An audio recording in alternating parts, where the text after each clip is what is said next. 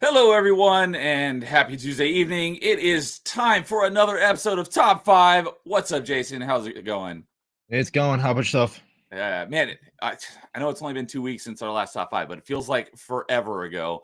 And it feels like a really long time since I last talked to you because it's been a lot of stuff has happened in the last 2 weeks. Not even like globally, just like life stuff. So Yeah. I'm glad to be back hanging out with you and some of our best internet friends to talk about a fun topic. And this was a topic suggested by Jason because he's like, hey, Valentine's Day is around the corner. Let's do some Valentine's Day. He's like, what about gaming waifus? I'm like, I love it. So in honor of Valentine's Day, we're ranking our favorite gaming waifus tonight. So we got an awesome panel. So let's go ahead and introduce them. We got, let's go with our lead guest, who is the highest running total on appearances on Top 5. What's up, Carl? How you doing tonight?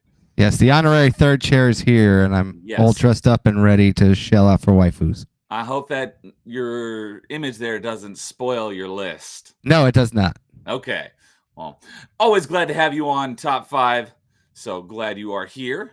And we got my co-host on Achievement Chasers joining us as well tonight. We got Dude1286. What's up, dude? Howdy.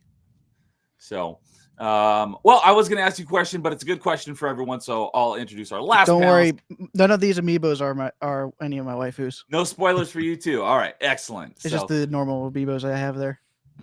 Although I probably should have moved them around and actually put only women there.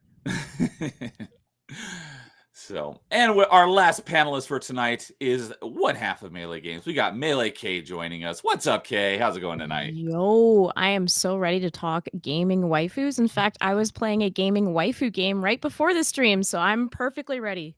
Oh, is that a game that will show up on your list? Maybe, I don't know. Okay, if it's on your list, then I'll just mention that later. Otherwise, if it's not on your list, I would ask you what game it was right now. I'm not going to mention it just in case. Okay. Just in case, but it is a waifu game, yes. Sweet. So good to have you back for 2 Tuesday streams in a row because you were the guest host on Party Chat last week, which was a lot of fun too. So yeah, always a pleasure. So the question I was about to ask is, how difficult was this for everyone? Relatively simple for me. Yeah, same. Okay. Yeah, I don't know if it was difficult. It was like really just stopping myself from making too many honorable mentions. That was difficult. And like, I think I kind of know who like the top spots are. And it's like usually that 5th spot that's hard to mark. Yes. Yeah, that's what Carl usually says. It's like, what's the benchmark for like, okay, going up now it makes sense. That was the difficult part. And I think like just ranking them in their order was difficult because you kind of have your characters that you like love. And then you're like, but do I love that character more than this character? That was the hard part. Right. Everyone knows their number 1, but nobody knows their number 5. Yes, that is very accurate. Mine was opposite. My top 3 was the hardest. And as soon as I figured out what my number 3 was, everything else kind of just labeled itself back into place in a way.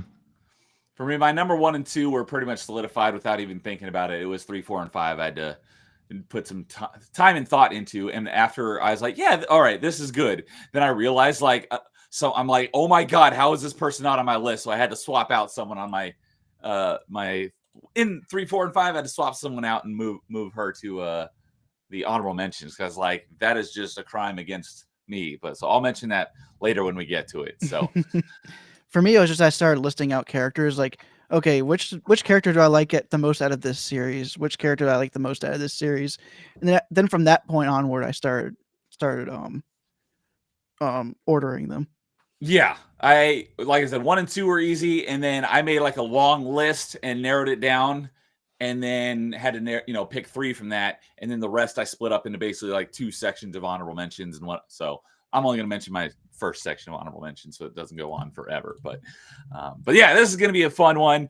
And I thought about this like a couple hours ago. I was like, you know what?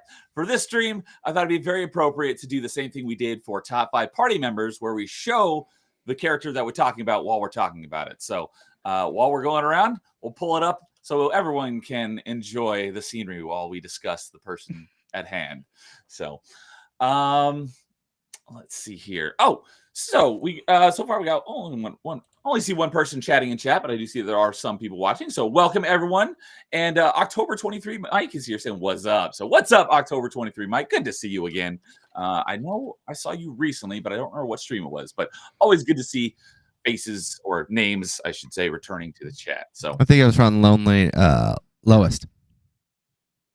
Oh yeah, when Lowest was on, was that was the last top 5. So yeah, that's right. So, good to see you back. So we'll greet any other people who show up in chat along the way, but we'll go ahead and get started ranking our top 5 favorite gaming waifus. So as is customary, Jason will kick us off with his number 5.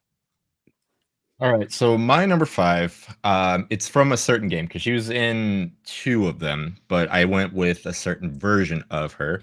But that is Maya from Borderlands 3.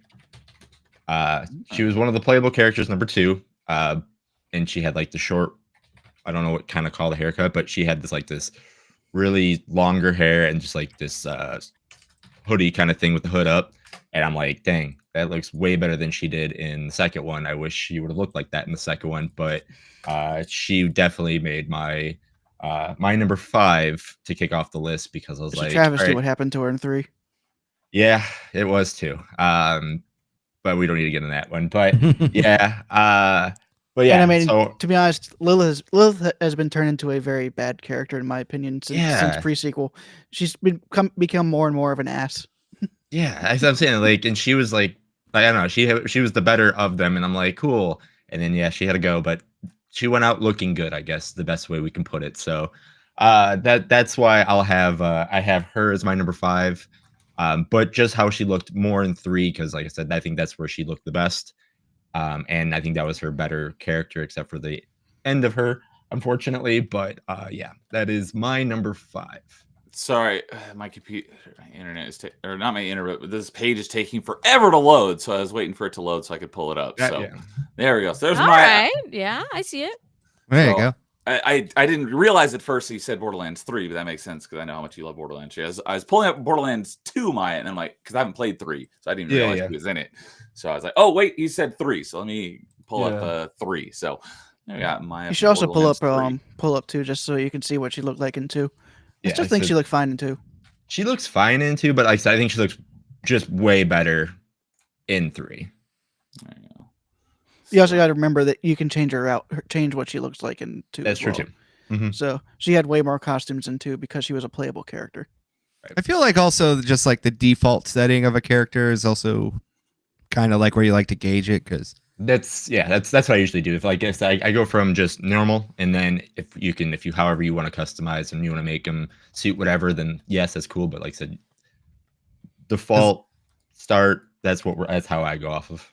Because like I like Mercy, but I like Witch Mercy a lot better too.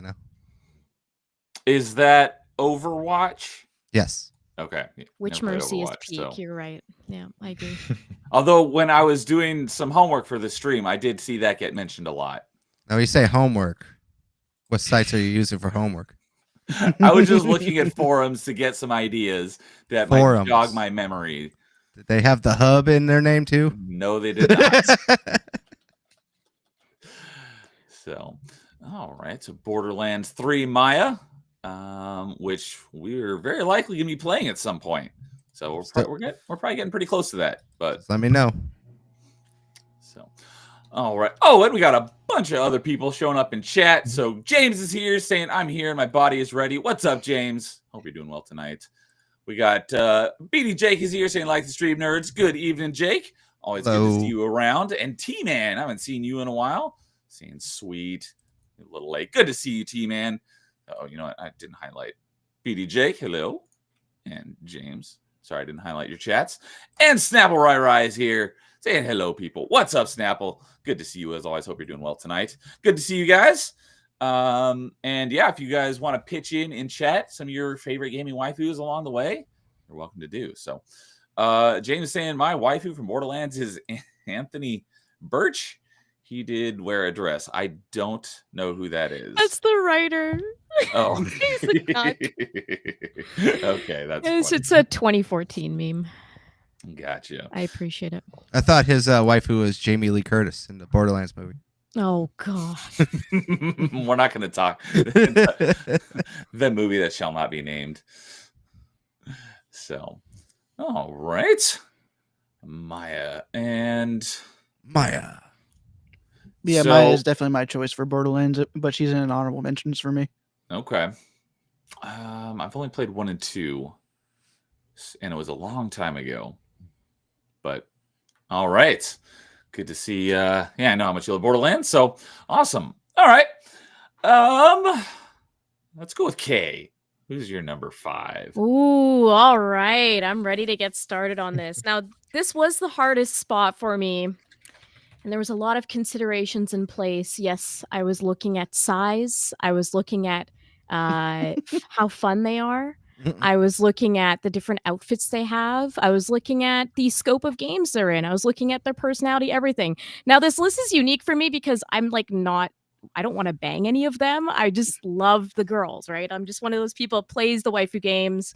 I like the bombastic, fun stuff and whatever. So I might have different criteria than everyone else on this panel.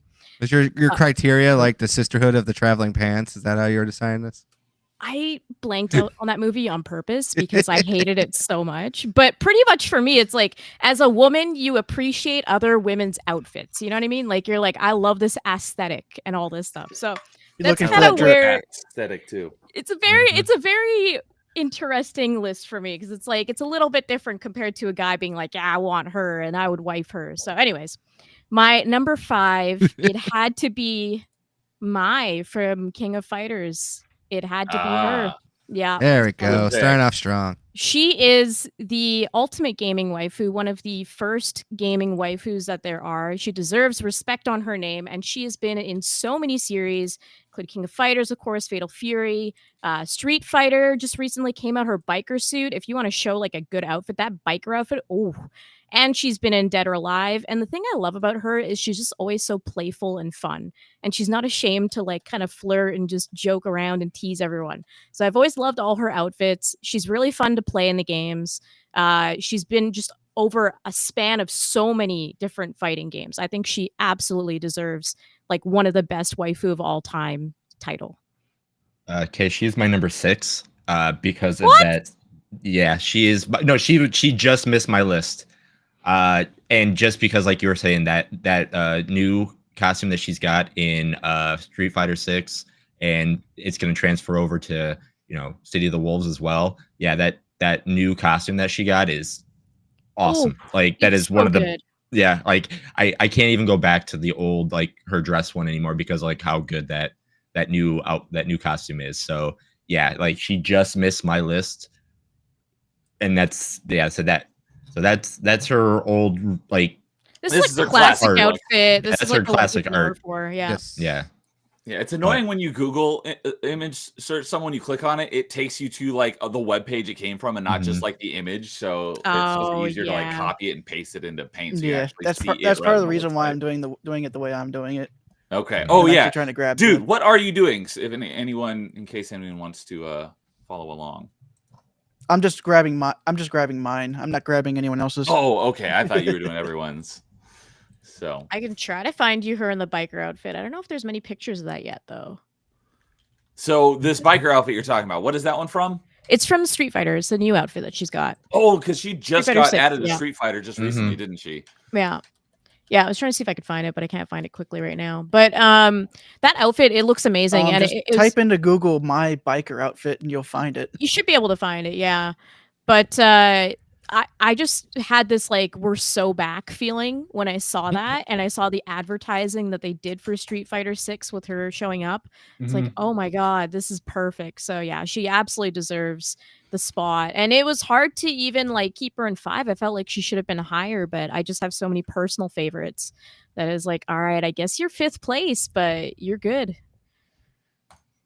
Yeah, I agree. Like I said, she just missed mine, and like I said, yeah, she just missed mine, and that was the waifu game I was playing as I was, before I started playing or joined the stream. But yeah, that costume is really good. It's still weird that you're opening it up in paint. Yeah, it's probably the best. You can doodle on her face. Go ahead. Put a Hitler mustache on her. Do it. I like this part. I just circle. You can just like circle that. her boobs with red paint. I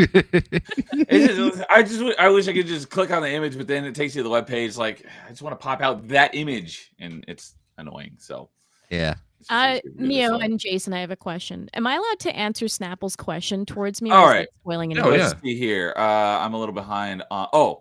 So Snapple's asking, Kay, are all your picks going to be from Dead or Alive? Because we know how much you love Dead or Alive. So I purposely made sure no. So as it stands right now, the correct answer is no, because your first one is not. I really Although wanted Mai to. was in Dead or Alive 5. But yeah, she is Mai is in some Dead or Alive games, so technically she's not a Dead or Alive character. She's a guest character. Yeah. Guest character. Yeah, I figured. Like saying Spawn is a Soul Calibur character. Yeah, exactly. Exactly. So I figured Kay probably wouldn't limit her, although she probably has a lot of good options from DOA. But I figured she probably wouldn't pick all of them from DOA. Would be my guess. I didn't limit myself to it, but it was hard not to because I love all of the girls in Dead or Alive. So. You'll see more soon, but yeah, it's hard not to just make my list. Here's all the 30 girls from Dead or Alive. Enjoy. And the crazy thing about Mai too, as we wrap this one up, is like literally they have a saying with her, and that saying is "No Mai, no buy." And the reason why is anytime she was never like in the game as a regular character and any like the King of Fighters, anything like that, the sales did not do well. And as soon as she was like a DLC character, as soon as she got announced for anything, like literally the sales went up. I forget the exact percentage, but they went up. So they literally have a saying, "No Mai, no buy." That's how like this character is. I wish fighting games would stop cutting already existing characters from rosters and then releasing them as DLC. Oh, 100%. It's the dumbest practice ever.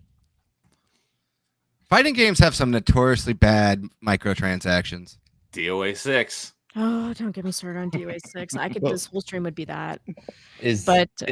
I will say it's better than what it used to be back in the day, where you bought the game 8 months and then 8 months later they would have characters, but you'd have to rebuy the game again. So I mean, for a person that would just spend $20 instead of a whole $60-$70 on the game. Are you talking about Street Fighter 4? Street Fighter 4, Marvel vs. Capcom 3. I mean, yeah, I can keep going. MVC 3, at least they only did it once. Right. Can I just say one thing though? Snapple says, "I'm going to eat dinner." I thought he said I was going to eat a dog. I don't know why. I just misread that at first.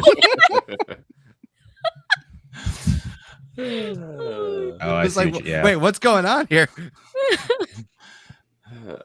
Alrighty then. So, since we're on the topic of Mai, I know of the character. I wouldn't have been able to tell you what franchise she was from until recently. What is, for those of you who are into fighting games, what is your favorite game that she is in? You know what's funny? I don't think I've even played one game that she's in. Probably, I mean, her new version of her character is really good. But probably just like Garu, Mark of the Wolves, or like, Really? Yeah. One of the few fighting games I played, and God, I hated that game, but the achievements didn't help. I raged so hard. Yeah, but I suck at fighting games. That's why I typically don't play fighting games. But the completion time was like a couple of hours. It's like, no, it should be way higher than that because that was incredibly difficult. Which one was it again? It was the Xbox Live Arcade game, Garu, Mark of the Wolves. Oh. There's one achievement on there that was like incredibly difficult for someone who is not a fighting game person. That's the thing. Like, those games are known to be very difficult. So like you just trying to into it. Oh yeah. No, they are known to be super difficult. Like anything like that. All the King of Fighters series, like they're known to have the most difficult bosses, and for you to hate yourself if you don't know how to cheese the CPU. I mean, I have to say Dead or Alive is my favorite version of her. Dead or Alive 6. I buy lots of outfits for the girls in that game, and I just love the combat style of Dead or Alive. So even though Dead or Alive 6 isn't my favorite Dead or Alive, it's my favorite guest. Yeah. That Mai was in 5. Understandable. She's in 6 as well. Okay, she was You could in buy both. her though. Yeah. Apple Rai-Rai's got a good one too. But yeah, CVS2 is good too. Capcom versus SNK 2. Okay, I was like, That's a good one, CVS too. is a grocery, or not a grocery store, but like a Grocery store. not a grocery store, but you know, like a Walgreens, like a corner store. Pharmacy. I mean, maybe Yeah, for fine. New York standards, it's a grocery store, but And I'll also just mention my favorite my outfit from DOA 6, since I mentioned the favorite version. She has a Playboy bunny outfit that you can get for like a bunch of the girls, and it looks great. I'm just saying. hell yeah. And then can't go wrong with that. So, all right. Let's go with dude. Gotcha. So my number 5 will be Bayonetta. Nice. There you 'Cause, go. I just posted it in the Discord, so you don't have to go grab it. But Good one. I've only played the first game, but I do like her her outfit in 2 the most. But and from what I've played of 2, she seems to be the same character. But it's just that she's really sexy. I do like the way she's playful as a personality. Not really into the people who try to play too many games, but I don't mind them when they're playing it in a way that it's more fun. Like, not the hardcore Cinderella's, but like the soft, the more playful Cinderella's type. Come now, Cheshire. Yep. Hey, by the way, she ends up getting with that guy, and they have a kid. So That's biblically accurate. I played the first one. I haven't played the second or third one because that's only happened. Nintendo That's only exclusive. announced in the third one. So But now that I've got a Switch, I do plan to play them eventually. from what the main reason why I haven't played 3, even though I have it, is like mainly because of achievements, and also because I've heard the Bayonetta 3 has a hard time keeping a good frame rate on the Switch. Yeah. That's true. It does. So Bayonetta is on my honorable mentions, but my favorite version is Bayonetta 1. I don't like her short hair look as much from 2. And I think they kept that look for 3, but I'm not even sure. She had a very, very different style in that. And I like all 3 of her styles. Well, yeah, definitely. I saw that mentioned on a lot of forum posts while doing my homework. So yeah, definitely deserves to be on this list for sure. That's not going to get not funny every time we say that. What's it? After I got doing my homework, testing all these out, see which would go on my list. To me, that's just not going to not get funny. So, yeah, James is saying Bayo 2 is amazing. Still got to play 3. Okay, cool. I We got a plan to do couple of- that. I've played through one completely and got every achievement on the 360. I could technically do it at least 3 more times because it was since Bayonetta 1 was published by Sega, it can be released on all the other consoles. Yeah, I did the 360 version and the 10th anniversary Xbox Yeah, I still need to do the version Xbox as well. One version, but I can also do the PS3 and the PS4 version. You could. And I'm pretty sure there's a Steam version as well. I would be surprised if there wasn't. So we got a couple other faces hopping in chat. We got Breddit. Hello, Breddit. Good evening. Good. I don't think I've seen you before, but welcome. Touchdown on paper. On Reddit. And we also got Lowest Expectations is here saying hello there. What's up, Lowest? Lowest. Good to see you as always. Also, if anyone needs to know what a tsundere is, just look up Helga from Hey Arnold. Yeah, I was gonna say I Stalker? don't even know what word you were saying. So Tsundere. Okay, I'll have to look that up because I've It's never heard that it's word pretty before. much a girl that likes the character, but they keep on lying to themselves more or less, or they try to play games. It's not too like much. I like you or anything, Baka. Yeah, but that's why I say I like the playful ones more than the ones that are hardcore on it. And Helga Okay. is definitely a hardcore style tsundere. Okay, Yes. yeah, and it's definitely got a fun. I haven't personality. watched the series, but from what I've seen of it, I think Nagatoro is more of the playful type. Don't mess with me, Miss Nagatoro. Yeah, don't bully me, Miss Nagatoro. I think that's what it is. Brett's saying, "Call me a dumbass," but I don't know what that is. I didn't know what it was either, so you're no dumbass. I just think of unbreaded. A Sundari would call you a dumbass, though, so maybe you do understand it. Lowest expectation, saying his number one would probably be Baron from Link's Awakening. Good pick. Good pick. And I do have a Zelda character in my top 5, but it is not from any of the Game Boy games. Okay. And James, I'll have to hard disagree with you. Pixie Cut is not best, but she's still great. So, everyone played Bayonetta? Yep. I have, yes. Very little, because I'm that person that's like, Devil May Cry came first, and Bayonetta wouldn't exist without it, even though I know I'll love Bayonetta. I haven't played through all of it. You will.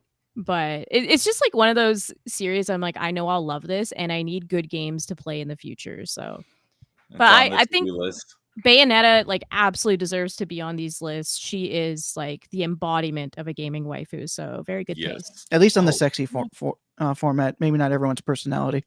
Oh, that's better. Except now I'm totally covered. Also, you got to remember, I think she's 8 foot. Or at least 7 foot. 8 feet tall. I can't remember. Is she the vampire lady from Resident Evil? I think Bayonetta is actually really. I can't remember the exact height, but I know she's hot. She's tall. I know she's hot. I mean, the heels.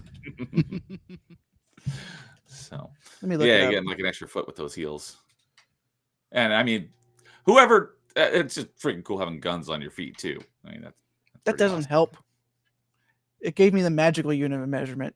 I don't know what that means. I thought you said guns on your feet don't help. I'm like, how would that help? He's looking up her canonical height. I love Bayonetta and Smash, Brett. It's so fun to play her. I love that witch time.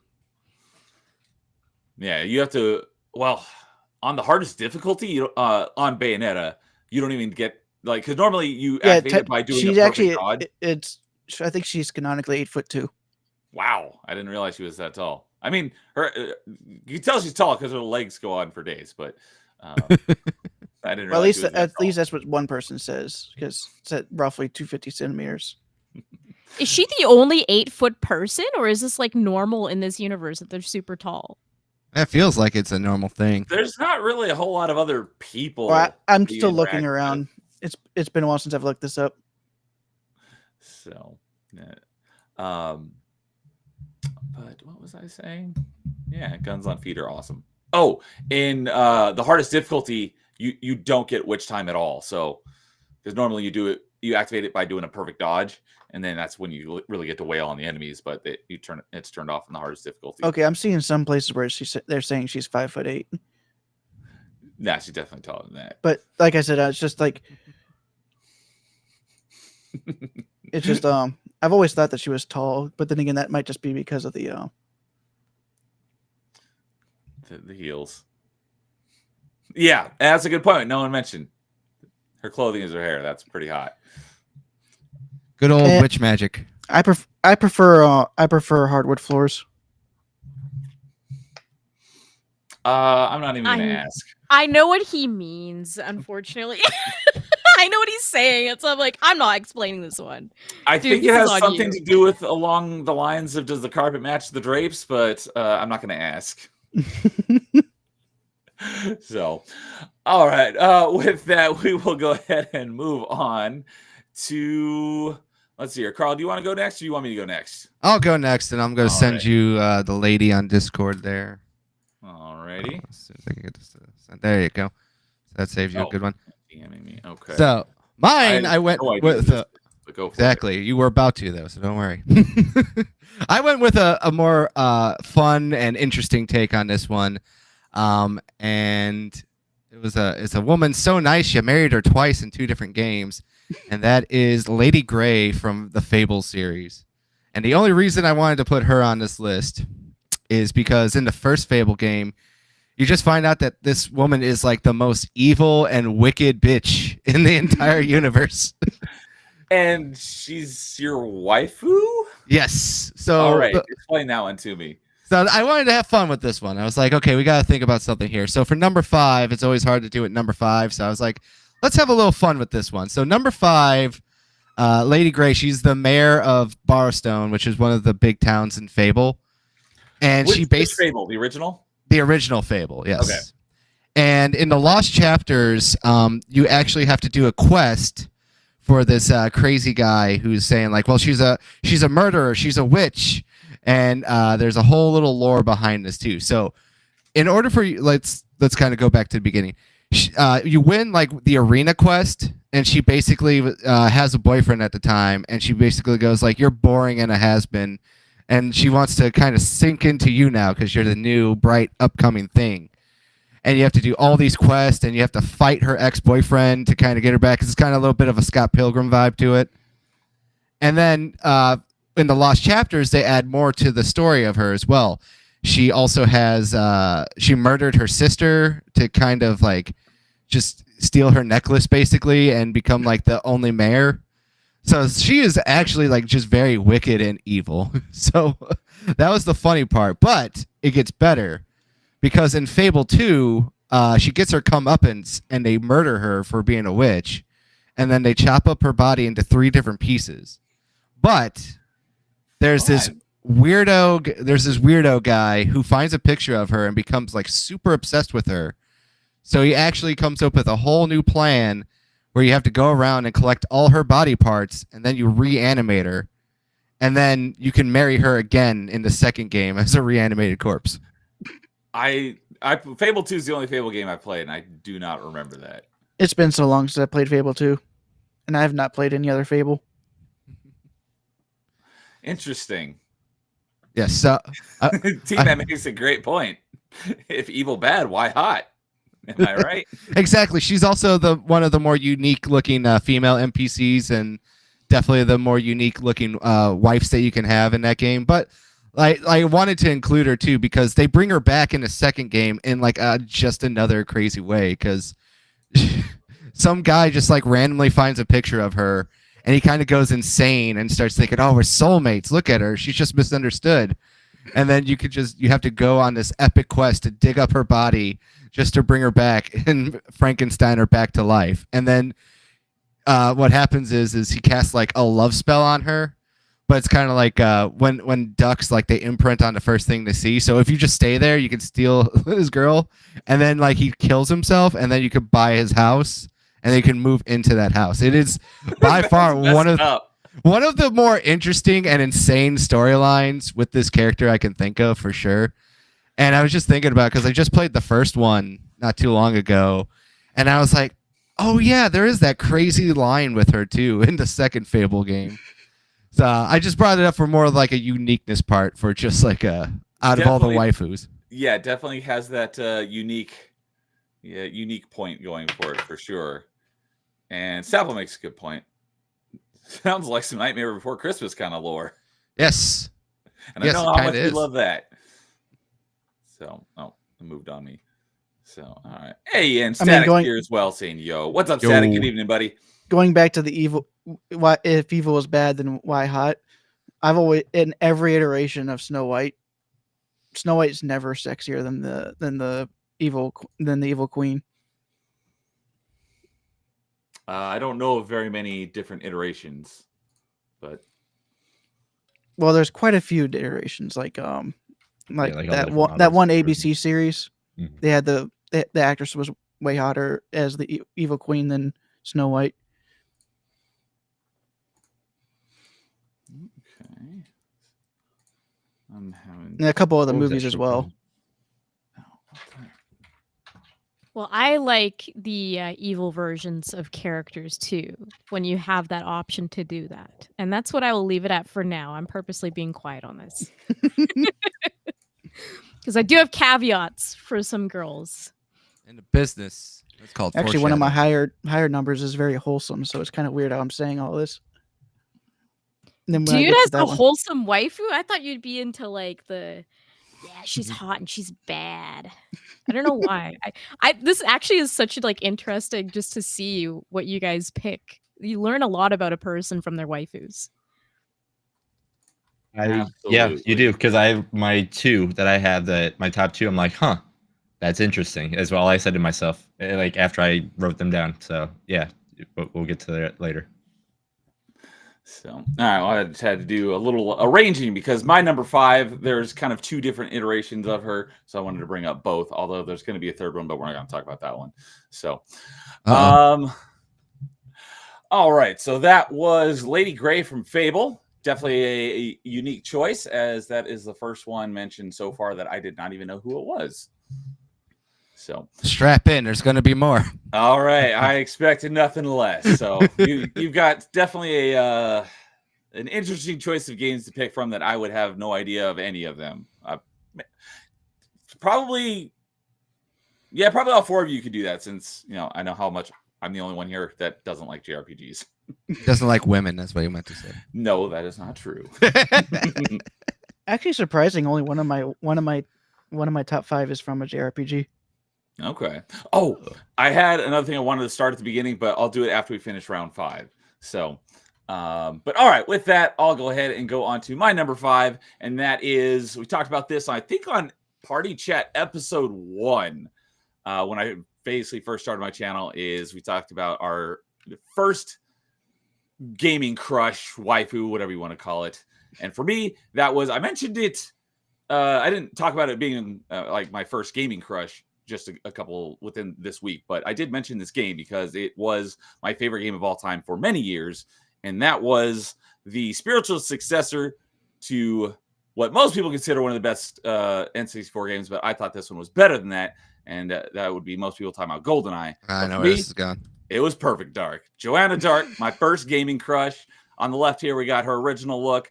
It's a bit weird because she's British, but then Perfect Dark Zero is actually a prequel. It takes place before, and she doesn't have an accent, but they made her even hotter, and they gave her red hair rather than just don't look at the new Perfect Dark. That's why I said we're not talking about the new one, because they turned her into Joanna Dark. So we're ignoring that one. But her original look, this is my first gaming crush. I love Joanna Dark. I love Perfect Dark. I wouldn't say I love Perfect Dark Zero, but I do like it. I think it's one of those games where people said, "Oh, that game sucked." No, it didn't suck. It just didn't live up to the original. It was okay. But I think her look in both of them are great. And it's my first gaming crush, so I definitely had to put her on my list. And so that is my number 5. So has everyone played either of the Perfect Darks? She almost made my list. Like, yes. She was very close to making my list for sure, because Perfect Dark was so good back in the day. Oh my god. So I felt that same devastation you did, Nia, when I saw the new game. I mean, she's in my background right below there, left to the word of game. I don't think you can see my mouse, but what's funny is the gameplay looks fine. It's just the character model is so off. Yeah, she doesn't look any bad to me. She just looks like a woman. She looks like a Russian woman that's supposed to be like the big the muscle woman. I don't know. It's just one angle. Yeah. I think people are kind of making a mountain out of molehill right now. The biggest problem is that that's the only angle we got to see of her face. Yeah. But no, first impressions are always the most important. Yes, I do like the look of the gameplay. I think I'm going to play it no matter what when it comes out, and I think the game will be fun. I'm just not a fan of what we've seen of her look. I hope they give her back a little bit more of her femininity. I hope they get bullied enough, just like the Sonic yes team. Because at the very least, that model should be easy to fix, because it's not the model you're going to be constantly looking at. Yeah, it's first person, so you're probably only going to see her in cutscenes anyways. So yeah. But yeah, I will agree with you on this one, James. Perfect Dark Zero look is even better than her original, but I like both. Yeah. It was on more powerful hardware, so it makes sense. Yes, I've mentioned it before, but I bought Perfect Dark Zero because, like I said, the original Perfect Dark was my favorite game of all time for probably close to a decade. I was so excited for Perfect Dark Zero. I bought Perfect Dark Zero before I even had a 360, and it was a 360 exclusive and a launch title, because 360s were very hard to come by when they first launched due to supply, short supply and high demand. So I had it for a few months before I even had a chance to play it, and I got it. Let's see here. Shoot, no, it is not up there. I need to fix that because I have the Steelbook because I got the collector's edition. So I don't know why it's not up there with my games, but I'll have to fix that afterwards. So, but yeah, Perfect Dark. Lowest expectations, saying he didn't play it, but his mom did. That's interesting. Oh, that's cool. Wasn't Me feel Perfect really Dark sad supposed right to be now. Rare's GoldenEye 2? It, for all intents and purposes, it was GoldenEye 2. It plays just like Perfect Dark, but everything they did in Perfect Dark, they took it and made it even better. So, my favorite thing about Perfect Dark is that all the guns have a secondary function, and some of them even have a tertiary function, which, funny enough, I learned the word tertiary because of Perfect Dark. Because I was reading something and I didn't know that word, and someone's like, "Oh yeah, that word is tertiary." I'm like, "Oh, I did not know what that word was." So thanks to Perfect Dark, I learned the word tertiary, and I just thought of that earlier today. I was like, "Oh yeah, I remember it's because of Perfect Dark I learned that word." So, who says video games don't teach you anything? It Is that also why she's teaches on? you. Is that why Go- she's on your waifu list because she taught you grammar and also because I did not think about that. she's a No, that babe is as not well? why. But that I could say yes, that is exactly why she's on my list. No, I did not think of that before. I thought of that after I put her on my list. But so yes. Anyways, with that, now we'll wrap up our number Yeah, I 5. interrupted Jason. What were you saying? Oh no, I was gonna say video games do teach us a lot of stuff, but then again, there's a lot of words that we say that we're like we had to read for so long that when we say it, we're like, oh wow, I said that word for wrong for so many years until you finally actually hear somebody actually say it, and you're like, oh, okay, Like 'cause I Gaiden.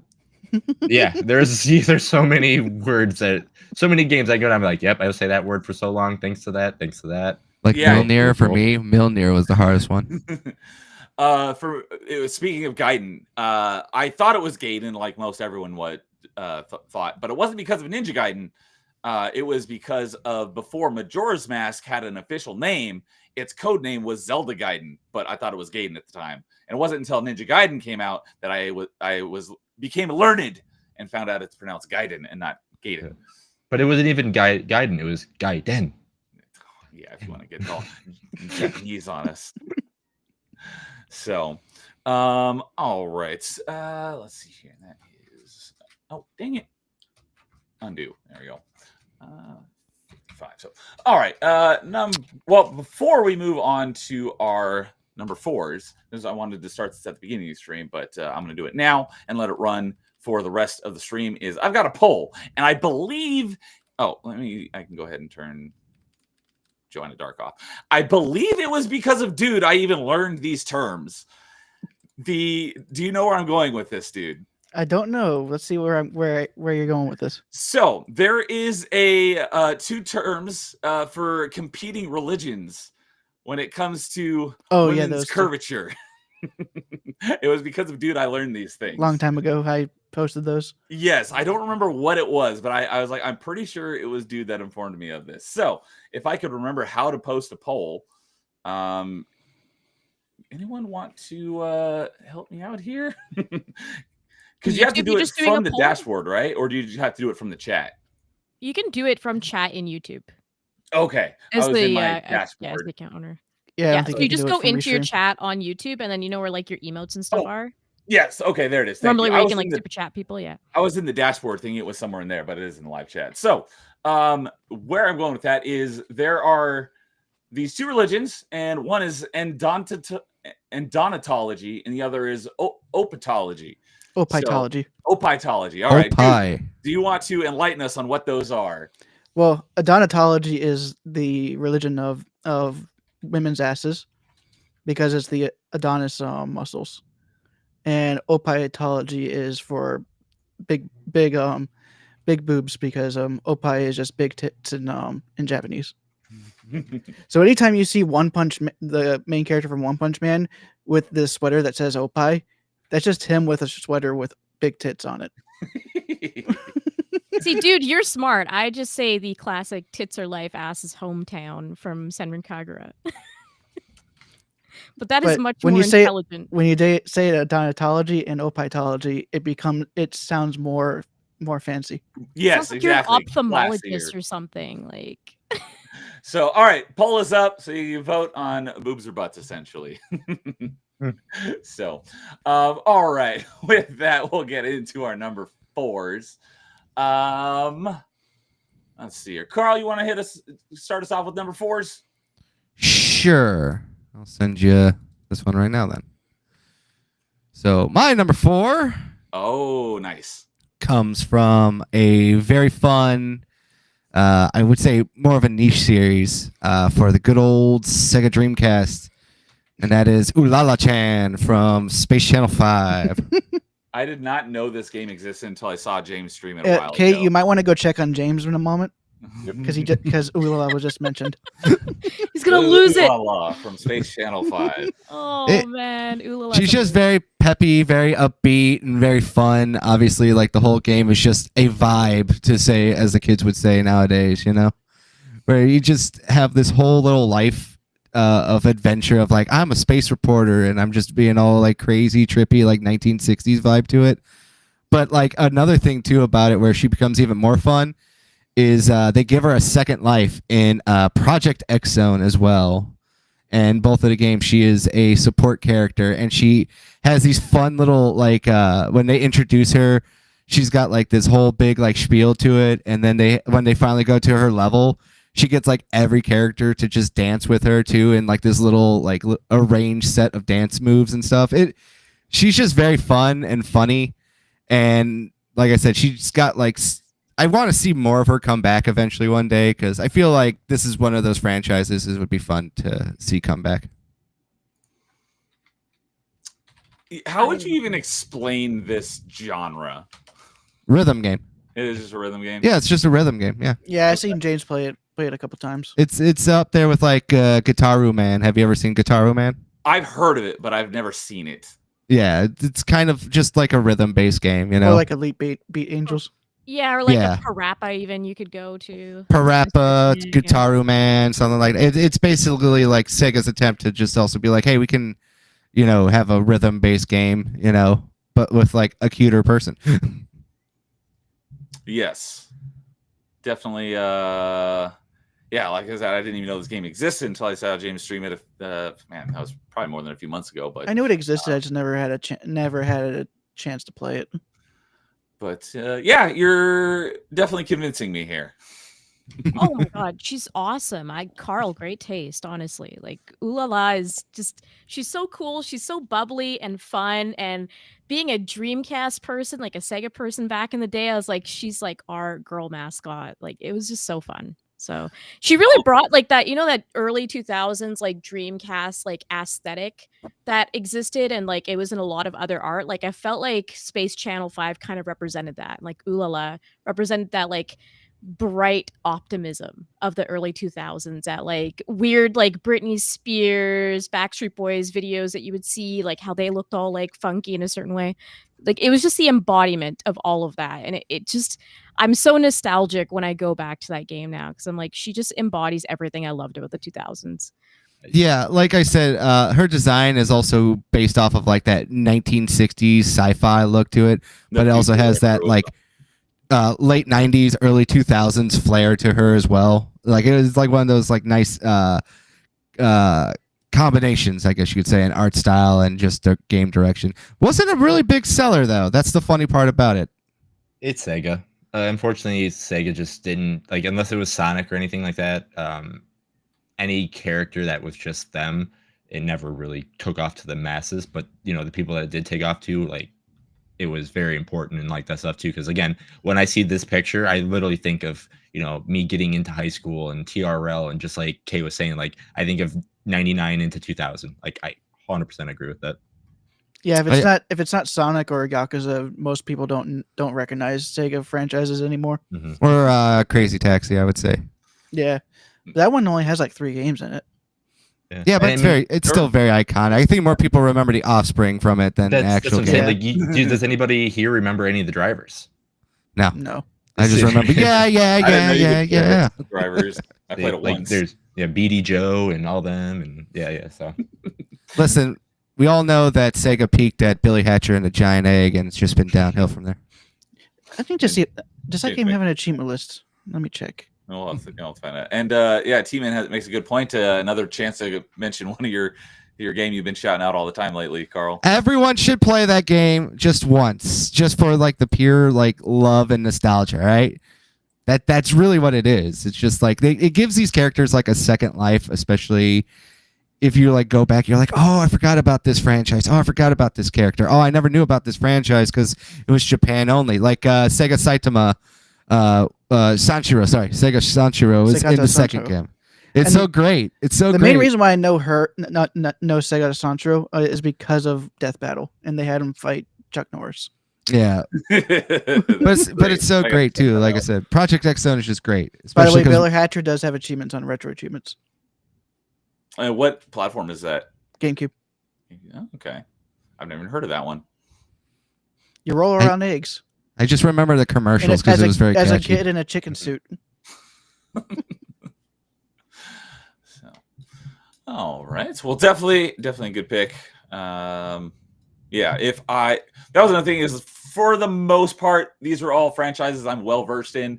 Obviously, I wouldn't pick this one on my own list because I'm not well versed in it. But based on the aesthetic, I definitely approve. Not that you need my approval or anything.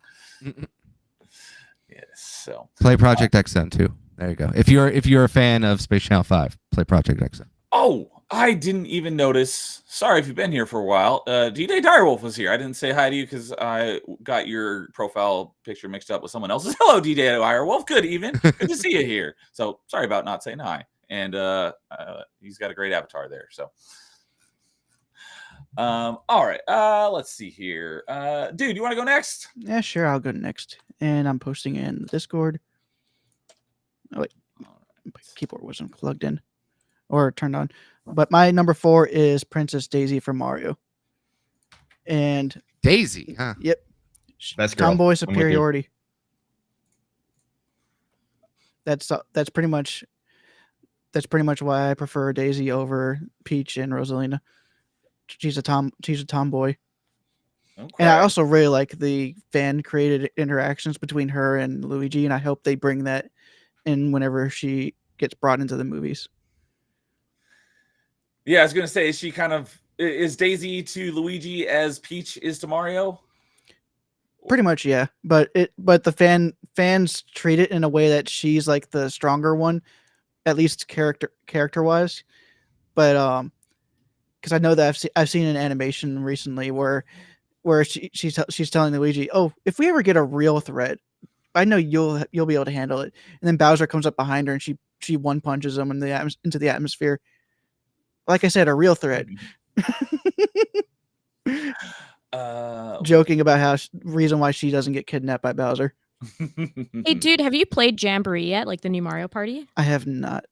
I think you would like it because Daisy has like a course that you can do because the whole mechanic with Jamboree is like you can have a second person walk around the board with you and you get them for like 3 turns. And she's one of them. And so you do this like circuit for her and it's all super athletic because it's Daisy, right? And you get like some dialogue and stuff from her. So you don't see a lot of Daisy, unfortunately, but the moments that you do, you want to cherish those. And I thought she was really well done in Jamboree, actually. Gotcha. But yeah, I just Peach is way too ditzy, and Rosalina is just kind of there for me. James is there with you. Says she's so much better than Rosalina. I don't really hate Rosalina. It's just like she's just kind of there. But yeah, who would play Super Princess Daisy? Oh, I would. That sounds so fun. So it'd be way more action oriented. My favorite Mario girl is still Princess Paper Peach. That's what I like. Okay. Oh, do you like the I think we discussed it right on our Mario stream, but like the goth one? Oh, yes. Oh, yeah. Goth Evils possess which Peach is the best girl. So peak. But I think the only honorable mention I'll mention, because I said this before we started, that as we're going through these, I only have one character per series. So I'll be mentioning some characters from series that I didn't choose over others. And what's funny is that for Mario, the only other character I would really think about isn't even a real Mario character. It's a fan created character. Oh, I was wondering if you're going to mention that. And that is, I'll post her picture in here. But because she's a fan created character, I also have a very different interpretation of how she exists because it's because of the crown. Let me find her. But everyone says it's because it's Bowser that wears the crown, but I say I in my headcanon, it's actually his cousin that wears the crown. So it's actually still a girl that wears the crown. Didn't turn herself into someone looking like Princess Peach. I just think And of that'd that be Bowsette. Simpsons song when you keep saying the crown. I wouldn't know that song because I didn't really watch The Simpsons that much. It was an old one. It's like, who controls the British crown? Who keeps the metric system down? We do. We do. It just gets stuck in my head. Yeah, I had a feeling Bowsette was probably going to get mentioned tonight at some point. Yeah. And what's funny is it was literally created by fans because there was a crown that turned Toadette into Peach, so that you could still have Peach playable in one of the Mario Brothers games. And everyone was joking because every time that a new power-up gets introduced, Bowser somehow uses it. So because of that idea alone, that's where they came up with the idea of having Bowser wear the super crown and becoming Peach. That's the entire thought process of how Bowsette came to be. Okay. Oh, sorry, I missed Snapple while we were on the Sega. He's like, I better not see Amy or Rouge on anyone's list. At least Rouge is of age. Yeah, Rouge is of age, and they knew what they were doing with that. We're gonna put him on them now. We're all doing it. Number 3 each. Oh, and Wade is here as well. What's up, Wade? Saying, pretty sure dude just wants someone to step on him. Well, so far your choices both can step on you. Aren't they both tall? Well, step on me. Bowsette Mommy. is. I don't know if Daisy is. Yeah, I Oh. guess she's probably average height. I don't actually know. You shouldn't count Mario and Luigi because they have to They use are- super mushrooms to get normal size. Yeah, that's true. They were always so short in comparison. So And James is saying, don't forget Boo-et. I'd never heard of that. It's pretty much just King Boo with the same crown. Okay. There's an entire sub genre on Rule 34 just for super crowns. I am not surprised in the least. Although the only character it broke on was Sephiroth. Oh, what do you mean?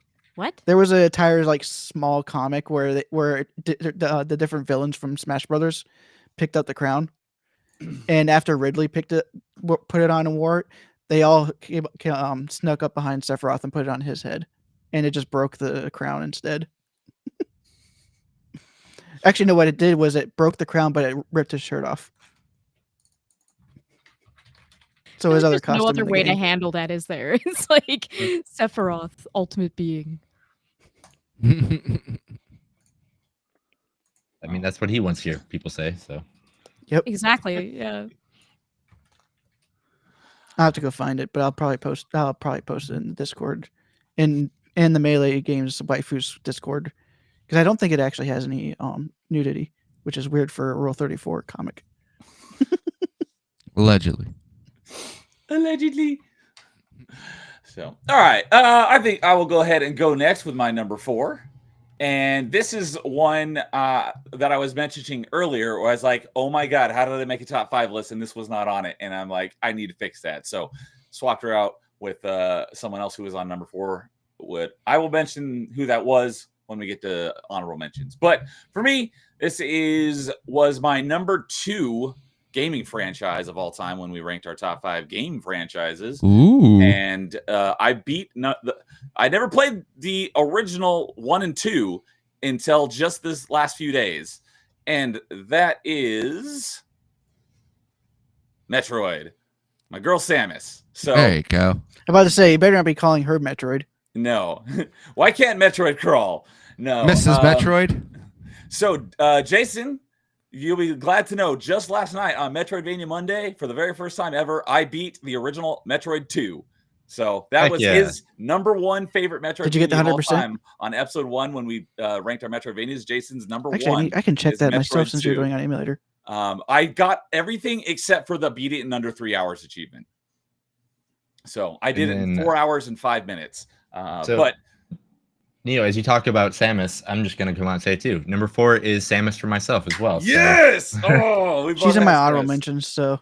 There we go. So yeah, so obviously, and the reason why I didn't think about it at first is because, for so long it was just, you just imagine her in her armor. It wasn't even like the Zero Suit wasn't even really a thing until more recently that people thought of her. Oh yeah, she actually is quite an attractive, sexy character. So that's why I didn't think of it at first. And I was like, oh my God, how did I space on that? But yeah, when they well, Zero Suit Samus. I was looking it up today, and I think that the Zero Suit Samus was originated as in Smash Bros from the Ultimate Attack. Correct me if I'm wrong, but I can't remember if it was Zero Mission or Brawl that came out first.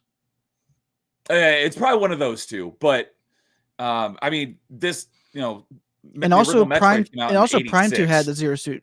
So I think it was Prime 2 and Zero Mission that had the Zero Suit first. Okay. So it was not Smash Brothers. Either way, this franchise originated in '86. Oh yes, yeah. The original Metroid on NES, there's a lot of problems with it. Not a great game. The correct way to play it is Zero Mission. But on Metroid 2, other than the final boss, I really enjoyed the game. The final boss was not great.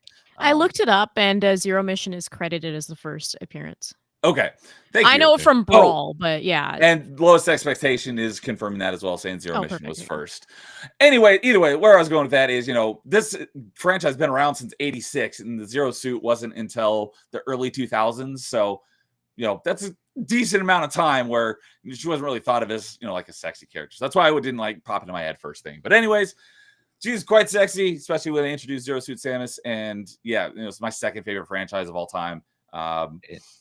And I guess I could have said this about Joanna Dark as well, but she can kick butt and take names, so not a bad person to have around in case anything happened to me. She could come and rescue me. I would not have a problem with that. I think the biggest reason that kept her on my honorable mentions is because we don't really get much on her personality. That's true. That's probably when we were talking about on Party Chat, I don't remember what episode of Party Chat, but I do remember talking about that. She doesn't really, she's very quiet. The only game we have some insight into her personality is, a lot of people consider it to be pretty bad, but I didn't think it was that bad. It was Other M. I mean, I could actually fix some of the issues in that Other M game just by slightly making changes, like her not using her upgrades. That was the commanding officer from the military that she's now contracted to for this mission, and she's supposed to report to that commanding officer while she's on this mission, telling her not to use upgrades. She should have still been able to use the Varia suit on her own. So that could have been a small change where she ends up using the Varia suit just automatically when she gets in the lava area. But missiles, super missiles, power bombs, it makes sense why she wasn't using those throughout the mission, because she was told not to, because they didn't know the how badly damaged the station was. They didn't want to blow a hole in it. Okay. Yeah. And it was someone who was familiar with her arsenal. So yeah, you can definitely make some tweaks to make that part game makes a little sense bit to me. Make more sense. But yeah, that's really the only game we really see any insight into her personality. And that's one of the things we talked about on Party Chat at one point, is that's probably why she's not higher, is because she hasn't built up much of a personality, just because all her games are basically, her in isolation, and she doesn't really have anybody to talk to. So we just know what she's like on missions. She could be completely different when she's off mission. Yeah, that's true too. So yeah, and Lowest Expectations agree. The OG Metroid is painful, hasn't aged well. My number one complaint is when you die, you only respawn with 30 health, regardless how many energy tanks you have. If you just respawn with full health, that would have alleviated a lot of my problems with the game. But and yeah, October Mike is saying the first time I saw Samus even being a girl was in Smash Bros. Brawl. So I think mine was Melee. I knew it going into, I think, I don't remember exactly which one was the first Metroid I played. I knew it going into it, so it wasn't like a spoiler or anything to me. I had already had it spoiled, but yeah, I didn't know because I never played those games when I was a kid. But I think it was in Melee when they have a special fight scenario. You fight only with the women characters, and Samus was on there. I was like, I didn't know that Samus was a woman.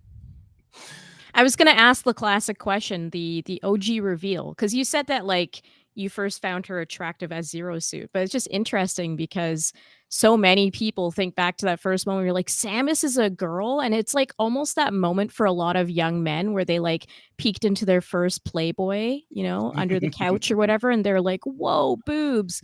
And that was what the original reveal of Samus felt like. So it's very interesting how the characters progress and how now we just think of Zero Suit Samus as the definitive sexy version of her.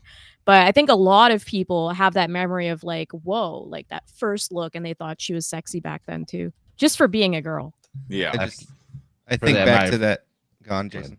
No, I said for my first, like after beating Metroid, I'd be like, oh man, Samus would kick the shit out of Ripley. That's the first thing, like, and not Ripley, Ripley from Alien. I was like, oh yeah, she's way cooler than Ripley.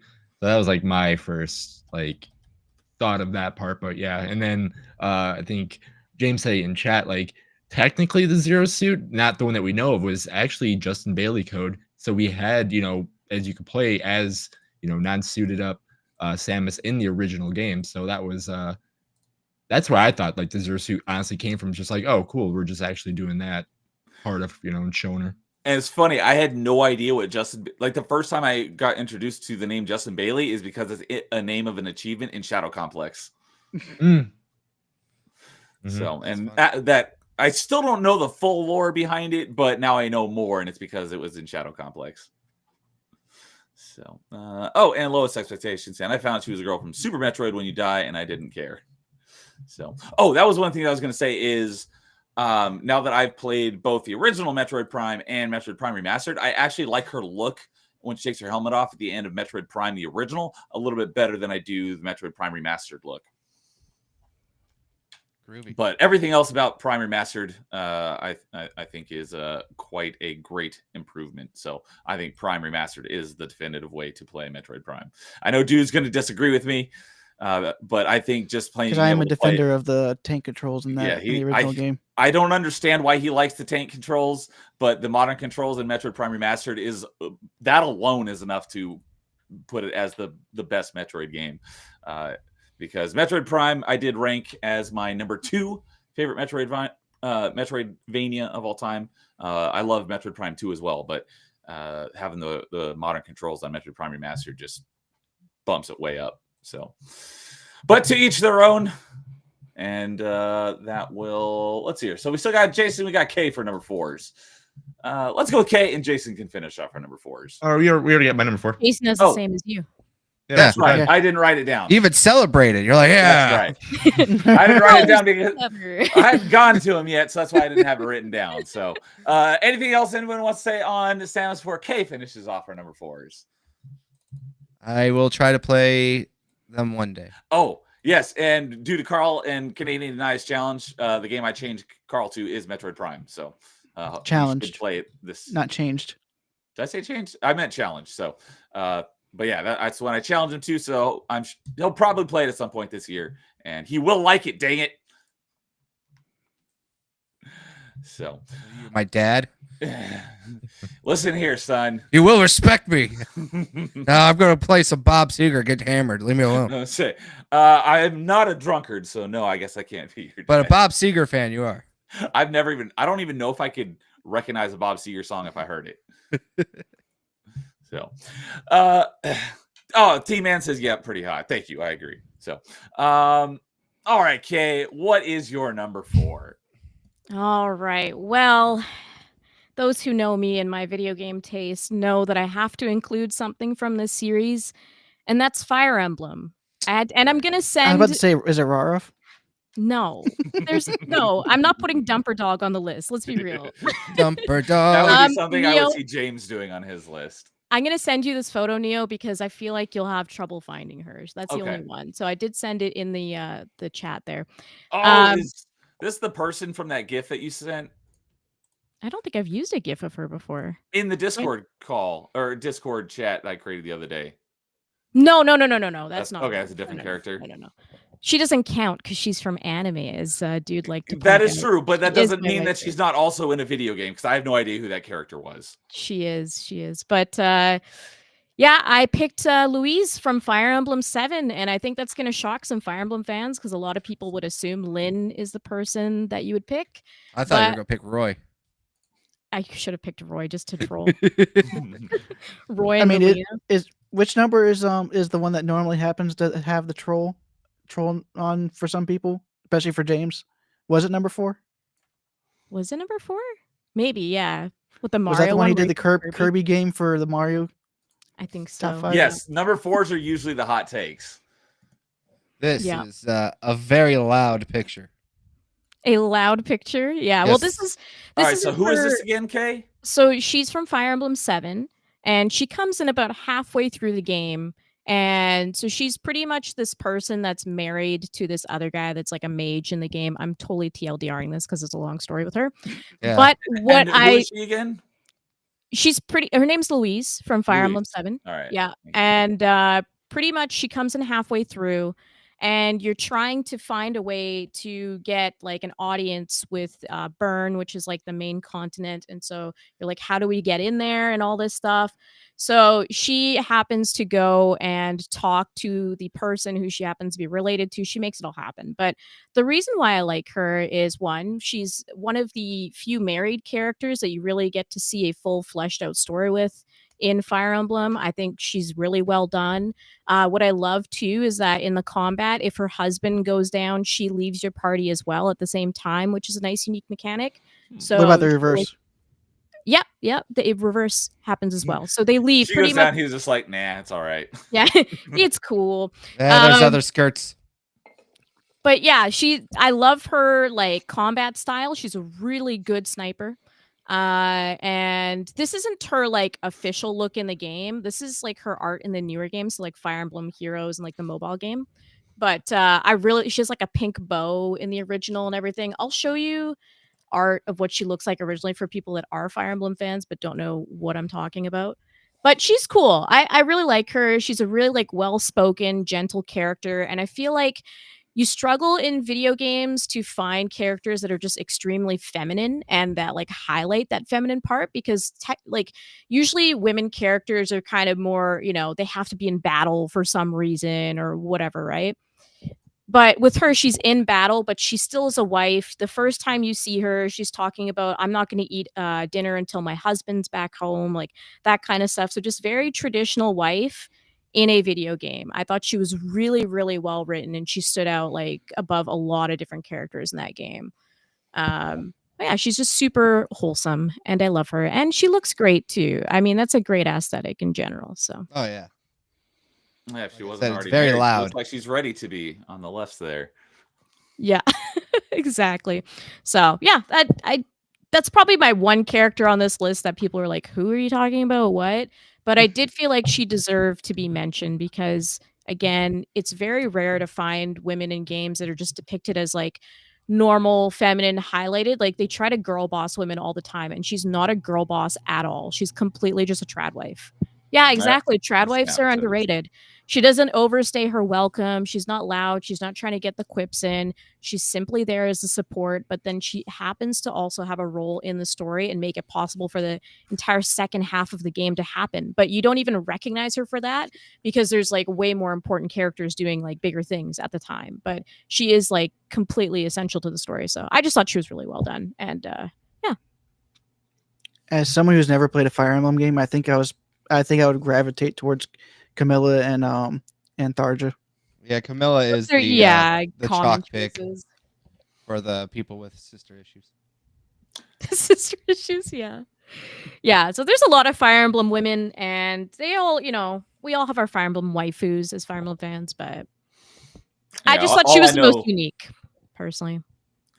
Yeah, good pick. I don't know anything about Fire Emblem except for what I've seen in Smash Bros. And I'm not even sure which characters are male and female, since when you're cycling through the colors, it switches back and forth between male and female. A lot of the Fire Emblem characters in Smash Ultimate. Two of them. So, like, what is Byleth? Byleth could be a man or a woman. That's the player character. That's the main character, and it's the same thing okay. with Robin. Robin could be a male. I think Robin and Corrin are also the same way. Yeah. Okay. Because they're the player characters that you're allowed to choose if you're male or female. They're the main. They're the main player character. That explains why they have different. And I'm like, well, what is it? That was during the time frame that they were allowing you to be a bit more. They did a bit more role playing in the Fire Emblem games, because I think up until that point, it was just like you just playing as these characters, kind of like Final Fantasy, where it was just you were playing the story. Yeah. Even though I haven't played a single game, I still understand that point of the series. All right. Well, thank you for enlightening me. I think Awakening was the last one where it was a traditional story, wasn't it? Where you didn't really have any of that direct control as much. No, No, Awakening, you do Awakening have was like the control. first It's- one, right? Yeah, you get Robin, but Okay, that was the one. That was the one where Robin was. I thought it was the next one that Robin was. we know my opinion on Modern Fire Emblem. I won't spurg today. I'll just say Well, Louise. I thought it was just 3 houses and Engage. I don't mind Awakening. I think it's a good introductory, but I have issues with it too. So, yeah, T-Man's saying female Byleth do be hot. Same with female Corrin.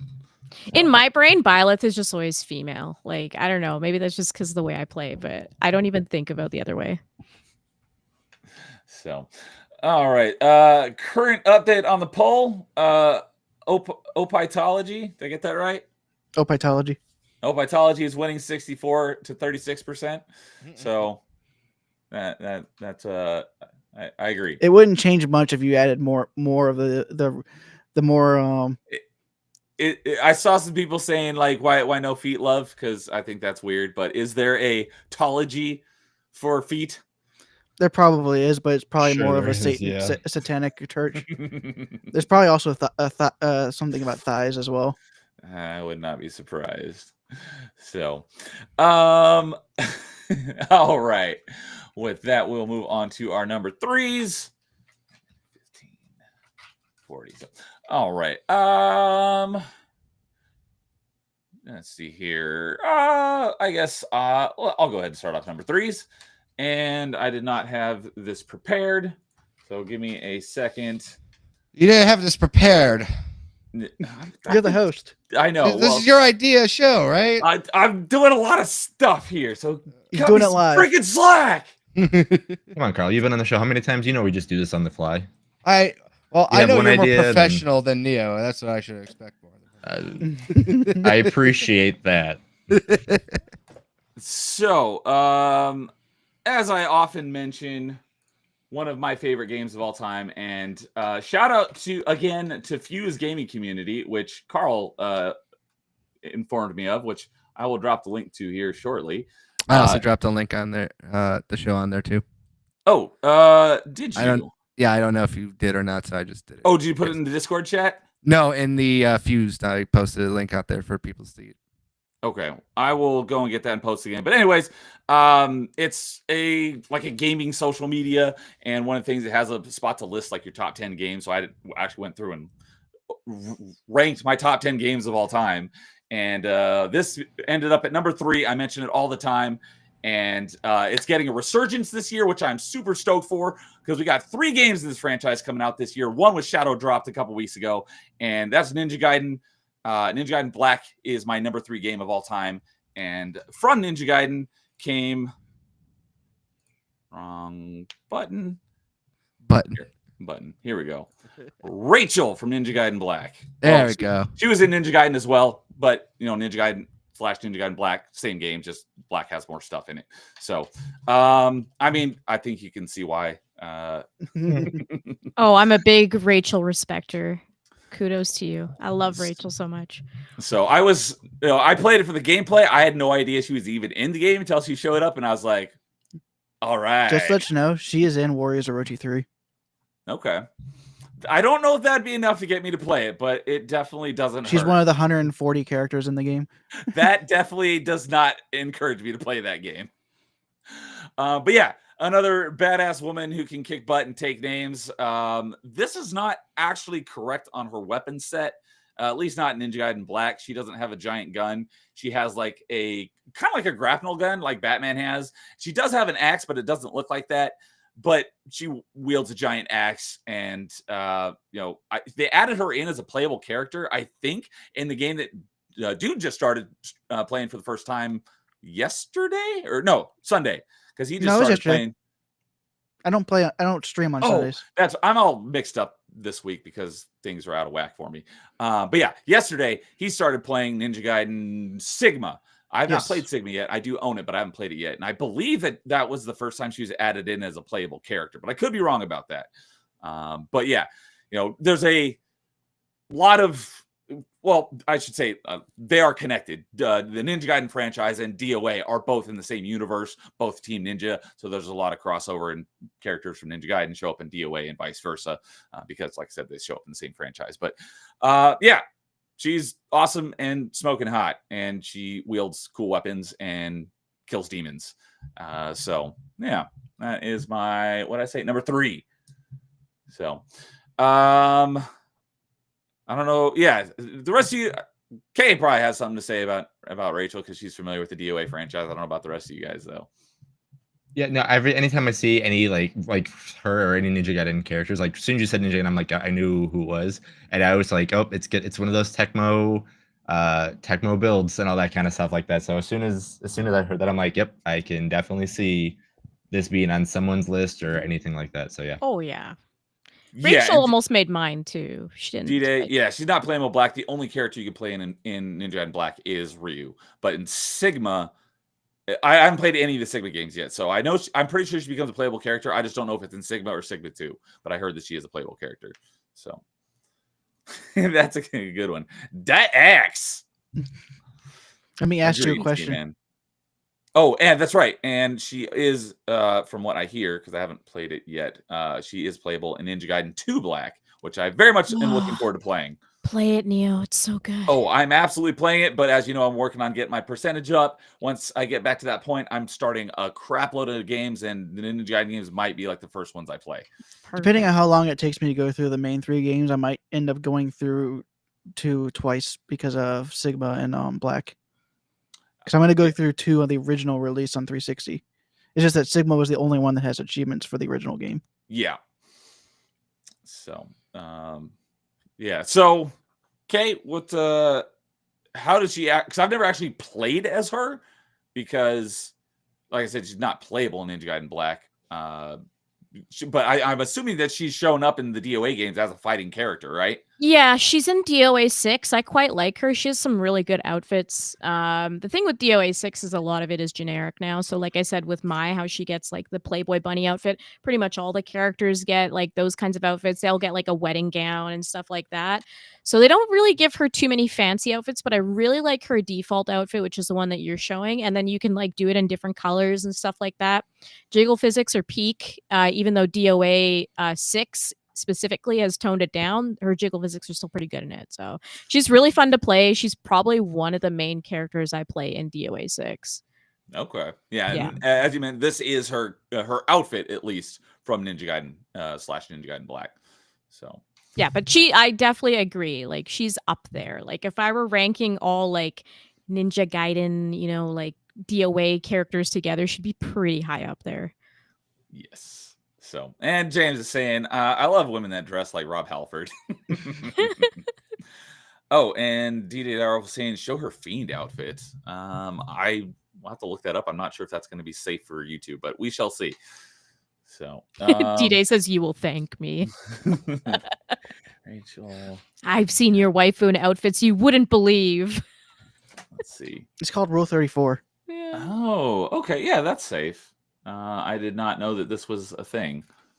Because, but yeah, part of the story is that part of Ninja Gaiden is that her sister is being corrupted by the fiends and basically like turns into a fiend, and she's like, trying to save her sister. So she has, because they have like fiend blood, and it like corrupted her sister, but for some reason it didn't corrupt her, at least not yet. So okay. Let me, yeah. So I did not know this fiend outfit was a thing. So let's go ahead and, yeah, not bad. Oh yeah, this outfit. Yeah, this is pretty sick. I love it. There you go. Yeah. I mean, I definitely improve. Whether I like it over the standard outfit, I'm not sure. I'll have to ponder upon that. I think I do like this one over the standard outfit. Like the standard outfit's super cool, but there's something about this aesthetic that like really only video games do a really good job of conveying this specific aesthetic, I find, and it looks really good. So yeah, and saying that she's half demon, yeah, because the demon blood in her for some weird reason. I don't remember I never really played Ninja Gaiden for the story. It's just got awesome action gameplay. So The story is kind of nonsensical. Well, so is Devil May Cry. He's saying it's censored AF. All right, I will. Does that mean I need to turn off safe search in order to find the proper one? Look at the nonsense. Just while you're looking that up, I'll do a quick tangent with the Warriors Orochi. The list of characters from Dead or Alive and of course Ninja Gaiden that are in that game is of course Ryu, Rachel, Kasumi, Ayane, and Momiji. Oh, I was mentioning that. And Sophitia from Soul Calibur is in there as well. Oh my God, Warriors Orochi 3? Yes. It is available on pretty much everything. It's even available on the Wii U. Okay, I'm buying it. Although I don't think the Wii U has all those characters. But I'm assuming you have to like go through the story to unlock them. Yeah, you'll eventually have to unlock them. Yeah. Okay, Warriors Orochi 3 specifically. Okay, I'm buying that later.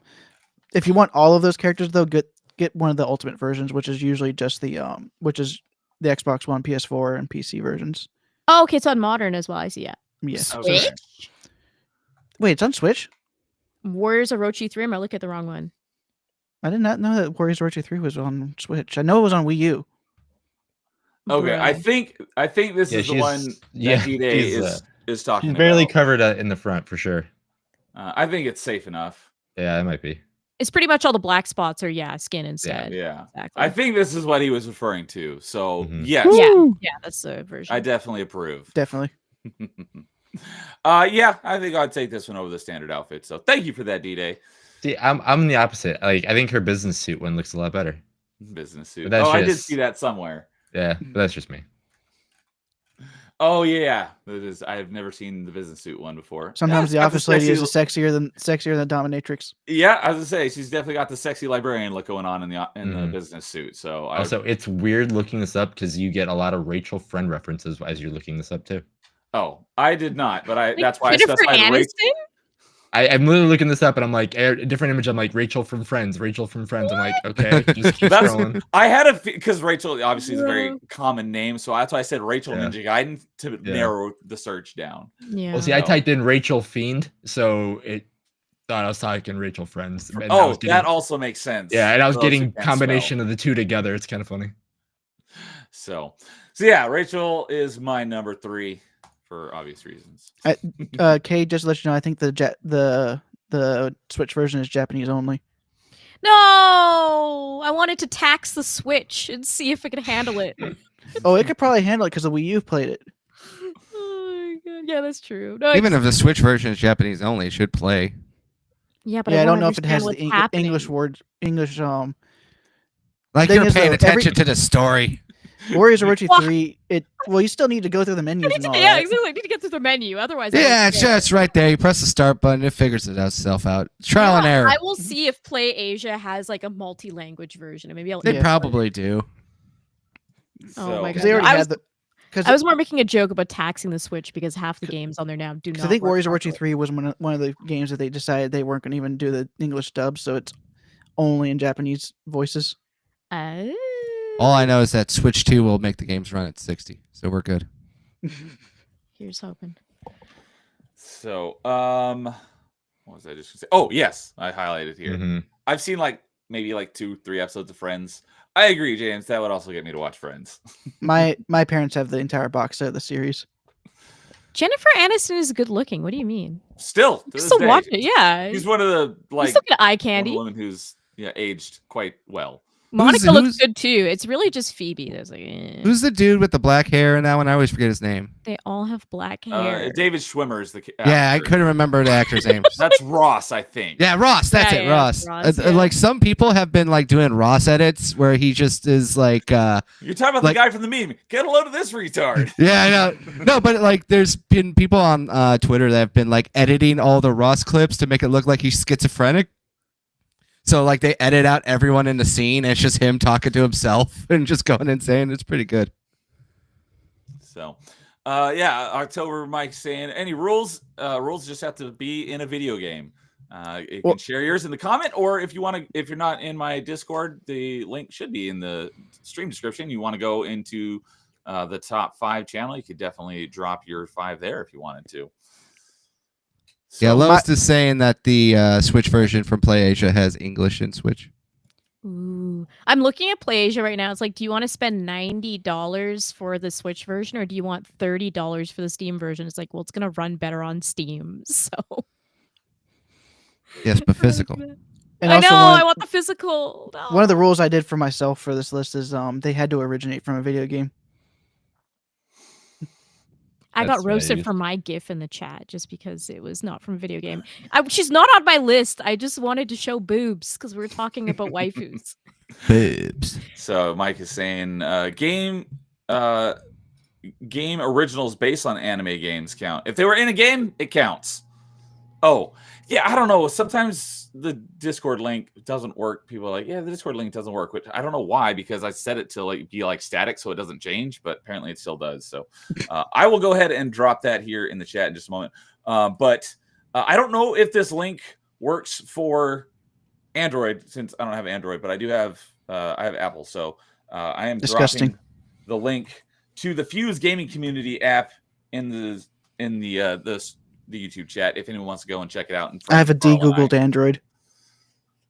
Nice. So yeah, it's I've been having a lot of fun with it. Carl's been actually like writing reviews and stuff. I've just been making lists and all of the I mentioned this I think on Metrovania Monday last night, but all of the top 5 lists that we've done in top 5 so far that are specific video games, I've created those as game lists on my Fuse gaming profile, because you can make your own list in addition to the top 10, and you can mark the games you've beaten, which ones you're playing now, which ones are in your backlog, which ones on your wish list and stuff, and it encompasses all platforms. So it's really great. I liked it, so go join that. So all right, with that, we'll go on to someone else's number 3. Let's go. We haven't heard from Carl in a little while, and while you're doing that, I'll go get my Discord link. So Carl, what is your number 3? All right, so now we're going to start hitting the Carl Chalk picks, as we like to say. So I have no idea who this is. So obviously we got to get a Persona girl in here, and this one was the toughest one out of all of them because there's so many. But like I said, we're going with the chalk picks. So if you had to bet like which games were probably going to be on this list, you would probably be right that Persona 3 was going to make the list. And I said about this one long and hard. Originally, I was going to pull a Jason and just be like, any Persona girl, just have fun. Yeah, just all of them from this franchise. No one in particular. I would have which did he do that with, Carl? Which top 5 was that? Oh, I forget which one it was. I just know it was starting Pokemon. Yeah, I did that for starting Pokemon. Oh, but that was you. Yeah, but that one made more sense, though. You know what I'm saying? Yeah, we'll have to go back and review the tape. Because like your starter Pokemon is kind of like, you get to pick 3, so obviously everyone's got a different one. It makes more sense for that one.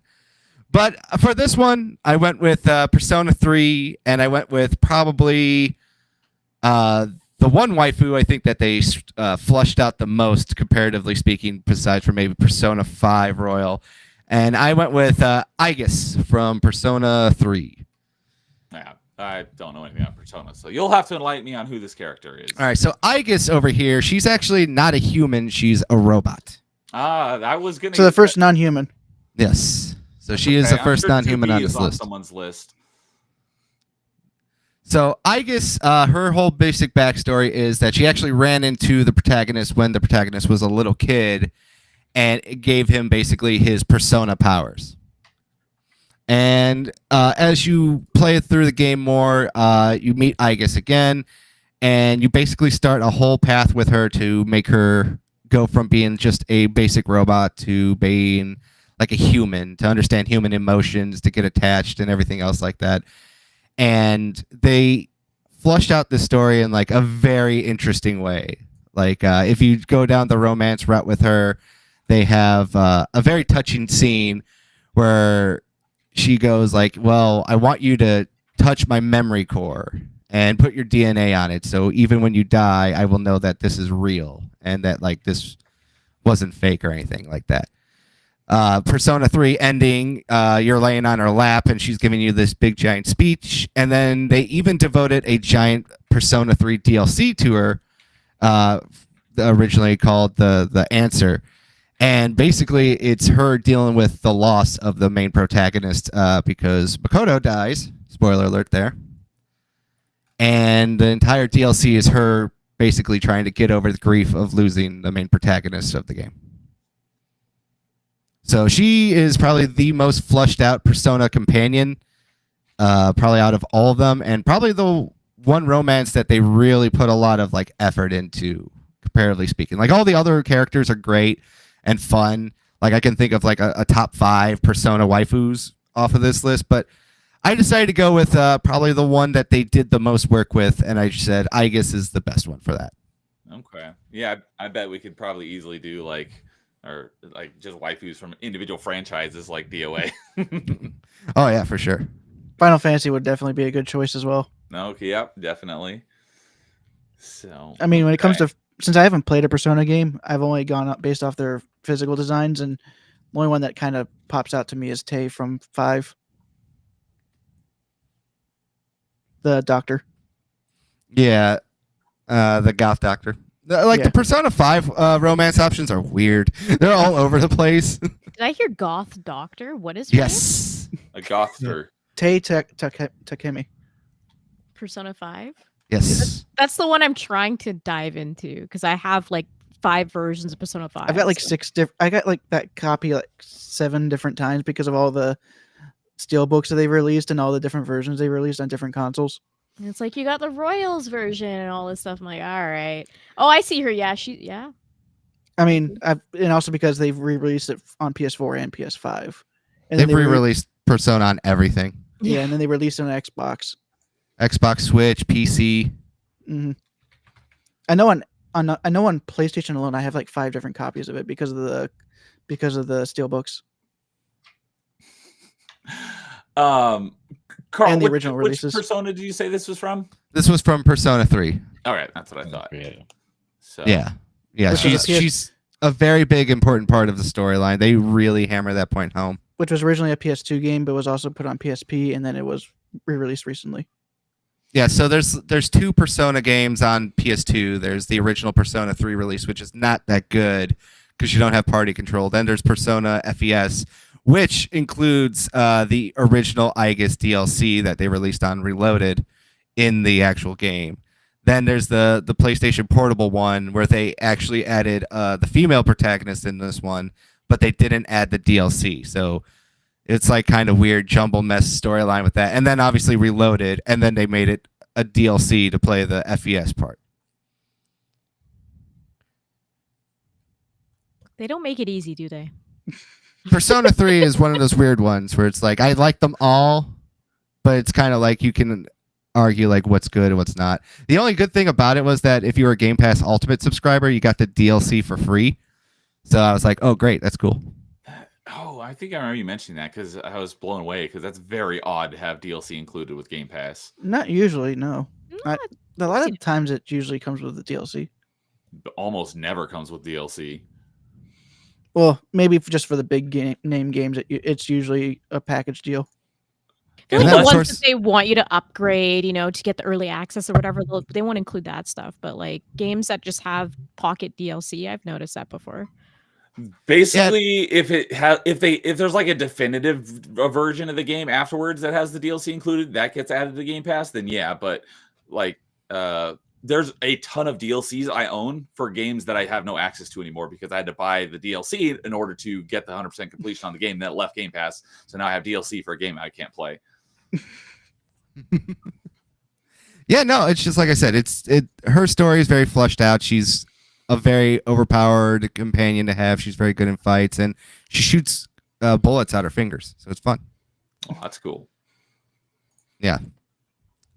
Plus, there's a very funny photo of her where like people like are obsessed with her because she's a robot. So they made Aegis toasters, which is like the funniest thing in the world. Should I ask where the bread goes? Just make in her back. I'm about to say, just make sure that you don't use her in the bath. In the bath, yeah. So, all right. Yeah, another one that obviously I have no idea who they were, but makes sense. So, like I said, we're starting to hit the chalk territory here. The other ones are not going to be surprising. Okay. All right. Maybe I'll be able to recognize your number. No, you definitely won't get number 2 either. Oh, okay. Well, then never mind. But people who know me will. But you definitely won't. I know you. I just don't know your games. I don't even know my games half the time. Oh, and Kay has asked a good question. Persona 5 and 3 are in the backlog. Any others should be there? Persona 4, Persona 2. Persona So 1. all of Just them. all Yeah. of You don't them? need to do one. One's the only one that you can skip because there's no real story to that one. Are they all isolated stories, or are they Yes. like related? Okay. Yeah, they're all isolated. And Persona 2 is actually has like a direct a sequel prequel. So there's like Oh I mean, my a God. pre-sequel. yeah. So like there's Speaking of two, Borderlands. yeah, there's like two versions of Persona 2. It's Innocent and Punishment, I think. And I always get them mixed up. I think the PS1 one is technically a prequel. No, the PSP one's a prequel, and the PS1 one is technically the sequel. Oh, so that means I actually have both of them because I have the PS1 and the PSP versions. Yeah. And they are on the Vita right now. If you're interested in getting them, the Vita store still is up, and they still have them available to buy, like the PS1 classic versions of Persona 1. If 2, it's PS1, you can also get it on PS3. that so. as well. Kind of sad they never made it so PS3 could play PSP games. Yeah, that's the only Yeah. crappy part. Yeah. But there are ways to play PSP on the TV even without emulation.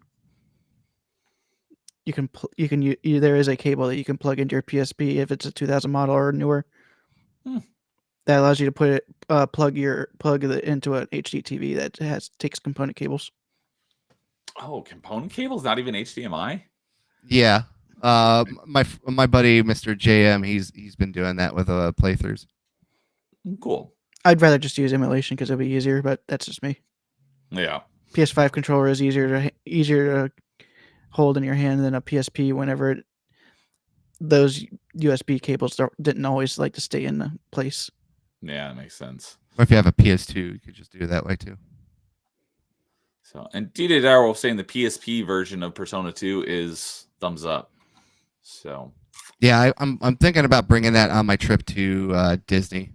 Is on the airplane and hotel rooms to try to plow through that one because Persona 2 is actually a lot easier because it's one of those RPGs where if you fight in a battle, your health comes back for the next battle. okay. So it's one of those where it automates the healing. Mm-hmm. All right. Moving on. Let's go, Jason. What is your number 3? All right, so number 3, this is where I can use all the stupid things that I wanted to say. So number 3 is the Master of Unlocking to my heart. I'd easily make a Jill sandwich out of her any day of the week. It is Jill Valentine from Resident Evil. I'm gonna use the Resident Evil 3 version just because again she looked great in 1 as just a starting off like, hey, she's whatever, she's great at doing all the things. She's part of stars. Thank you. Because I was gonna be like, there's so many versions of her. I don't know which one to grab. Yeah, so yeah. thank No, I you got for you. that. Yeah, I got you. But yeah. So then when Claire came out in 2, I was like, all right, Claire. And then when Jill came back in 3, I was like, all right, Jill, you gotta glow up.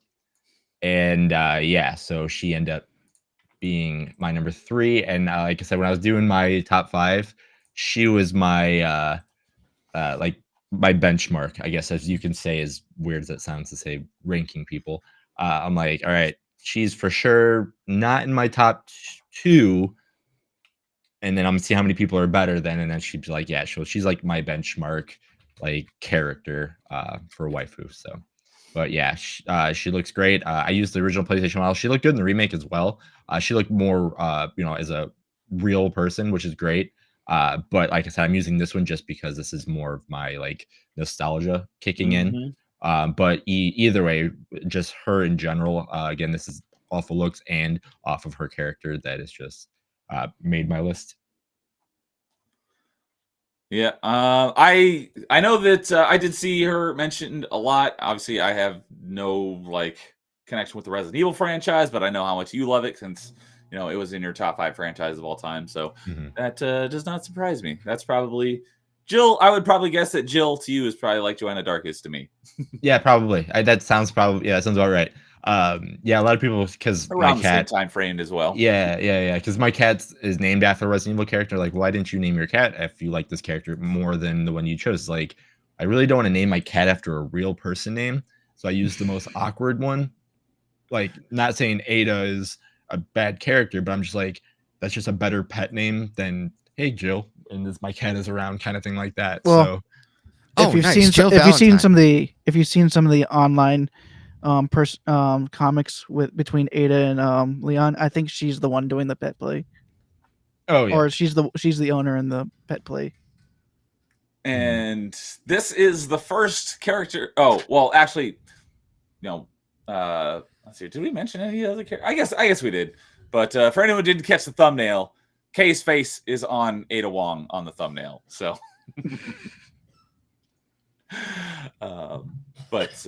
yeah, I tried.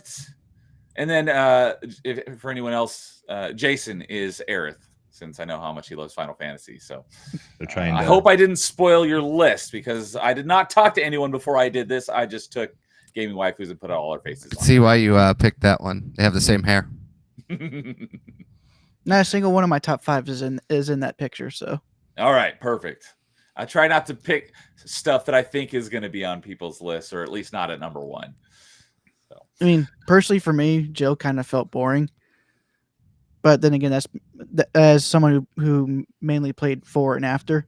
I played through like 1, 2, and 3 once a long time ago. When I don't need to play through more again. I really like her remake design a lot, to be honest.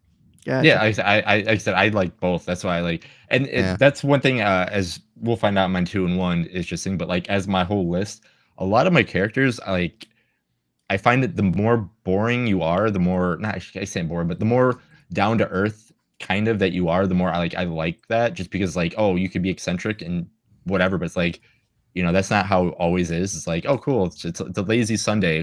All right, you look great. Just the way you are, let's just go, kind of thing like that. So that's why I'm like, yeah, a lot of the characters I come down, I'm like, yeah, I think I like that a lot more. I like that. I'm like, that's learning something. That's the type of girl you like. You're both listening to the same iPod, and it's in between you two while you lay on the hood of a car looking at the stars. I mean, when it comes to Resident Evil, I'll go ahead and post my honorable mentions from Resident Evil in here. But I didn't really. They're actually they both came from 5. And they are Sheva and where's the other one? I don't have these alphabetically ordered. Oh, okay, Sheva from RE5. And you did mention RE5. Sheva! I don't know anybody else from RE5. And Excella. I posted them both in the Discord. Okay. You're saying he liked the dark meat. I don't know who that second character is. She's one of the main villains. bads. Yeah. Big Okay. bad. Main bad. All right. James, But they're definitely honorable mentions. my favorite is whoever girl has a brother who wants me to sleep with her. Oh, James, never change. Her that big goth mommy. Or on the other end of the spectrum, you got Nemesis. Are you talking about Lady Dimitri or whatever from Village? I'm Emma assuming Skew. he's talking about Yeah.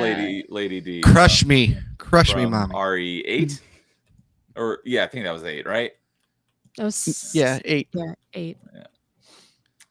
7 had the Hillbillies. Yes, that's right. So, all right. Anything else on Jill? Who else wants to turn it into a Jill sandwich? All right. And I think Carl will have input on this because I missed it a few minutes ago. October Mike said, "Hold on a moment. Which Persona 2? There's 2 of them." Do you have input on which one? And I did look it up. Eternal Punishment and Innocent Sin are both on PlayStation 1, and they're both on PSP. Oh, that's what that is. That's the 2 Persona games. Yes. Yeah, that's what it is. Those are the 2 Persona games. But One but of they're them both, is on the PS1, and then the other No, one both of was them are on on the PS1. PSP. I don't remember the one of them coming to the PS1. They're both on PS1 according to Retro Achievements. Maybe. I don't remember that. And I think they're both on PSP as well because I saw an achievement list on there. They are both on PSP. But I think Eternal Punishment was a Japanese Japan exclusive. exclusive. Yes, and 'Cause that and was the original I have PS1. I have Innocent Sin on physical personally on PSP. So Eternal Punishment was on the PS2, and then it was also re-brought over on the PSP. No, I think I have Eternal Punishment on PS1. I can't remember. So I only remember only one of them was on the PS1. because I don't have it, I think I have Eternal Punishment on PS1 and Innocent Sin on PSP, but I don't have Innocent Sin on PS1. Well, D-Day is saying both, but he likes External Punishment more. So, all right. Oh, and there was one other question for Kay. Where did that go? From D-Day. Kay, you got any Senran Kagura on the list? I did not put any Senran Kagura on the list. I know. I know that name because you mentioned a lot. Oh, That's I all I know is know. the name. I know nothing about it. Is that a game or is that an anime? Yeah, It's a like series. both. Well, it's an anime as well. It's a video game series. Okay. But- Isn't it Okay. one of those? Isn't it one of those series that both are released at the same time? Yeah. And it All would right, it would definitely count for this. And here's the thing with Senran Kagura. I love all those games, and I think there's a lot of, great waifus in there. But I wouldn't be able to like say one that like stands out. It's like the general aesthetic of the game is super fun, and I love just like the atmosphere and that they're not afraid to be sexy. But I wouldn't be like, that's my waifu. Maybe Ikaruga, maybe. I don't know. Bullet But it's Hell like, game? yeah. The Not Bullet Hell not game? Ikaruga the game, no. That's the only thing I know that name from. No. Am I the alien? Yeah, maybe Ikaruga. I don't know, but yeah, it's exactly T-Man. Screw Sony. I'm not saying the F word because I'm respecting Neo's rules here, but I agree. They ruined Senran Kagura. All right. Sorry to disappoint. I forgot who asked that question. If we were D-Day. doing like top 5, like let's say waifu games, I think Senran Kagura could have made my list, but waifus specifically, it didn't make the cut. Okay. Understandable. You know what's funny? I got to point this out since we're talking about waifu games. I was watching sumo wrestling, and You got a waifu in sumo wrestling? no, and every other commercial was for a waifu gotcha game made by Bandai Namco. I couldn't believe it. It was like 3 to 4 different like mobile waifu games I kept seeing commercials for, and they were like so elaborately done. And then it's just like, and then there was like another commercial for like Black Santa or something. It was like a weird play. Like they actually had like this Japanese Santa Claus play that they were promoting at the time, and then it was sumo wrestling. All right. And also, I wanted to correct something here. Innocent Sin did come to the PS1, but it was Japan only. That's why. Someone mentioned. So that's weird. Oh, October Mike said Persona 1 is called Revelations. Yeah, it's like Shin Megami Tensei's Persona too, as well. You know what's really funny about that, Carl? When you think about it, Eternal Punishment only came out in America on PS1, but only Innocent Sin came out on the PSP in North America. Yeah, they did it like so weird. So like Japan got all 4 copies, and then we just got one on the PS1 and one on the PSP. That's why I got confused, because I was like, I never heard that it was on the PS1, and the reason why is because it was Japan only. Gotcha. And Retro Achievements could have probably just done like a fan patch, Yeah, it probably did. because they've done that before. So that's clarification. Yes, it did All come right. to the PS1, but Japan only. Thank you for that clarification. I'm still very confused, but it's okay. It's okay. Persona 2 is kind of confusing. So, all right. Looks like, unless I missed something, and we still got Dude and Kay left for number 3s. Is that correct? Yep. All right. So let's see here. Let's go with Dude. Gotcha. And I think I'm going to be the other person who's going to have the other non-human person. I'm going to go and post in here. Oh, I think I'm going to post all the girls that I'm going to be talking about from this series, but the main one is we're going to be talking about is Princess Ruto from Ocarina of Time. Not a bad pick. Not something I thought of, but now that you mention it. So, do you want me to add all the ones that you sent me, or just show Ruto for now, and we'll see the other ones later, all right? because they're the honorable mentions from Zelda. Gotcha. All right, Princess. And this is Ruto. her. I think this is her design from Hyrule Warriors. Okay. So it's her I was most gonna say, recent this design. doesn't look quite like Ocarina of Time, but It's definitely her most recent I'm not going appearance. to complain. So That's a fish. it's a water elf, and you know it. So if this wouldn't be a furry, what would this be? A scaly? Since she's part fish. It's like Shape of Water. You know, when the woman dates the Black Lagoon monster. Yes, Same concept, right? agreed. So, But also for her, it's also the personality she has. She's very playful and upbeat, and of course, she's willing to wait for you for 7 years yep, without even a word. Yes, that's right. There you Link go. is silent protagonist, and the Zora, not Emerald, Sapphire is Link doesn't find out until after he gets it that that's the Zora engagement ring. So she thinks she's getting married, and then you have to break her heart. Heartbreaker.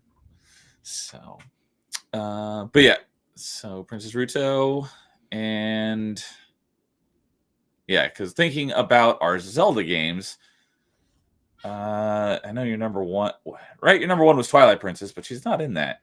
She's an Ocarina of Time. Yeah. But 2 of my honorable mentions are from Twilight. Let's see here.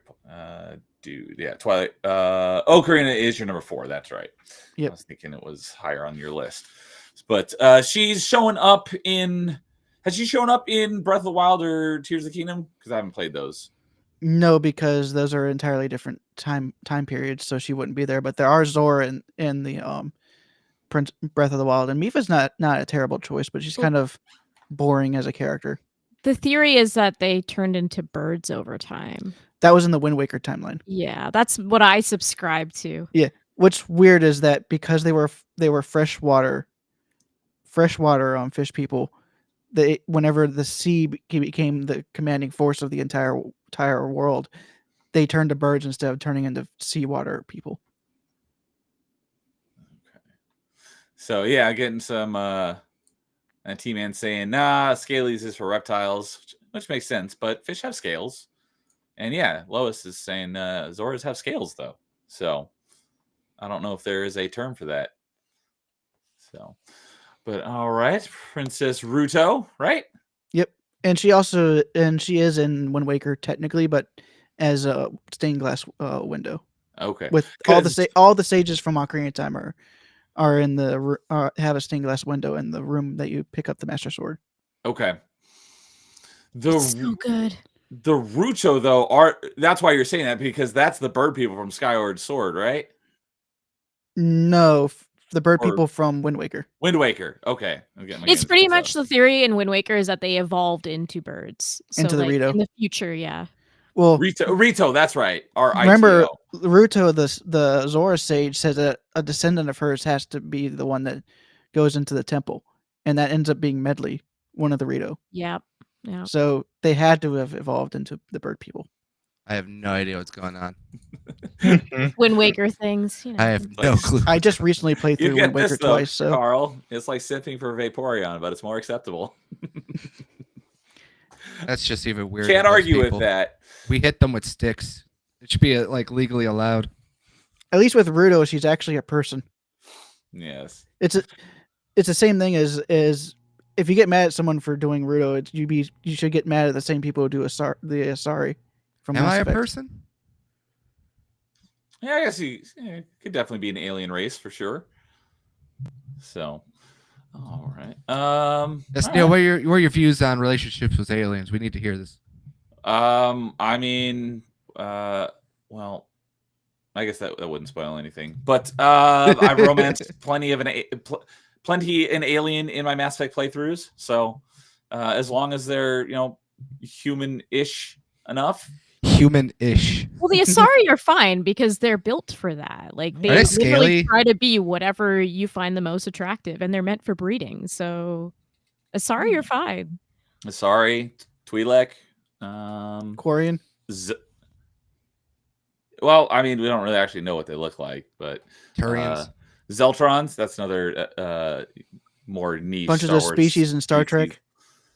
Yeah, I don't know much about Star Trek, but I'm sure there's plenty in there as well. That we know that the original captain would always bang. Yeah.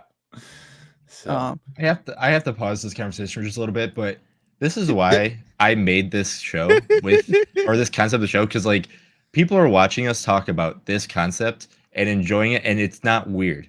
Like you know what I'm saying? It's everybody has like these thoughts, and like we have a group here just talking about it, and it's don't care about the world or anything like this. We're just talking like friends about this random weird topic, and people are enjoying it, not thinking anything of it. And the people that are come watching us down the line, it's just gonna be like, oh, that's weird. It's like, but it's not. You clicked on it because you have these same, ideas or thoughts or these, kind of things. So they're I'm just judging us. happy. And that's judging. yeah, right. And I'm just like, it's hilarious that, I don't know. I'm just happy that we have a group here and people are watching this and commenting in chat. Sorry, Hey, I'm bringing it back a little bit, but remember with Rudo, I went with agree. the person. I went to the personality first. Yeah, you did, and you 100% did. You said she was waiting. She was waiting for you, and that was the best thing about her. Very loyal. Yeah. Yeah. Usually these hoes ain't Grateful loyal. waifu. So, and I would know, but T-Man says human-ish reminds me of Honey Pop, which I know James loves that game. You could date an alien chick named Celeste. Yeah. Oh my I god, don't know Honey Pop anything is about amazing. Honey Pop except what I've heard you and James talk about. That's my favorite adult game. I did pick it up when it was free, so It's so good. So, and James is saying you need to watch Star Trek. It's literally Mass Effect. I've seen a decent amount of Star Trek. I haven't seen all the movies, but I saw most of TNG back in the day and a good chunk of Voyager, which I just learned the other night on what stream was that? That Captain Janeway was the voice. Oh, it was on Steam Roulette. Captain Janeway was the voice of Kreia and KOTOR, and also the Kreia Dragon Lady from Dragon Age. So yeah. I think we looked into it and it wasn't the same person. I'm trying to remember now. I'm pretty sure I looked it up on IMDb myself and confirmed it. Oh, it is. Okay. I'm so confused if it is or not. But yeah, it was on Steam Roulette the other night. And I was like, oh my God, I did not know that. But I haven't played Dragon Age, so I didn't know. And I haven't played KOTOR 2 yet, but I will be. Just to quickly go over my Zelda honorable mentions while we're here. All right. I already have them in there. The next one is Midna. And I actually gave him the picture of her true form, not her imp form. Sexy Midna. True form Midna. Yes, true form. Not Midna. midget Midna. Not the one that James would go for. Hey, at least she's cursed that way, not that that she's a child. James says that he looked it up and it's not Kreia. Okay. Yeah, that's what I thought. I'm like, it's not Kreia. But the other characters. But Janeway did voice the Dragon Gill from Dragon Age. So, all right, thank you for the correction, James. Appreciate it.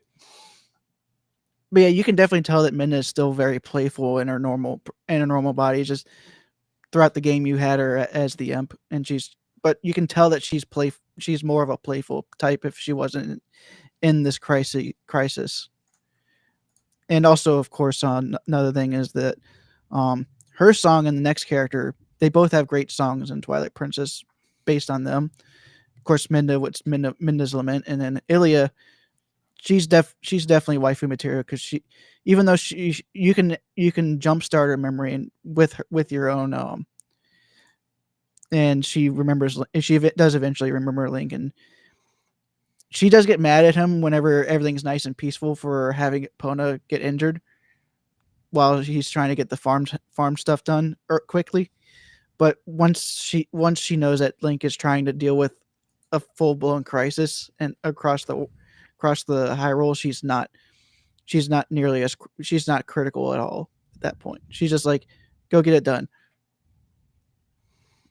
And if it wasn't for Ilia that being there, and like you'd already know that this relationship between her and Link was already there, I would be trying to get Link to get with Midna. Yep. And then, of course, the last one is, of course... I just got to highlight. James. Goose, Wilkinson, Hyrule. Oh, that's hilarious. And then, of course, the last honorable mention from Zelda I would do is Zelda from Skyward Sword. Okay. Even though I have never finished this game because I just cannot deal with the motion controls, I do know that this Zelda is definitely the best waifu material out of all the Zeldas. Okay. I think Breath of the Wild Zelda is a little too in on herself, like too in on her problems when everything else, because like leading up to the events that made that led to the calamity happening, it felt like she was kind of like too narcissistic a little bit, and because of that, everyone else was trying to get her to like, we got to do this. She wasn't doing it or something like that. She's trying to do it her own way. So That's 'cause kind of of that- surprising Played because Breath of every the other Wild, so I depiction don't of know. Zelda is very selfless, and Yeah. you're very much just about the mission and what you need to do and everything. So it's interesting, and I don't like Breath of the Wild, but so I wouldn't know. But that's just interesting to hear because that unattracts me from it as well. Like, why would I want to play a version where she's selfish? But also, I've heard that yeah, that's what she. that's the word I was looking yeah. for, not narcissistic. I've heard that she like it's a whole thing of like meditation type thing, right? Where she's like trying to help shift the war. Or is that more the Warriors games? Because isn't there like a whole thing with Zelda where she has to like her power is super important during that like Breath of the Wild era so that she can like solve and fix the world? I think she kind of just, because of her going into meditation, it causes the calamity to be sealed. I see. Okay. And James saying TLDR, she didn't believe in herself, and that made her sad. The best thing about Breath of the Wild Zelda is her butt.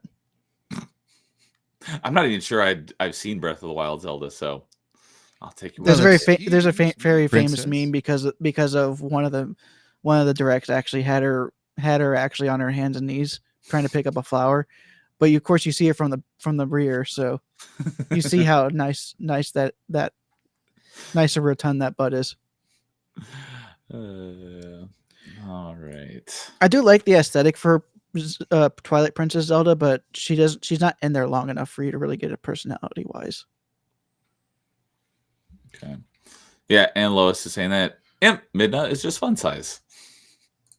Dude, I'm surprised you didn't mention Urbosa. You don't get enough personality. You don't get enough from her, just like Mifa. Interesting. But definitely Urbosa is my favorite of the Gerudo. And she's like waifu. Like, I mean, maybe tap and go, but still. She's almost waifu. Yeah. Who is this? Urbosa from Breath of the Wild. I have no idea who that is. Okay. Breath of the Wild's best I get assets are the waifus. I totally get it. So, And also, if I had played it, I'm pretty sure I would have liked Purah from Tears of the Kingdom, because I did like her overall personality in Breath of the Wild, but of course she age regressed herself too far. just real quickly while we're on the topic, just so everyone else can see. This is Urbosa. Yeah, I'm shocked that you didn't mention Urbosa. I was like, if anyone from that game, that would have been the one. So, all right, Kay, what about your number 3? Neo, I'm not going to send you this one because I assume you have plenty of photos of this person on your hard drive, and if you don't, I would be actually shocked. don't have any. I don't think I have any on my computer. No, I don't. Well, the joke is that I'm picking Tina as my number 3. I had a feeling. Yeah, so that's like the one thing me and Neo bond on constantly. Tina Armstrong, dead or alive.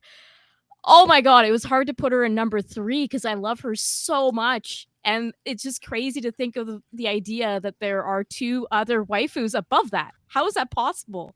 That is I love Tina so much. It's not a secret that I am a big fan of America. I just love everything about it. And she embodies everything about like freedom in America, just like that fun, like cowboy yeehaw type stuff. Her look is just, it's peak. She's just got a great aesthetic. And her whole story is that like her dad wants her to be a wrestler, but then like she wants to be an actress, and it's this whole thing. And you have this dynamic constantly between her and her dad, where the famous like Tina, and he's always just trying to chase her and have time with his daughter. But I love Tina so much. Her stories are so fun in Dead or Alive, and she's got some of the best outfits in that game as well. But to me, at the end of the day, it's really her representation of America that I'm like, that seals the deal as like best DOA waifu for me. Sorry it took so long. I had to find a good one. Yes, exactly. That outfit, like, come on. Oh my. It's so good. It's so good. I could sing Tina's praises all day. Like, she's like the main character I play. in Dead or Alive. She's just so awesome and fun, and I love all her voice lines. I love everything. And I know we're talking just on the video games, but the Dead or Alive movie, she was so good in that as well. We talked. When we did top 5 video game movies, I was, without mentioning the name, I was talking about DOA, and Jason's like, I knew you were talking about DOA. The first time I ever saw it was when we watched it in your watch party. That was a lot of fun. Yeah, that was my first time seeing it too, and I was like, oh my god, this might be one of the best video game adaptations ever. It was in my honorable mentions though, because I only caught like half the movie, but it's like, it was fun to watch it. So it's such a fun guilty pleasure movie for sure. Yeah. And- So oh, sorry. Go ahead. Yeah, no, I was gonna say that's actually the joke about Tina, by the way, from Japan looking at us. Yeah. So. Yeah. What were you? Be the Americans of Japan's that Japanese think you are. Yeah. She's like the Bandit Sure, Keith honestly. for hot anime video game. Yes. pretty much. I just saw a meme yesterday. It was like, it was from James. James posted it like, be the American that the Japanese think you are, and had Bandit Keith and as October Mike said, Tina Armstrong, not to be confused, it's Senator Armstrong. Senator Armstrong was on that meme as well. And I forget who the other two were, but I know one Yeah. from I actually have this series. No, I think Black Lagoon. Yeah, it's anime. Yeah, I know there's Oh. one that has the girl from Food Wars. yeah, sorry about the bot, Lowest. I was trying to tell him to stop spamming emojis, but you can Oh, spam all the eagle emojis, American flag emojis you want, because America. There's a ton of these because Nice. just because of how many Americans are that the Japanese have in their media. I know one's Guile. I see one with Guile from Street Fighter. Guile was on that meme as well. Yeah, it was Guile, Bandit Keith, Senator Armstrong, and there was one more. Well, Tina's never mentioned, but she should be. I think just not enough people know who Tina is. But she. Yeah. There's also to me one is, with like- Jonathan Joestar from JoJo's Bizarre Adventure. Yeah, I've seen that I've one a heard few of that, times. but I don't know. Josefa Joestar. Oh yeah, Joseph, not Jonathan. Yes, Fortune- Jonathan is the English. Yeah. Tina suffers from the I come from Tecmo, and not a lot of people know me anymore. Because there's so many good women in Tecmo that it's like Mhm. she just kind of gets buried in it. But she's my main in Dead or Alive. I have 2 mains. I have her and Christy that I play in every single game, and it's like she's so good. She's so fun. Her story is great. I love her rivalry with La Mariposa or Lisa. That's Hamilton. the female luchador. Yes, who's actually Lisa Hamilton. remember And that. yeah, it's just like such a great rivalry between Wait. her. Lisa Hamilton, like Terminator. No. Lisa Hamilton, like she's the research assistant person that's like investigating all this stuff going on with DOA and Helena's dad and everything. Oh, okay, someone. In See, universe. people will tease me on Dead or Alive and be like, "Oh, you just play it because of like the sexy babes." I'm like, "No, the story is really good in Dead or Alive. You have to just like pay attention, especially if you play Oh. Dimensions." But I like, was thinking of Linda Hamilton. I was gonna say I was Sorry. gonna correct you in a second. I was I'm like, you're wait a thinking minute. Linda. Yeah, I was like, wait No, a minute. Lisa Lisa Hamilton. doesn't sound right. I just like, Linda Hamilton is what I was thinking of when I Mhm. said Terminator. So sorry for the confusion. but yeah, Lisa Hamilton. So Tina's just such a good character. She's so fun. And in DOA 6, where the characters kind of get drowned out and they're not as good as the other DOAs, she still stands out in that game, and she still has the energy and everything. So I think they did a better job at like keeping her intact than they did with some of the other waifus in Dead or Alive. Yeah, you tell that bot who's boss, Lowest. And James, yeah, he's saying that'd be Linda. Thank you. So since you've actually played most, if not all, of the DOA games, which one is Tina best in? Oh, that's a tough question. I probably would go DOA 3 or 4, maybe 4. Yeah, it's pretty hard for me to choose between the two. I have like a nostalgia thing with DOA 3. But yeah, maybe DOA 4. I'd give it DOA 4. Okay. Yeah. So But James, she's fun in all of them. Like even the first one, she's fun. yeah, James is chiming in, say, yeah, you played for the story. Sure, Kay. You just get Every notes for your fan time. fiction. By the way, I just posted the waifu from Food Wars. That's an American. in the Oh, Discord. That's the one I oh, posted. is Food Wars an anime? It's an anime, not a video game, but Oh, I it's thought just it was going like back a to the reality American. TV show. No, No. it is an over-the-top anime too. So, And it's oh. one that Gordon Ramsay would actually fit in. Because it's about cooking really delicious meals. Wasn't it done by like an adult artist? Probably. For lack of better words, yeah. Well, part of the reason is that it's kind of hard to show someone enjoying food, so they just went over the top and made it so it was like they're orgasming. Yeah, it's very much like it should be adult content, pretty much. If you replace what they're In the doing. universe in Food Wars, if you really, really, really enjoy food, you end up losing your clothes. Yeah. But there is one character, the headmaster of the school, that he doesn't lose his clothes. Everyone around him loses their clothes when he enjoys the food. He sits there very stoic. And then there's also one character. She can't speak Japanese that well, but when she eats good food, she can speak Japanese very well. The show is over the top. It's hilarious. I love it. Sounds like it. So, T-Man is And saying apparently the recipes are actually legit. Oh, okay. Maybe we'll have to have Imp do something with that. It's a anime series, not a video game, so it'd be kind of hard for him to do something with it unless he just does it with the show. Yeah. But yeah, T-Man saying I'm surprised there's an anime section. Yeah, I don't know. Like I've seen like 2 animes, so that's why. Is Dragon Ball one of them? No. Well, unless you count Dragon Ball Z Abridged, that's the only Dragon Ball I've ever seen. Best Dragon Ball. I was just gonna say that is my favorite. That's hilarious. I guess if you count the Yu-Gi-Oh as an anime, I watched The Yu-Gi-Oh. almost all of the Yu-Gi-Oh, the arc of Yu-Gi-Oh, because I never saw like The arc of Yu-Gi-Oh. Well, Yugi's arc, because I never saw GX or D or 5Ds or anything, but I did watch most of Yugi's arc. 5D's top 5 anime.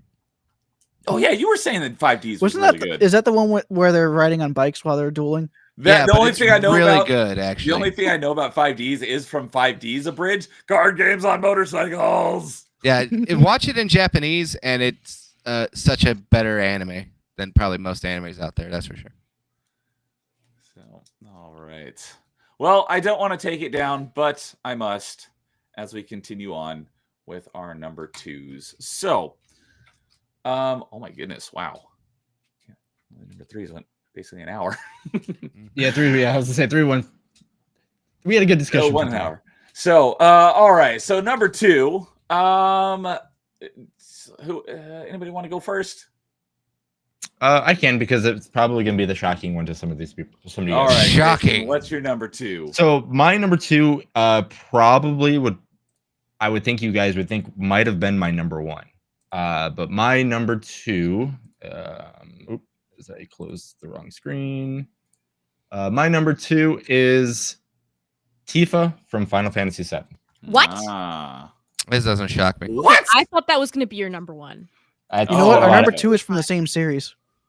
Yeah, so my number 2 is actually Tifa. Whoa. This one was very, very hard to put there, because, like I said, it should be my number 1, but my number 1, the reason why is I play this game just for the character, and for Tifa, I play for the game, and I absolutely adore and I love Tifa. I love everything about Tifa. Like, I love how she tries to help a friend in need when this friend's going nuts. Like, she does all these things. She takes care of a friend's child at at the bar. She does everything to get by. She does a lot of things for other people, and she's a strong, badass woman. Like, she is insane.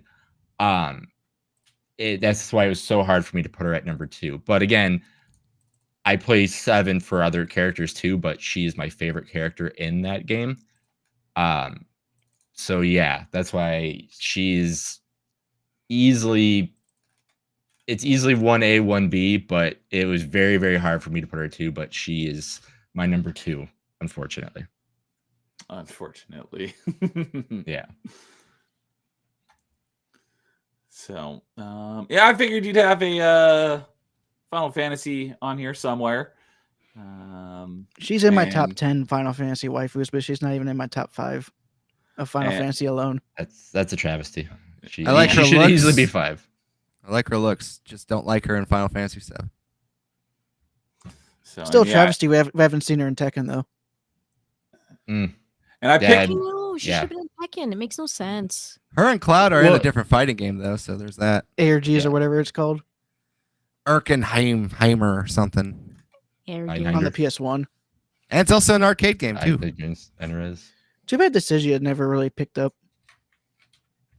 Yeah, I feel the same about that. I feel like Dissidia would have been really fun. Like I like everything I played of it, but it's just kind of fizzled out. Well, 3D arena fighters don't do well in No. general, Not at all. so that's why. Unless they're Dragon Ball Z.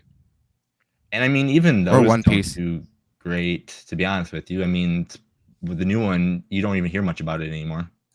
Yeah, Spark. Well, you did hear a decent amount from Sparking Zero.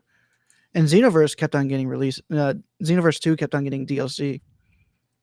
Xenoverse, the Naruto games, One Piece. There's a I was few about to say of them that pop Naruto up. also does pretty well. Yeah, they pop up from time to time. Yeah, usually it's an anime tie-in. What's funny is that the only Bleach game I played is more of a Warriors game. And that was actually pretty fun. Oh, James is making a good point. Italy's favorite video game character. Oh yes. Deep cut reference if anyone knows what that's about. That's funny. And a lot of people agreeing. Got October Mike saying best Final Fantasy VII girl is T-Man best Final Fantasy VII waifu. No, now that I think about it, Wait, I think Tifa is the highest from Final Fantasy VII on my list. At the very least. She's Probably. second for me. She's second place. I really wanted to put Tifa on my list. I did not put Tifa on my list. This was one of the girls I was debating on for a very long time. So, Jason, I agree with you that Tifa is a best waifu. And I really wanted to put her on my list. And I was like, no, but I need to include this person, this person, this person. And she Right. kept pushing down. I'm like, but I love Tifa. How is this possible? So, Yeah.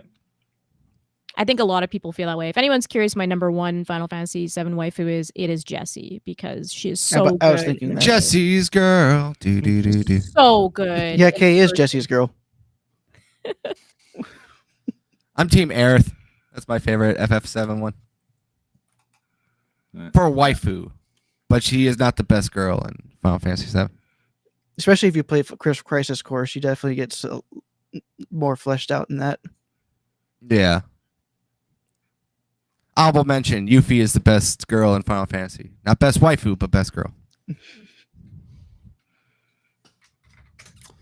I don't even know what character that is. You know, He doesn't He's play the JRPGs. I would say I'm shocked, but I'm not. I've heard the name, but if I saw a picture, I would not be able to tell you who Yuffie was. If I didn't already stack my pictures already in Discord, I'd be posting a picture of Yuffie for you. Because I might as well go next after we're done with talking about Tifa. Okay. What little I know about some of the Final Fantasy characters, I like Riku, but I have no idea what her personality is like. She's very happy-go-lucky. Okay, that's what I gathered from the pictures I've seen. So That's what I've gathered from my Final intelligence Fantasy stalking. So, all right. Yep. I know there are a lot of appreciators of Tifa out there. I think she has the most pictures on Rule 34. Probably. that. If I had to yeah, guess, that would probably. probably be the one who I would guess. Her or Gardevoir? Which one do you think has more? I have no idea who that is. I think Tifa does. Oh no, Because she's been that around Pokemon longer. has been destroyed a lot doesn't- more. Gardevoir have the like life-sized version now. We don't want to Life-size talk about plushie. this. Give those creeps ideas. I'm just saying it's probably gonna end up number one just for that for people. Pokemon's a bigger IP. That's my counterpoint. Oh, you're the what person? Not person, but the name that you mentioned's a Pokemon. Yes. Gardevoir's Oh, a Pokemon, goodness. yeah. Gardevoir does at least looks like kind of like an elf type. thing, Gardevoir is so- actually based off of a paladin, which is funny. Because Gardevoir's Japanese name is Sir Knight. And yes, there can be male Gardevoir. Reality sucks when you get into it. James is saying Cloud's mom. I've heard that she shows up in the remake. I will never forget James's reaction to that. Like literally, I walk into the house because I was playing the demo for that, and he's like, "Who's that?" I'm like, "That's Cloud's mom," and he's like, "Whoa," and he was just staring. Whoa. I was like, Put the "You might not tongue wanna-" back in your mouth, James. Shit. Act like you've seen a woman. He was like, "You might not want to see what happens to Cloud's mom. Maybe you should turn away." Oh Okay. man. I mean, this is better because I'm like, I can see where Cloud got his eyes. That's the first thing I said. Oh, all right. Lois is kind of with me, although he probably knows more about Final Fantasy than I do. But toss up for Riku and Yuna for him. 10-2 All right. Yuna is peak. I like her more with the dual wielding than I do with her staff. Yuna's the mage, right? In the first one, yeah. Healer, The 10. She's the summoner. Yeah. You know, they have like her guns as controllers for the PS2. I want them Oh, so okay. badly. Yes, I really do want them. recognize Yuna. I just didn't know what her name was. There, like, she was a very popular cosplay when I was in high school. There was a few girls that showed up on Halloween dressed as her, I remember. All right, dude. I think you said you wanted to go next. Yeah, since my number 2 is also a Final Fantasy girl, and I'm also going to post my honorable mentions like I did for Zelda. Okay. I have a bit more choice. Wait, why did I have that one twice? Oh, the last one twice. Yeah, I understand. but The first one, the one you're gonna be talking oh, about. I see why that last one's twice. But the first one is the one that is the waifu, and that is Lulu from Final Fantasy X. Lululemon, everyone. Lululemon is his number 2 waifu. And this is the one with the Moogle. Yes, the Okay. plushie. All right, make sure. I just want to make She sure I have the uses right it to one. attack because she is the mage of the game. She's There we the dark mage, or black mage, actually. Yeah. She's got a lot of belts. I just realized that. The whole reason why they did that is because the designers wanted to mess with the modelers, because they're like, that was the entire reason why they gave her all of those belts. It's because they wanted to mess with the modeling team. So, all right.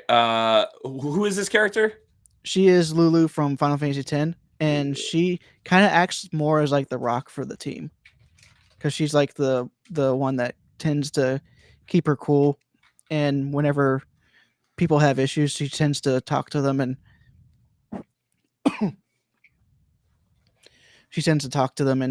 tries to get them to an understanding, but also try and get herself to an understanding as well with what that character's trying to go through, especially with the main character. Okay, so this is was this one of your party members in? Yes, Which Final Fantasy? 10. 10. You said Same 10. one with Riku and Yuna. Okay. So yeah, but based on the look, I would think that she would be an antagonist. But Nope.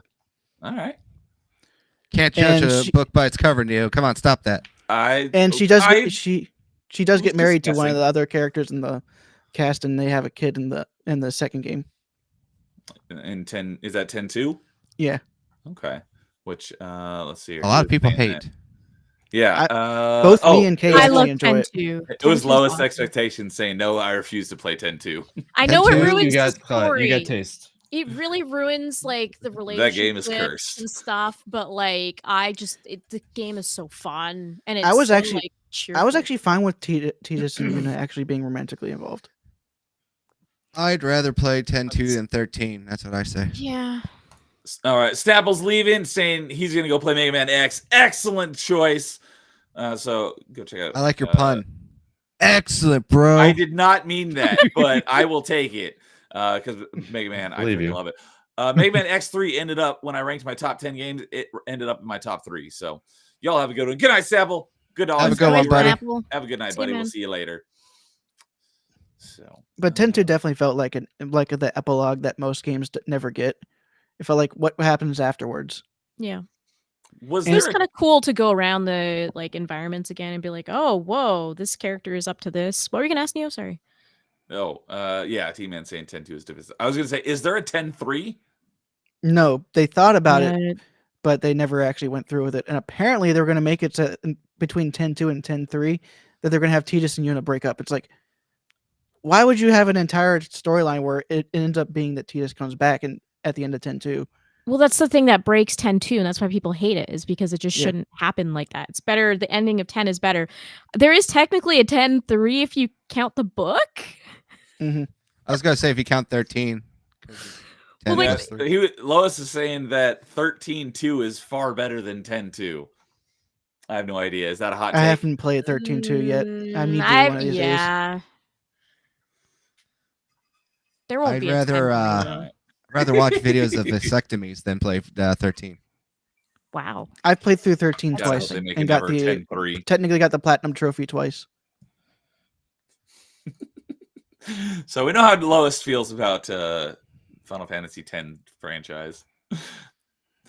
So Good news, Lois. All The next right. Final Fantasy game is 10-3. I'm pretty sure. And I think at this point It's it might be coming back, boys. 7 remake 3. Ugh. all right. Anything else on Lulu before we move on to our next one? Well, we I can like- talk about the honorable mentions as well. I like Oh, Lulu's okay. design That's a right. lot. Lulu fits my type of girl, long black hair, just missing the glasses. So that's all I have to say because I don't have nothing else to add. All right, Needs we'll more go- belts. Somebody said that in chat, and that made me Needs laugh. I more think it was belts. D-Day. Yeah. Needs more belts. Yeah. I need more cowbell. Need more belts. Oh. What? All Also, right. D-Day, yes, that is what happened. Titus kicks a blitz ball that ends up being a mine, and it blows his head off in the book. Hell yeah. Yeah. So no, All I'm right. serious. That literally happened. So, dude, you're gonna run through your honorable mentions real Yeah, quick. we have Final to see it first. Fantasy. And then next one is 10-2's Pain. I actually really enjoy her character. And they You mean, actually like, the character that everyone was like, "Isn't that just Lulu?" And you're like, "No, it's Pain. Why is she here? We Pain don't to know. look It's at her. fine. She's cool." but I actually really like Pain, and they did a good job with introducing her in there and having her own story during the events of 10.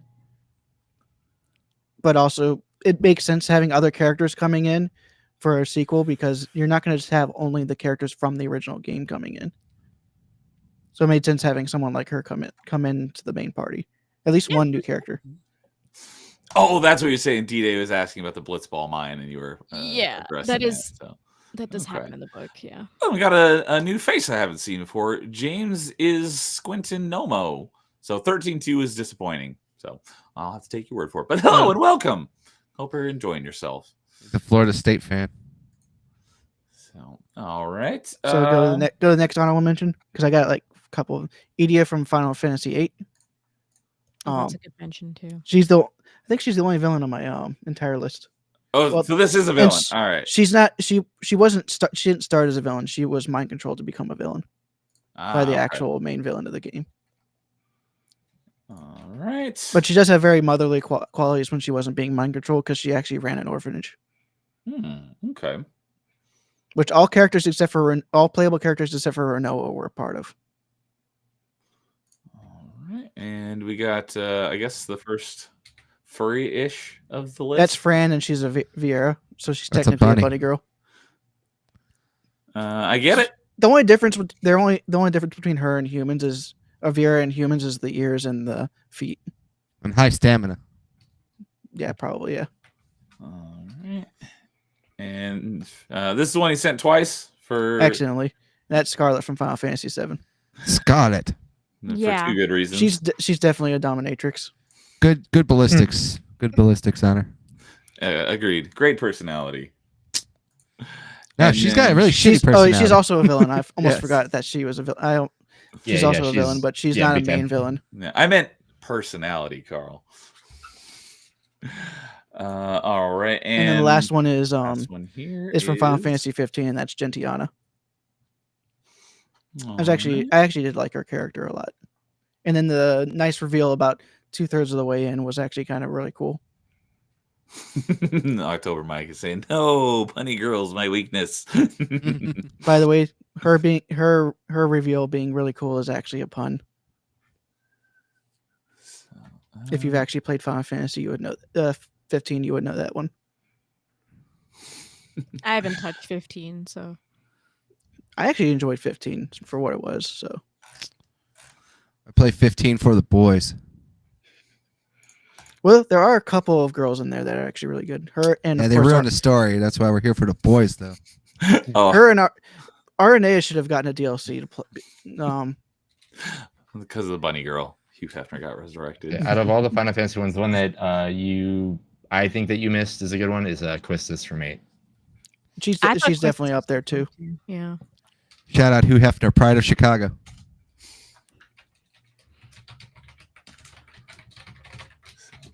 Oh, There's so many Final Fantasy girls that are nice. Sometimes forget a couple. Yep.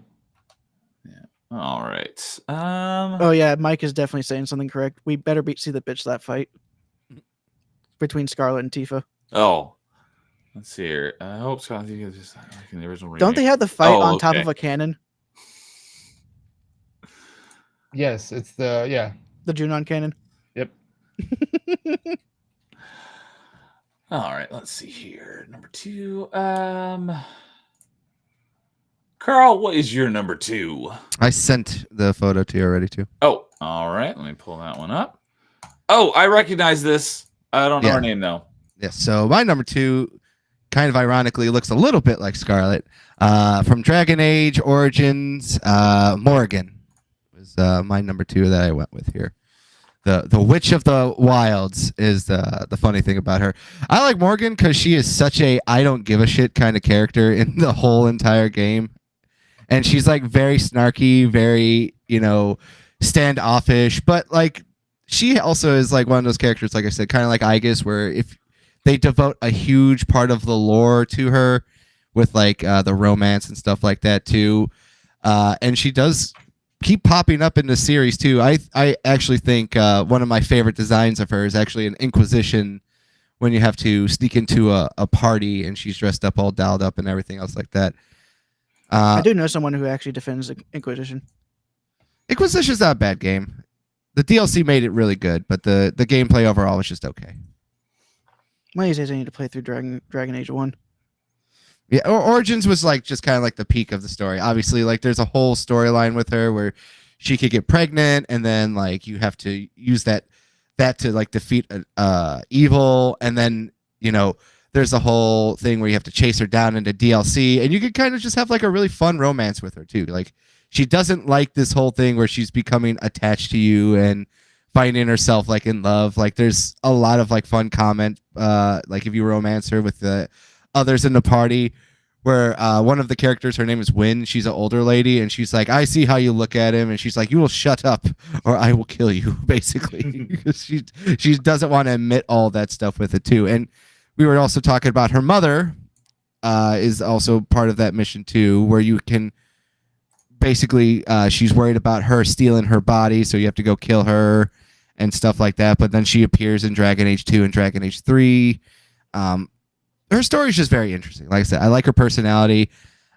She is very well designed, as you could tell. And if you like that, like the tsundere, as like dude was saying, where she's just always fighting and picking fights with everyone and talking down to people. And it's just like, it's fun to do the whole, like, you could crack and see her personality, where she's like a very sweet and loving person, but she hates being a sweet and loving person too. I just find it funny.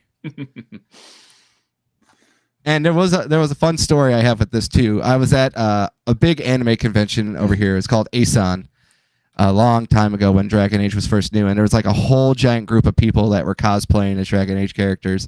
And I said to all of them, I liked their costume. And in the Dragon Age games, you can influence your party members to like have them go up or say like approved and disapproved. And this girl, she went to the extra mile. She had like little cards, and if you gave her a compliment, she gave you a little card that said Morgan's approved. That's great. Yeah. So I like I said, I like her character just because of her personality, and she's always talking that shit, as they would say, to like every character. Like she is just very witty, very comeback, and just you have to play it to understand it. That's the funny part about it. It's like the looks alone can get you into it just off of that, but once you just find out how funny she is, like naturally witty and funny, you just really fall in love with this character. And then just how much devotion they put on her for the story to make it like a actually fun, fleshed out romance compared to the other ones. It really has like really good payoffs. Because I know in Dragon Age, mages aren't well looked at. Yeah, like another thing too is like she's not like the stereotypical mage because she's technically an outlaw. Okay. Because isn't magic like outlawed or something like that? Yeah, it's controlled by the church.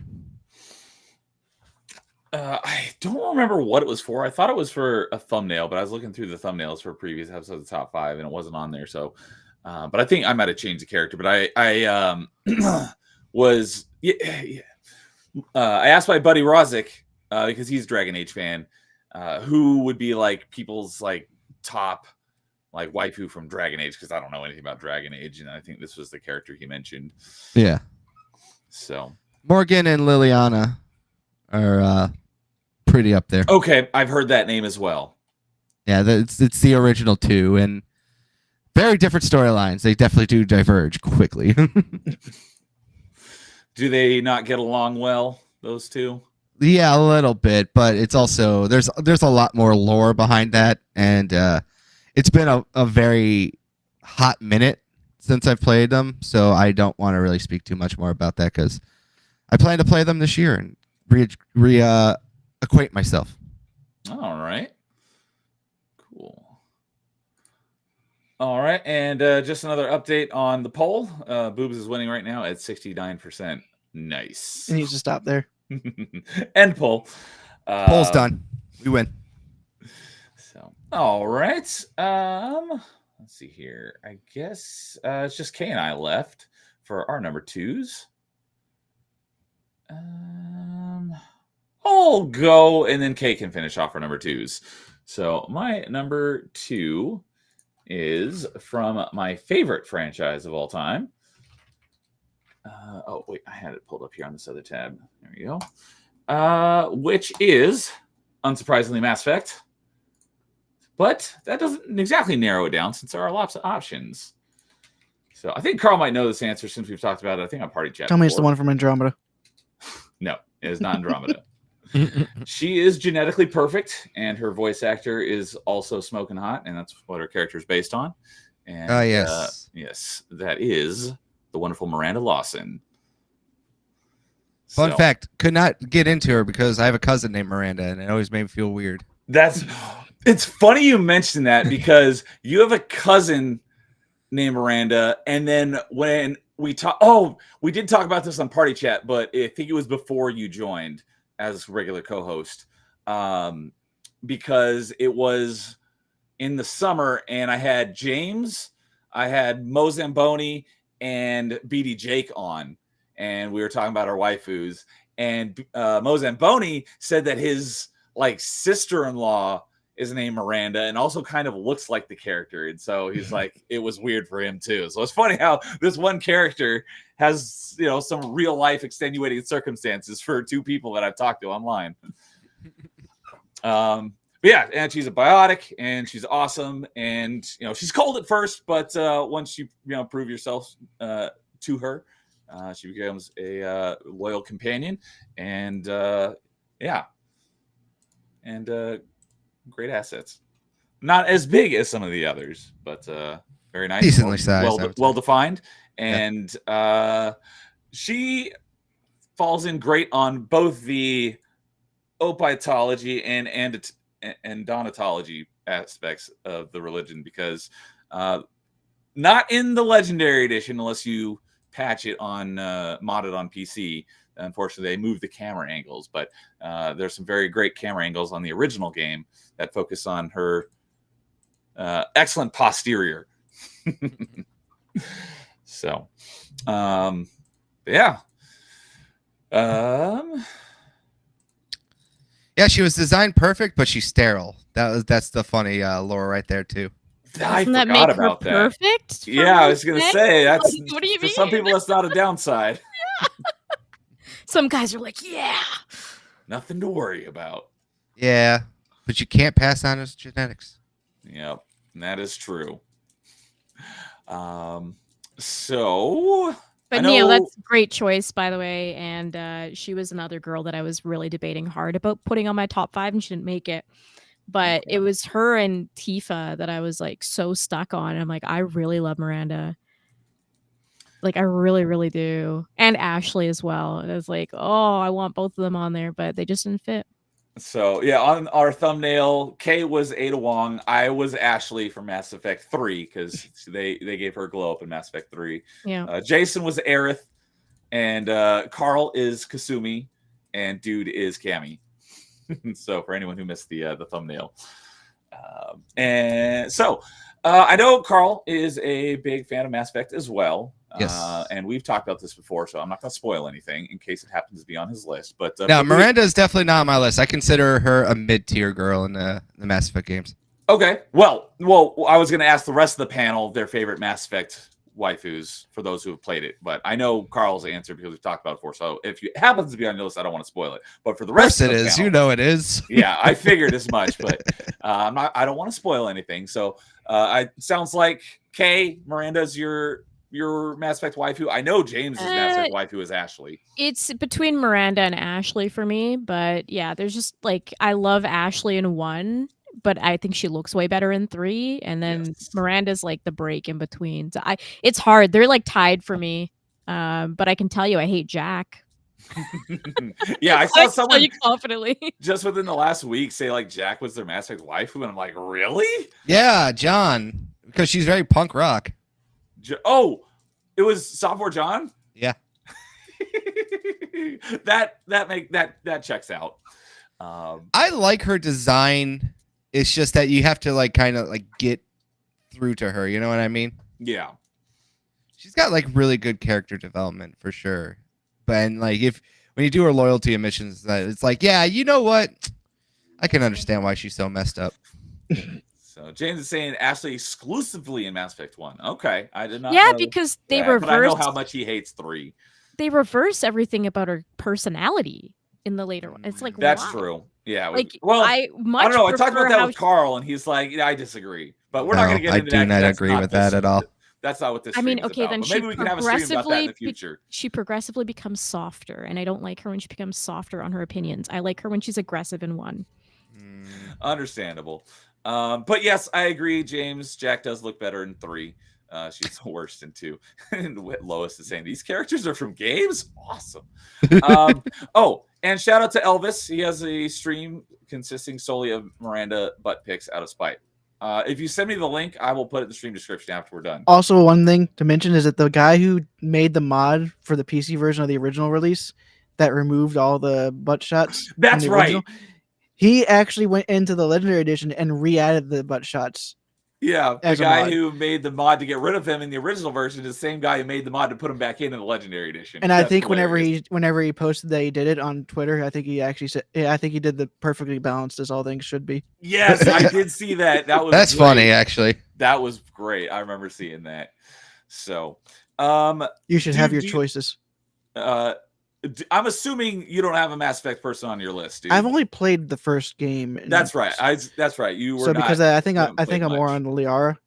Liara, okay. That's a lot of people's number one. I probably would have tried Tali, but she's not choosable in the first game. I know Kay and James are gonna be mad. Wait, no, I don't know why you can romance Tali. She's not the first game. You can romance her in all 3 games. She's one. No, false. You can't. You can't romance her in 2? No, not just. You said all 3 games. Yeah. You can't do it in 1. No. You can't? No. Nope. Liara is the only alien. Fake fan exposed. I swear, Tali was my first romance when I played Mass Effect the first time. Maybe you went the Virgin run in Mass Effect 1. That's what you did. I swear. You're like, I don't like this blue chick or this racist. I'll have to look in that. Hey, we all like she was Liara. my first Mass Effect. Liara is definitely number 2 girl. So, what about you, Jason? Do you have a Mass Effect waifu? I have never finished one. Okay. Or even really played it, but I'm just looking at. So I'm just going off of character design, and there would be 4 that I would choose. I have no idea what these characters are, so I could be choosing the wrong ones. But I would say, yeah, I would say out of the 4 that I'm looking at, Kasumi. Okay. Eddie or Edi, I don't know how you say it. Edie. All right. She's a robot, but yes, understandable. Okay. I'm going off of character design. Miranda or Ashley. Those would be the 4. I would have to know more about them. All right. So, All right. With that, we'll bring us to Kay to round out our number 2s. All right. Well, this one, it's kind of hard to find good photos of. So, Neo, I am going to send you photos. There's a very specific Excellent. outfit of hers I like, which takes a lot of requirements. But I'm going I to mean, send I you did the what she same thing for normally looks Shiva, like. so Yeah. I'm going to send you what she normally looks like and then also how I like her. But my number 2 is Bastila Shan from KOTOR. I there you go. love her so much. Just everything about her. She is such a fun character. I love her sass. I love her aesthetic. It's so fun. And when you turn her dark side, she is a ride or die. Like, it is so fun to turn her dark side. So that's like what her outfit kind of normally looks like. Classic. You can also see the statue behind me. So I did actually have a spoiler for my list behind me. But yeah, Bastila's dark side look, which it's hard to find like a good picture of it, but I found it from Galaxy of the Heroes, which is like not even good. But Disney Star Wars gotcha game. Yeah, but I found like a photo that's like kind of like what she would look like, but I love the dark side version of her. And yeah, that game is so fun, and having her with you and all her quips, because there's so many like moments that they chime in. It's just so good, and I love her combat style, of course. And yeah, I don't think I've ever actually seen her dark side look before. It is kind of similar to this. I mean, because you can like interchange. I mean, it's similar. It's not the same, right? But it's similar. But that Galaxy game is not good, and they probably did not do it justice compared to how it looks in the game. But I can't find like screenshots of it really, how she looks. But I prefer her dark side. She is awesome dark side. She's so aggressive, and just like the sassiness just goes up to like 100. And yeah. Also, Bastila female is Shepherd is the voice actor, right? Jennifer Hale? Yeah. Jennifer Hale. Yeah. Yeah, how many people on our list are Jennifer Hale? Because she's like every woman ever in gaming. But no, I love Bastila. Especially during the 6th generation. Yeah, exactly. But yeah, there's a lot of KOTOR girls that I like, and the hardest part about like number 2 is being like, do I like Bastila more than Waifus? Do I like like technically my favorite would be like Dark Side Handmaiden, but like even then I still think Bastila is slightly better. So it was a really hard choice between the women in KOTOR, but I went Bastila. Yeah, there are some good characters in Knights of the Old Republic. Johanna and Mission are also really good characters as well. And also, I think Juhani, that's how you say her name. Juhani was also the Cathar? Yeah, and she was also the first lesbian character I ever ran into as well in a video game as a kid.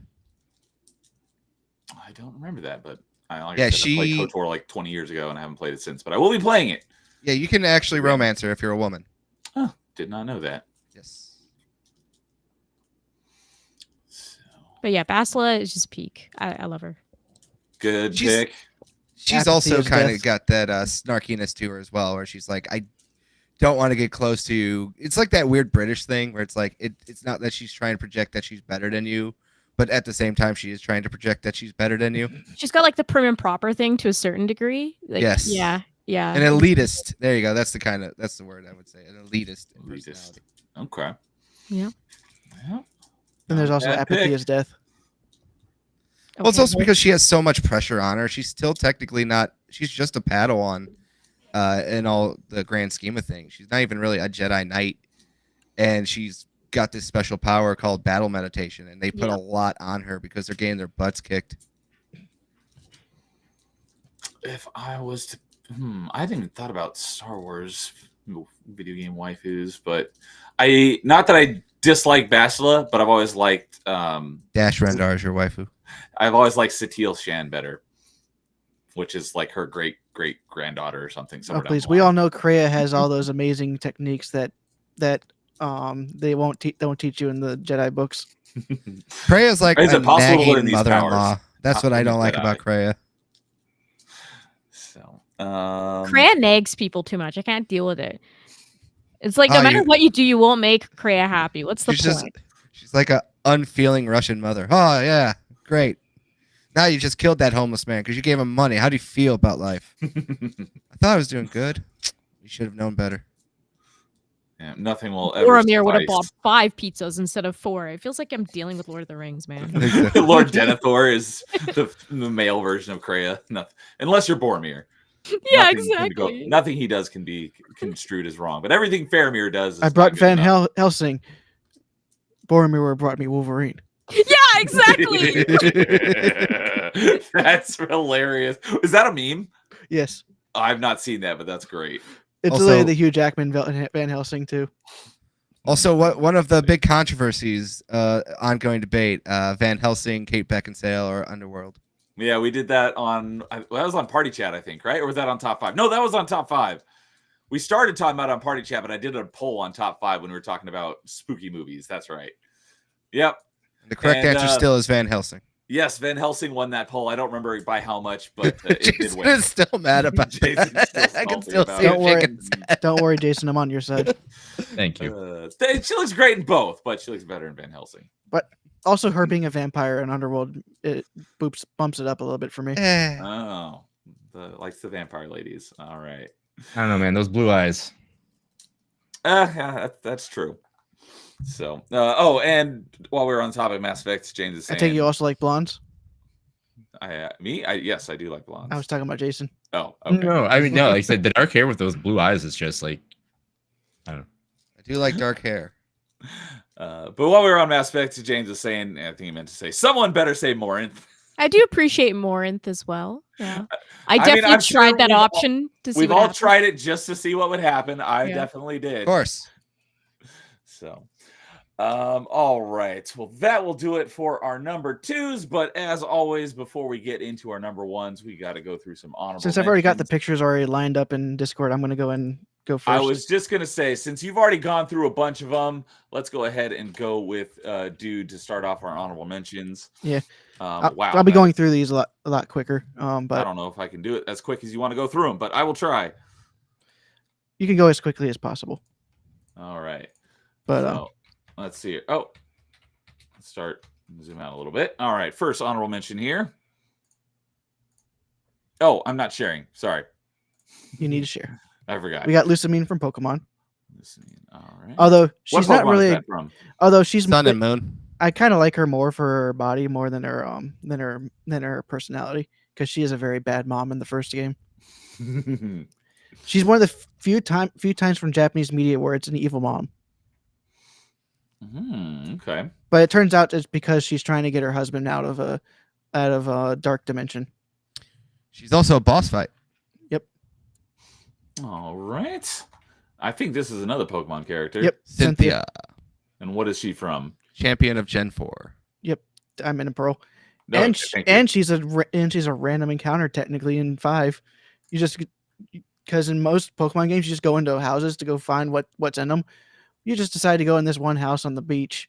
She's sitting there right there, and then she's like, "Oh hey, you want to battle?" And then you battle, and she's usually more powerful than most people are at that point. She's also the event giveaway, not giveaway, the event buy-in for Pokemon TCG Pocket right now, because they launched their new set, and she's like the coin, the playmat, the deck box, as well as she's got a full art card now in the Pocket game as well. Gotcha. All right. Next one. I know this one because I played this game recently. Let me zoom out Oh, here. by the way, I have a very fun story about this. I actually am. I actually am. There's a Rule 34 animator that does like 4-second loops. I'm part of his Patreon, and part of the Patreon is voting for who he does next. And so, but here's the thing: he does like the top 4 get in automatically. I think it's something like that, and then like the next 2 or 3 are wild cards that are randomly picked from the rest of the list. So, right after I got the PS4 Platinum for Bloodstained Ritual of the Night, which ended up being my 69th Platinum trophy, I decided to put Miriam in as one of the choices I would put up. She didn't get in by being voted, but she somehow on that very run got the wild card pick. Got the wild card. Nice. So he ends up making some animations for her, and he ends up making a couple more animations later because he added a chair animation, and she has an ability in the game that she can summon a chair. So it makes sense that he would add that in there. All right. So I put her on my honorable mentions, but I bumped her down to the second half, so I wasn't going to mention her. But she was on my honorable mentions. But the DLC for this game, which I absolutely despise with a passion, Dominique's Curse. But I like Dominique's character better than Miriam's. Gotcha. But I mainly put her there because of that story I have. That's Just funny. That's great. Also, a cousin I have named Miriam. How many video game character relatives do you have? I don't know, but I have like a lot of really obscure names for cousins, and it seems to always be like there's a video game character sometimes. Once I find a Emma Joe, I'm like, I'm done. I think I need to quit gaming. So, all right, this one I don't recognize. This is Leon Schur from Final Dynasty Warriors. I was gonna guess a Dynasty Warriors, and It had to be one. And she was introduced in 7, and she's kind of designed as the big sister type personality. Okay. She And what was her name again? bro. She is a character that was added into the game. I don't think she has much historical presence, but she was a concubine. I think she was a concubine for the first Emperor of Wu, and in the game she's shown it to be a bodyguard for him. And what was her name again? Lian Schur. It's thing is though with the Chinese names, you have to remember that it wasn't English that translated the language; it was the French. So because of that, whenever you see the spelling of the character of the name and you hear it, it's different. Okay. So it's Lian is Lian, and then the second part of her name is Schur, which is Shi. Okay. All right. Lorelai. Oh, is this from Lorelai and the Laser Eyes? No, from No. Pokemon. She's Oh. the first Elite Four in the original game. Okay. She's underappreciated. Yeah, in Pokemon Let's Go, they incorporate her a little bit more into the story, and she's riding around on her Lapras. It's pretty funny. I know in Fire Red and Leaf Green, she was also in a storyline on one of the Sevi Islands. But let's just say the internet as a whole kind of underappreciates her. All right, we got what that mouth do? This is the scare arousal part of the program. Understandable. Melina Yeah. from Mortal Kombat 9 specifically. Yeah, from what I hear, Mortal Kombat 9 has the best character designs. Oh, it's peak. Yeah. That's the best designs. By the way, she has a costume in game that is just her with a bunch of wrappings, like just white ribbon wrappings. And strategically positioned. Yep. All right. Yeah. And then we got That's Hex Maniac from Pokemon. I think that's the X and Y variation more. Let's just say that the internet has kind of changed the way people perceive her because she's kind I of don't know more why. I don't know why this one in particular. I think it's because it's because of her eyes. So it kind of becomes the obsessive girlfriend type. It could be that. It also she had a really good full art into TCG as well. That really helped as well. Probably. Which Pokemon was this? This is a trainer. She's an NPC trainer. They have different designs per game, but I think this is based on her X and Y, based on the X and Y appearance of X Maniac. Yeah. Okay. Next one we got at the top of a lot of people's lists, Soul Calibur, as Ivy, of course. Ivy. That's based on her Soul Calibur 4 appearance. Okay.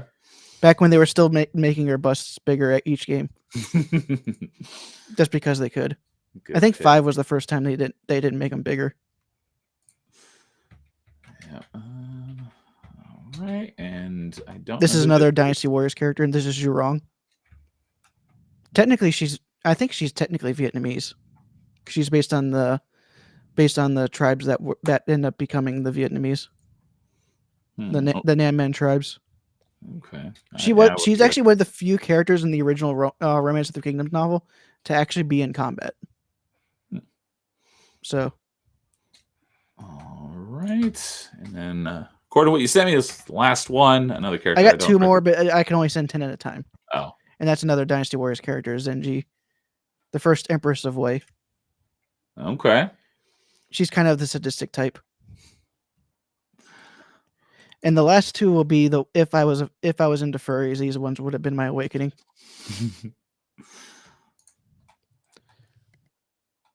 And I think you know one of them. I think she's also on Yes. yours.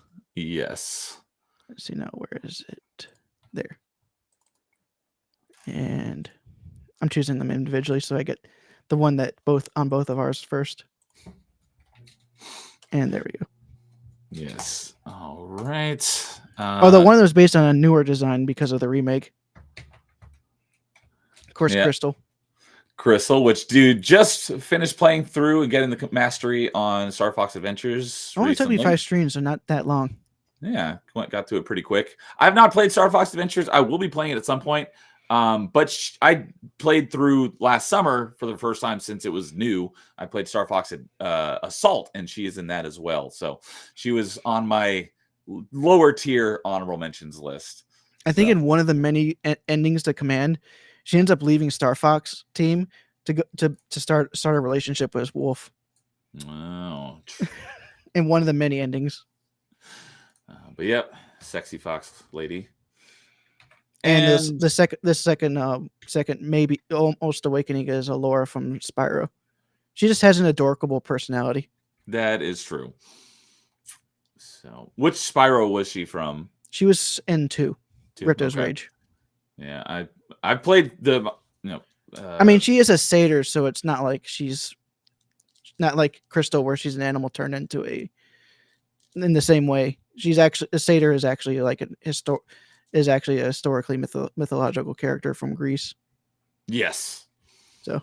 So yeah, I played through my first like proper introduction to Spyro because I knew the franchise existed, but I never played it since it was a PlayStation exclusive. Was the the Reignited trilogy? So Insane Trilogy is the Crash. Yeah, which I still have not played much of. And meanwhile, Crash does have quite a few good-looking women, but if you're into furries. Yeah. Just like Donkey Kong Country. Donkey Kong has Candy Kong. Yep. That would probably be my first animal character type video game crush was Candy from DKC. So all right. If you guys want to send me your honorable mentions, I will bring them up. But if you don't want to, no worries. Yeah. I won't send you because I can go really quick because a lot of mine have already been mentioned. Real quick, T-Man wanted to point out that in Bloodstained, the voice actor for Zangatsu is Solid Snake himself, David Hayter. I did not know that, but I don't know his voice because I haven't played any of the Metal Gear Solid games. So, meaning canonically, he's dummy thick. So, and Lois saying, imagine Soul Calibur 5 doing something wrong. I could never imagine such a thing. Well, it did have a really good idea for the guest character, and that was Ezio from Assassin's Creed. Oh, okay. That made perfect sense because it was during the same time period. Yeah, I remember you telling me about that. So it made perfect sense. And actually, I think nobody complained about him being the guest character because, like I said, it made sense. And he didn't know, and he wasn't that strong, so he wasn't like one of those guest characters that would just overpower certain characters. Like I'm pretty sure a couple of them did in Soul Calibur 6. Okay. Yeah, I haven't played them, so I don't know, but I've heard things. So, all right. Or Soul Calibur 4 with the Star Wars characters. I was gonna say Soul Calibur 4 is the famous one. 6, it's not that Star bad. Killer, yeah, that's right. I've heard. I mean, I think it was rumored that 3 was supposed to get Dante from A Devil May Cry. So, all right, Jason, what are your honorable mentions? Yeah, so like I said, mentioned some of them during the thing, but yeah, like Quistis, Claire, Mai, Aerith, and then the 2 that haven't been mentioned, but I always call them the just hear me out kind of thing. So kind of like the whole other thing is Sarah Kerrigan. And I saw that on people's lists as well while I was looking for ideas. Yep, and then Morgan from Darkstalkers. Darkstalkers, that was another one that I saw. That's understandable as well. I almost think I might prefer Felicia, to be honest, because she's just so happy. I saw that one as well. The furry list is continuing to grow. So, all right. Hey, at least with her, the main body is actually normal for the most part. Yeah, it's just the hands and feet. Yeah, I can work with that. And the tail. And the way she bathes. The claws. Okay, what about your honorable mentions? All right, I'm going to fire through them super quick. Some already been mentioned. Bayonetta, of course. Trish and Nico from Devil May Cry. Jessie, of course, from Final Fantasy VII. Already mentioned her. Already also mentioned Tifa as well. Miranda and Ashley from Mass Effect. Samus was on my list. Momiji, Christy okay. from Dead or Alive. Speaking of Momiji, I mentioned it on. I think I was talking about it in chat on. No, I mentioned it recently, but her introduction. Oh, it was on Achievement Chasers last week. She first showed up in Ninja Gaiden Dragon Sword, which is the DS game. Yeah. She's technically a Ninja Gaiden character, but I call her a DOA character. She's probably but been in more DOA games than Ninja Gaiden games, to be honest. Yeah, exactly. Yeah, like I said, Christy. I put Pauline on here as my Nintendo representation. I thought Pauline's amazing. Mercy from Overwatch. Rachel was on my list as well. Sonya Blade. Vices Mar. Darkside Handmaiden. Sonya Blade? No, Vices Mar. Oh, Vices Mar is from KOTOR. The first She's one? KOTOR 2. Oh, okay. That's why Yeah. I haven't played that one yet. Darkside Handmaiden, similar deal. Sophitia from Soul Calibur. I put Lisa Hamilton down. I put Peach down. Kasumi, Urbosa. Let's see who else do I have here. From the first Descendant, I really like Bunny and Luna. And just skipping through a few of these. Urbosa, yeah, Kasumi. The girls in Waifu Fighter are amazing. That's a adult game. All of the girls in Waifu Fighter are peak, especially that vampire chick. You remember her, dude? Mm-hmm. Yeah, I remember that. I still think that you guys should have James actually record his voice lines of him playing jack off, and then send it to the creator. But like Kay's voice acting in those streams was hilarious as well. Oh god. Hey, the only reason why I'm not voting for Order Us for more of her commentary, more of her reading the lines, is because of the other choice that I'm making. Oh no. That's the only reason why I'm not voting for Order Us on the monthly meetings. Oh man, but yeah, Waifu Fighter had like just top tier girls in it. It honestly rivals. It's like a rival for me between that and Honey Pop of like what is the best adult game. I did put Jessie from Honey Pop. I put Eve from Stellar Blade, and then there was someone else. Oh yeah, Mita from my side. Especially Cappy. Like all the Mitas were so great. So yeah, there's just so many waifus. I tried to even limit small it, Mita. Well, no, not that one. Definitely not that one. But no Cappy was fun. I thought that was James's personality or a joke was to go for those. Oh God, no. the sleepy one was cool too. She was sleeping. And then she was adorable. I have to mention this because, of course, James knew that I was coming on the waifu chat today, and we didn't fully go through my list or anything, but he's like, "Oh, you're gonna include Elizabeth, right?" And I was like, "I don't know," and he's like, "But remember what Elizabeth did to a certain culture of sexy stuff on the internet. It kind of revolutionized it." From BioShock? Yeah. I was gonna say, are we talking about BioShock? Even though Overwatch happened at the same time. Yeah, but Elizabeth and like Overwatch are kind of like Widow and Widowmaker and Tracer and like so. But Elizabeth is in that, so I was like, okay, I gotta give that. I could send you a video saying that it wasn't Elizabeth that forwarded anything. She just kind of was there. Okay, the thing with Elizabeth is it activated the neurons for people because of like how she interacts with you in the game, right? Like there's a certain like extra level of it feeling personal. I feel like she added that, so it like kind of got thrown into the culture of how adult stuff changed. And I think I mentioned even though you play her dad. That's why she's not on my list. I'm like, I'll mention it for you, James, but she's not on my list. Yeah, James is saying Elizabeth walks so Diva could run. I think I mentioned it in chat during one of your streams, but I've only played BioShock 1, so I know of Elizabeth the character just by reputation. I will be playing BioShock again and then 2 and 3 at some point. But when I found out who the voice actor was for Elizabeth, that was a big boost in my opinion, because I was like, oh my God, I hadn't heard her name in forever, and I had a huge crush on her. I think in gameplay, I'd say 3, 2, and then 1. But in story, I would go in the reverse order. But yeah, she was like a Disney show actor. She was in the show called The Jersey. And her character's name was Morgan. When I was like in middle school, I was like, she was hot. So, all right. Bioshock 2's multiplayer was very underrated. That's what in I've my heard. opinion. Just good luck finding a group to actually play it. So that wrap up yours, Kay? Sadly, it does. There's a lot more girls I would have mentioned, but I had to limit myself. So, and James is saying that all three are worth playing. 1 is best story, 2 is best gameplay, and 3 is best atmosphere. I kind of like how 1 originally was like the libertarian dystopia, but then 2 became the communist dystopia in the same place after all the fallout from 1. If you really think about it. So, all right. Carl, what are your honorable mentions? My honorable mentions are very quick. We're going to start off with Juliet Starling from Lollipop Chainsaw. We're going to give a shout out to her.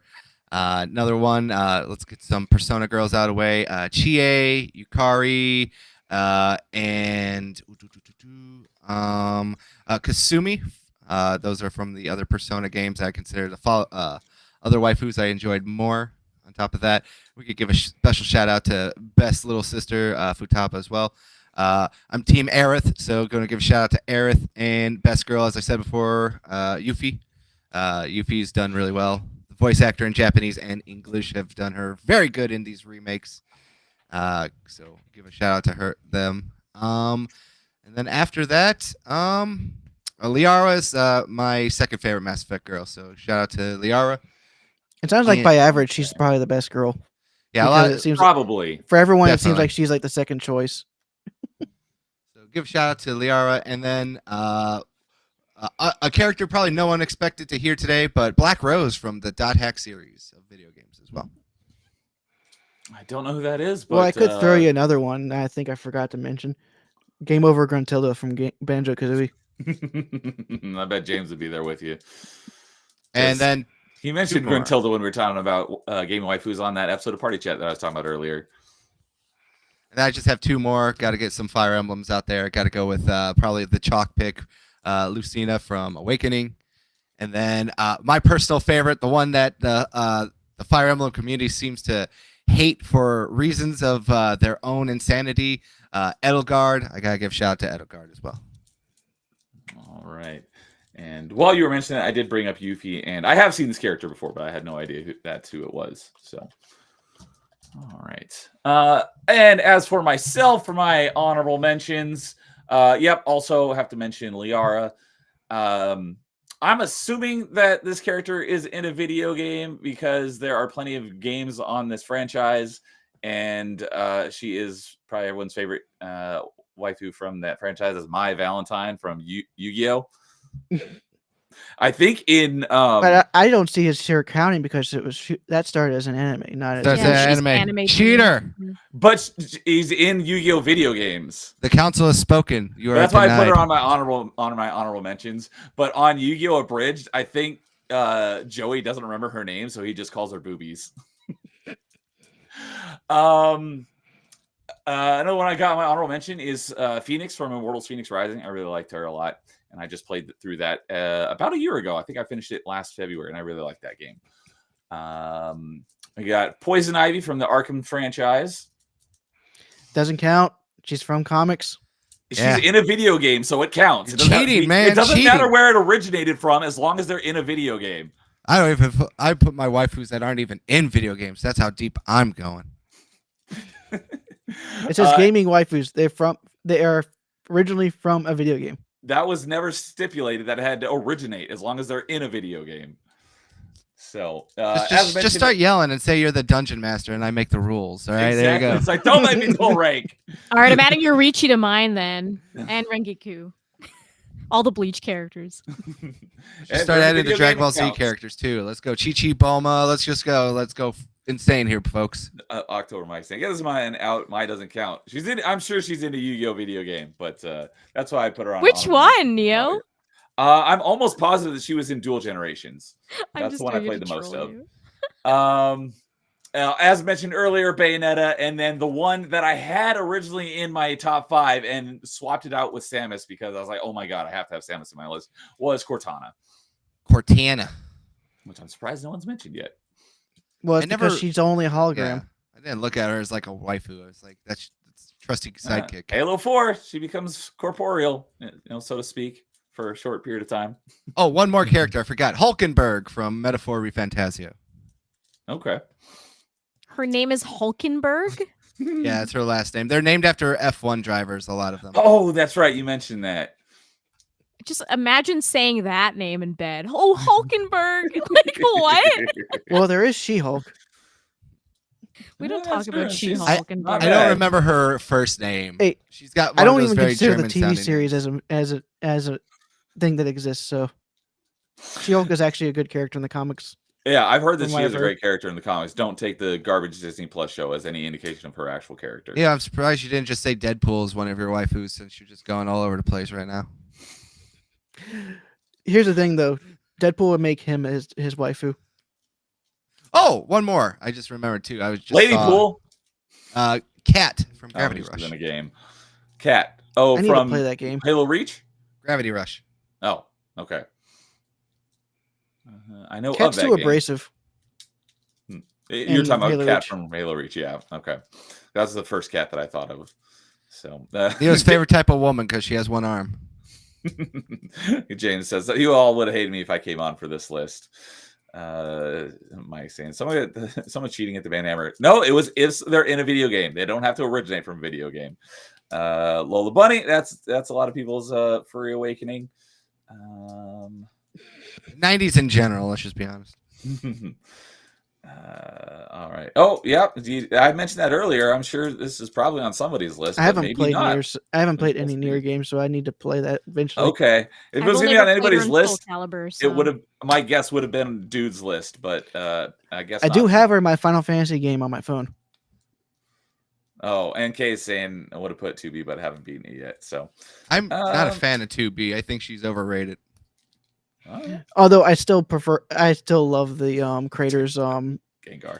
reaction to all the Rule 34 being made of her. He just said it's too overwhelming. Can someone send me a zip of all the content being made? That's fun. And then like 10 minutes later, he's like, the internet's wonderful because apparently a ton of people send him a bunch of zips files. So, and Lois is agreeing that Gravity. Stop moving on me. Dang it. Someone keeps chatting right as I'm clicking on something. Gravity Rush is awesome. So, all right. Well, with that, that'll bring us into our number ones. Uno. So, Carl, do you want to start us off? Yeah, might as well because we just get the chalk pick out of the way. My number one, I already sent you a photo too, Neil. My number one, and as I will be that person to explain to Kay why people romance Tally, is Tally from Mass Effect is my number one. It's called Whiplash. I mean, to each their own, but oh man. Please Listen, there comes a time in every young man's life when they finally they're playing a game and they just find that game is for them. And for me, obviously, that was Mass Effect. The first Mass Effect was really good, but Mass Effect 2 is my favorite video game of all time. And I really do like the Quarian lore. I really do like the whole idea about them being kicked out of the planets, basically just being a scrappy group of space gypsies trying to survive. And I myself am a gypsy of descent, you know? So I guess it's like a little bit of that kindred spirit just kind of kicked in there. But in all seriousness aside, I read the books and there's a lot of lore with the Quarians that take place in between Mass Effect 1 and Mass Effect 2 that gets kind of explored. You run into Tally as like one of the first missions in Mass Effect 2 that when you get your powers back and everything. And it was just the whole thing where you have to learn about her father's like basic betrayal and how far she's willing to go on that. And it was just kind of like started off as like one of those like fun curiosity romances because you didn't think it was going to happen. And it is very awkward and everything else like that. And it's just like in Mass Effect 3, her character just gets better. Like it's actually a romance that pays off in like a lot of ways, especially when they introduce the Citadel DLC and you have like the date nights with that. And you just get to learn more and more funny facts about her. You know, she's a very sweet girl To The be fact that honest, Citadel DLC apparently fixed so much in Mass Effect 3 just shows you that they didn't plan that one out too properly. no, they did not. And now I lost my train of my thought. But basically, it's this like she's got like this very fun romantic personality. You know, she's a big dreamer. Like you see this like character who's like very like, you know, everything's about survival. Everything's about, you know, like trying to do better for other people. And then like when you romance her, you get like this whole other side of her that basically just like lets you know that she is a character, you know, to put it like in a stupid way of saying this is like there's more to her. She talks about like how she and like all the little girls used to sneak out and like watch these like crazy cheesy love story movies, how she never thought that like you know, you could be like fighting this universe and still have time for her in some way, shape, and form. It is a very, you know, well flushed out storyline, and especially because like you in the Citadel DLC, you get to see that like really cheesy like love story movie. It's called Fleet and Flotilla, for lore reasons, and it's just basically kind of like how they like because if you don't romance her, she ends up with Garrus. And like the funny story about that is that it is about a Quarian and a Turian falling in love in Fleet and Flotilla. Oh. So there's just like this fun lore stuff in it. And then of course when you go back to Rannoch and you do the whole thing about like the Quarians and the Geth and like how you end that war and stuff, it just plays off a lot more. You know, like Liara is like a very close number 2 for me because like she's like your ride or die from the first game.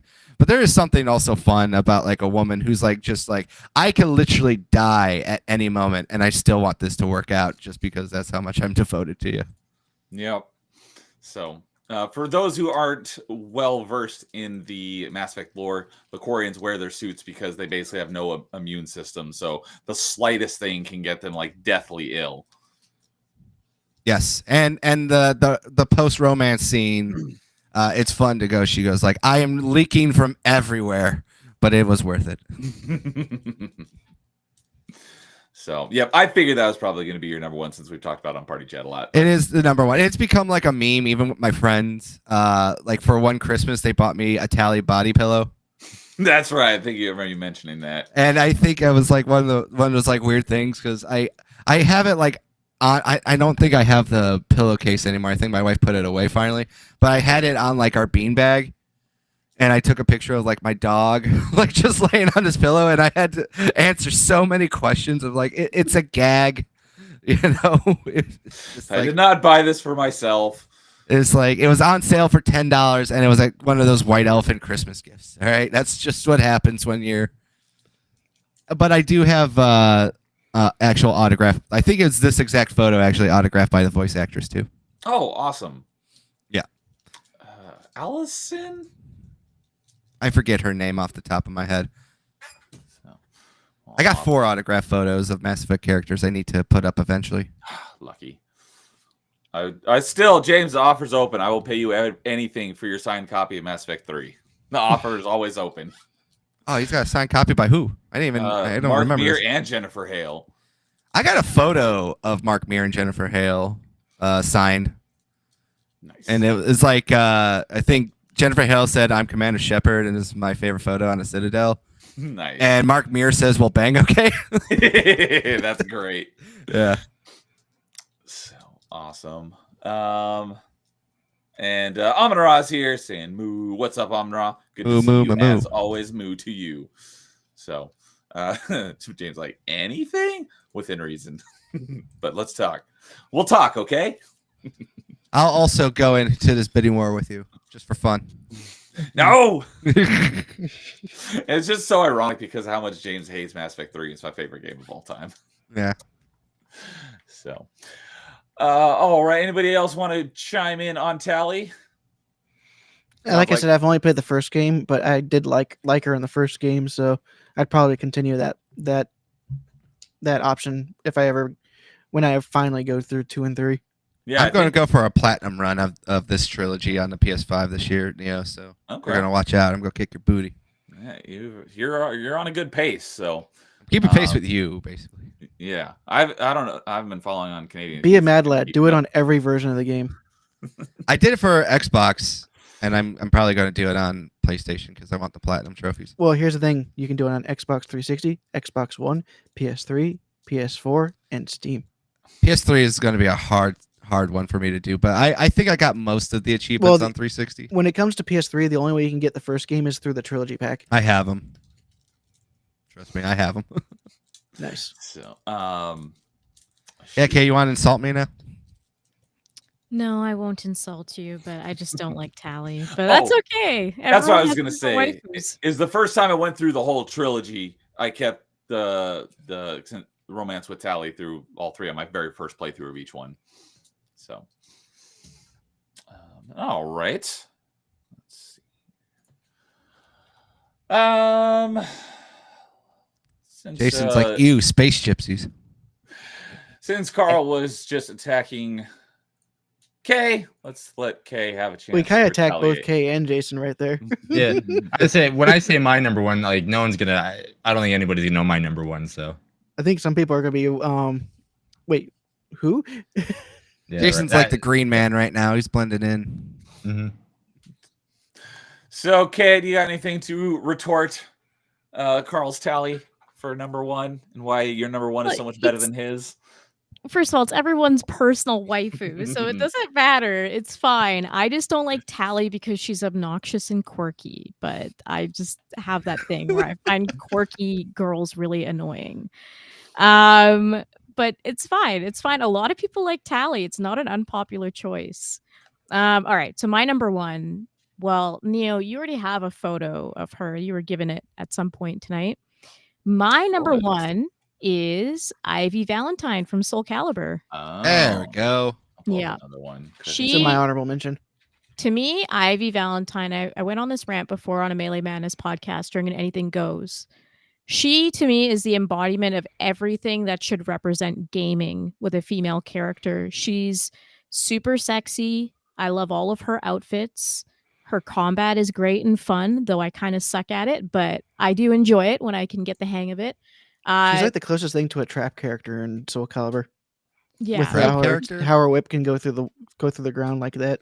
Yeah. No, she's awesome. Like I everything. think we about were her thinking character- two different traps right there. Not that kind of trap. No.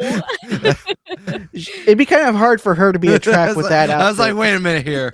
But I just think that like when I think of gaming and I think of women in games, I think of Ivy. She is like the sex symbol. She's the character that got under people's skin.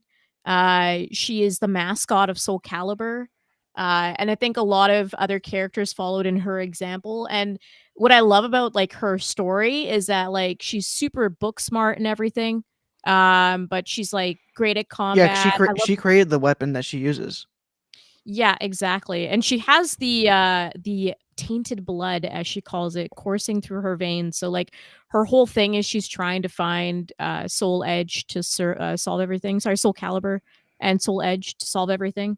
But her like history goes back to like her family trying to pursue eternal youth, and so they're trying to like find a way through the weapons of Soul Calibur, Soul Edge. I mean, her father did succeed in getting a Soul Edge. Yeah, exactly. Cervantes. He was the first wielder of the weapon in the series. Yeah, and then in Soul Edge, he was the final boss. Yes. And I mean Cervantes is trying to absorb her because he wants to like become more powerful and everything. So I always thought like her character was just super interesting, and the games don't always like showcase the story entirely. Like you really have to dig for it. But her entire story arc is just so interesting because she's literally on this pursuit and she knows that like doing all this could ultimately end her because she has this blood coursing through her veins and everything. But she's just so dedicated to doing the right thing because of just her history and how this is bad for the world. But yeah, when I think of video game femme fatales, like she's the one that comes to mind, even if I have other games that I like more than Soul Calibur. And I love Soul Calibur. But she still comes to mind first as like that kind of mascot of like, if I were to represent like sexy female in gaming, it'd be Ivy. She's the full package. Can't argue with that. Yeah, I think you said it right. Like if you think of video games and then the word femme fatale, like if she's not number one, like she's very close to being there. Like At least in top all of video 3, games. like, Yeah, of every all video game video ever. games. Yeah. Yeah.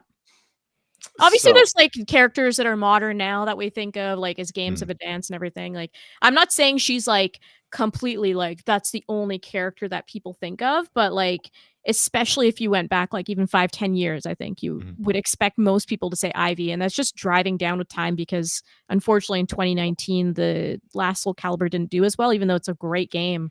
That's because of the fighting community, which is a whole other conversation. But yeah, otherwise, like I think Ivy is really a mascot of like a generation of gaming, if not all of gaming.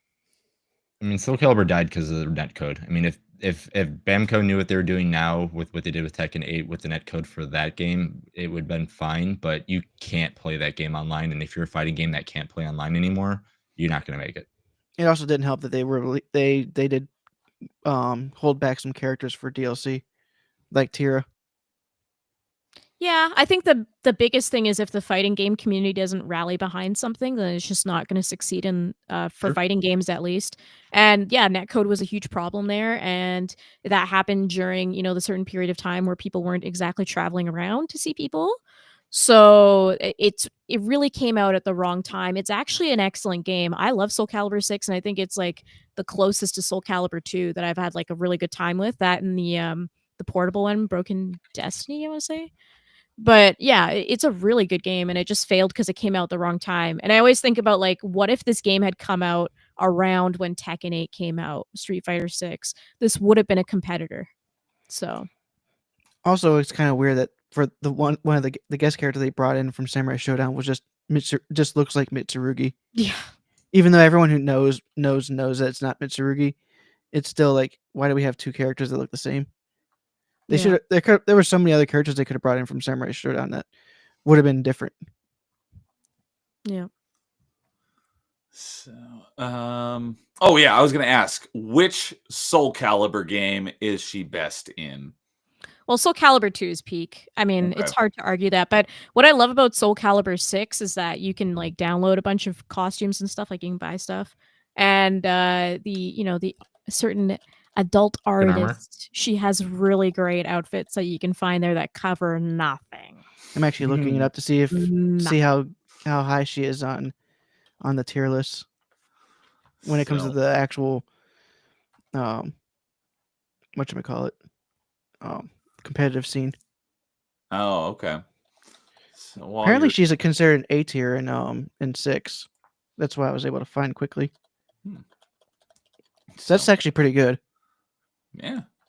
So we've got another new face I've not seen before. We got Manuchek is here. Usually people hate characters that are very close to their own personalities. So what about Talion being quirky? I think that's what he was referring to.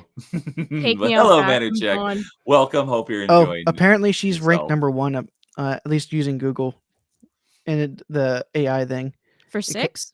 Yeah, for 6 she's the number 1 character with 2B right behind her. Nice. Let me see in 2. And Imp is showing up. What's up, Imp? Saying tits are life, ass is hometown. See, exactly. That's what I said earlier too. To Imp. It's funny that right before he showed up, I was looking at the poll, and boobs were winning at 72%, but it had dropped down to 68%, and then right as Imp came back, it jumped back up to 70%. So seems like that was Imp. Seems like in 2, Ivy was also top tier. Yeah, I mean, Ivy's, if you can master Ivy, she's a great character. But I just always defer to 2. I think 2 just feels the best out of all of them in general for all the characters. All right. Well, yep, another great pick. I know that's probably at the top of a lot of people's lists. So, all right. And it seems like according to community tier list for 3, she's also in top 5 as well. So she seems to be always a top tier character. She's always in the top. She's always good. Can't go wrong with Ivy. So. But she is definitely one of the more difficult characters to play as.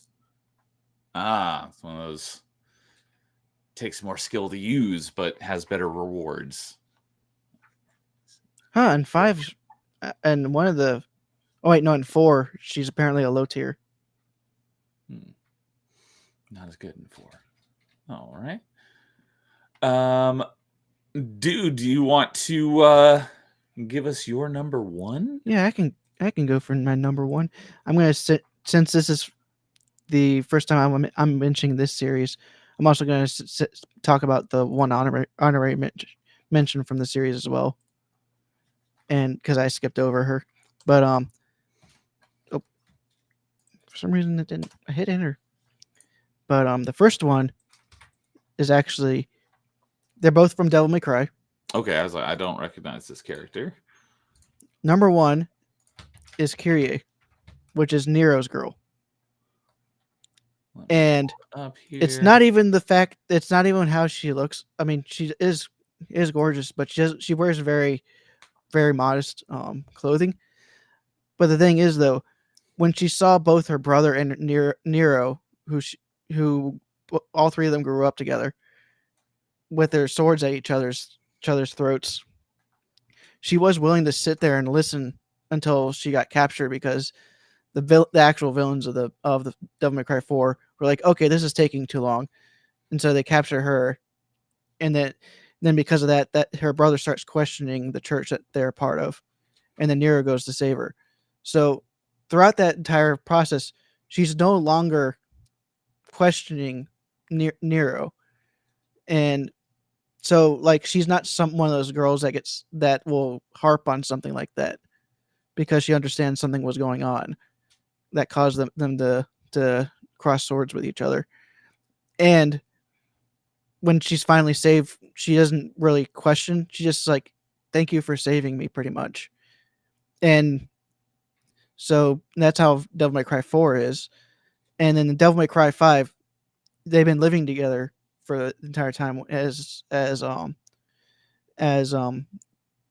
leaders of an orphanage. So they've been dealing with all the fallout from Devil May Cry 4 by doing that.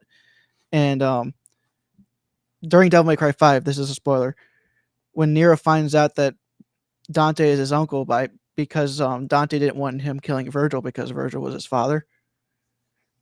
The first person, whenever he gets pushed away to a point where he can't really join the fight in a normal way, he phones her the first chance he gets, and she just gives him encouragement to try to do what he thinks that he feels is necessary. And that ends up having him going into the final battle, and that end up going in and knocking some sense into Virgil. And what was her name again? Kyrie. Yes, it's spelled Kyrie, but they pronounce it Kyrie. Okay, that's gonna be like, I'm gonna have to Google how to spell that, but all right. She's just from Devil May Cry franchise, not any one particular game. Yeah, she was introduced in 4 and got and was a periphery character in 5. Oh, but the fact that she was a character that he could talk to, and she was able to console with him and just be there for him, it just shows that she's perfect waifu material. That is great reasoning. Absolutely. So, all right. So you sent me one other person here, and that was honorable mention. Okay, and that is Lady. Yet. All right, that's not what I wanted. And she's from Devil May Cry as well? Yep, she was introduced in 3, and she's in 4 and 5 as well. Okay. That picture is her best look, by the way. I completely It's from 4. Yeah. She looks best in that. And I think 4 is the only time you can play as her, and that's in the special edition. Yeah.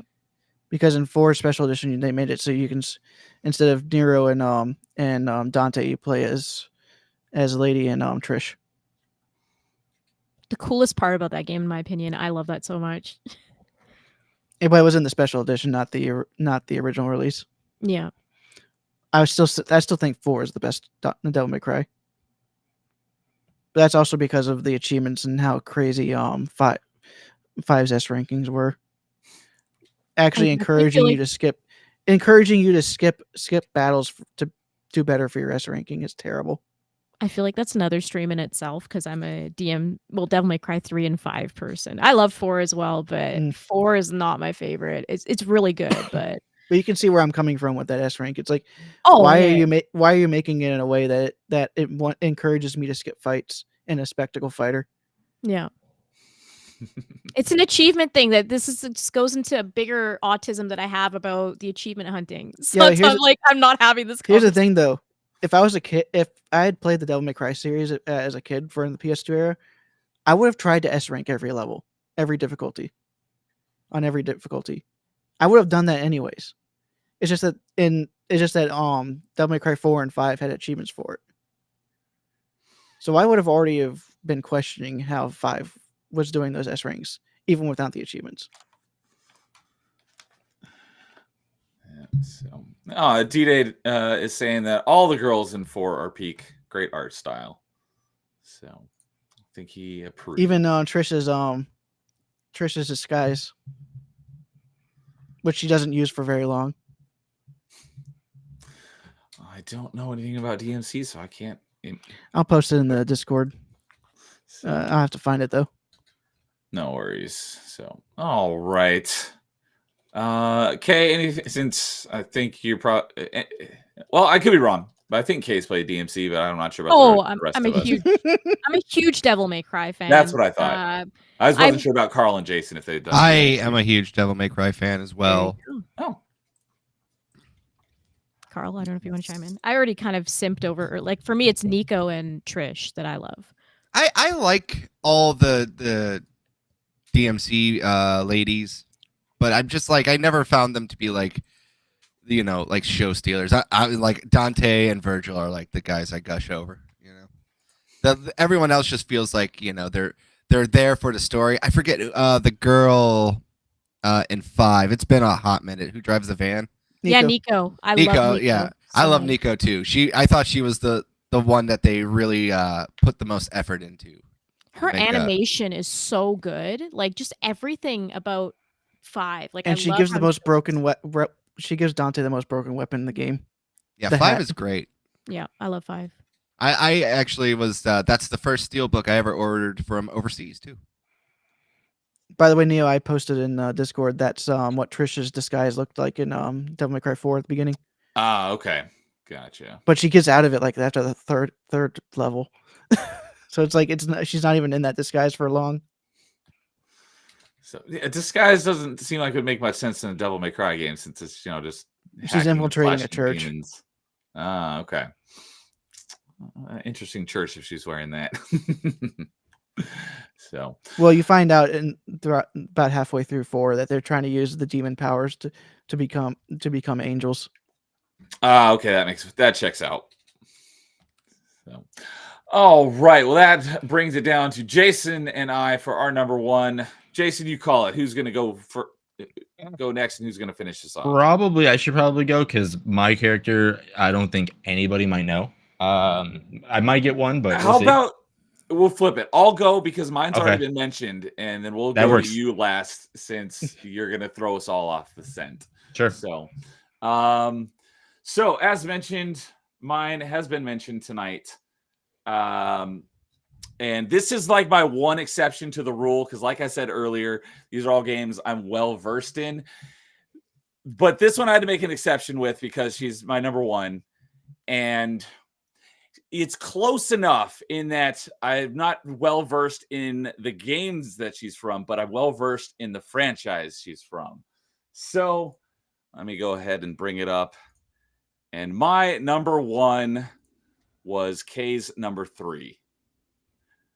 Tina Armstrong. So, like I said, I'm not a fighting game fan, so I haven't really played much of the DOA. I've played DOA 3 like a couple of times because my roommate in college had it.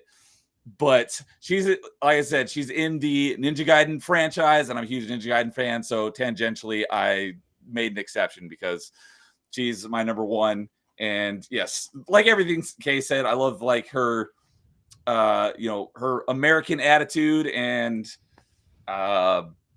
yeah, she loves America, and she's got a great accent. She's got the Southern accent, which is I'm a sucker for, and I've got a thing for blondes. So, Tina is my number 1.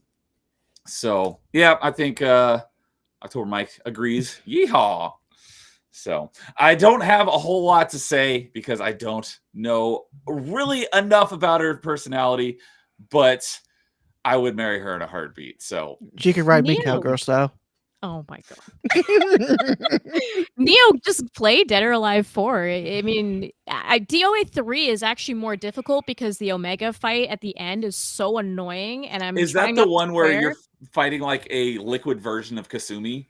No. That's well, yeah. 4 is the one where you're fighting the liquid version of Kasumi. It's like the clone, but like in 3, you're dealing with like the Omega fight, and like it's almost staged like a Ninja Gaiden game, almost where it's like half jank, and you're just trying to jump and get to. It sucks to beat the story in 3, but like I'm committed to doing it every time I play it. But it's like at least with 4, the boss fights are way easier at the end, so you can see her like end scene way easier. 4 also has Nicole.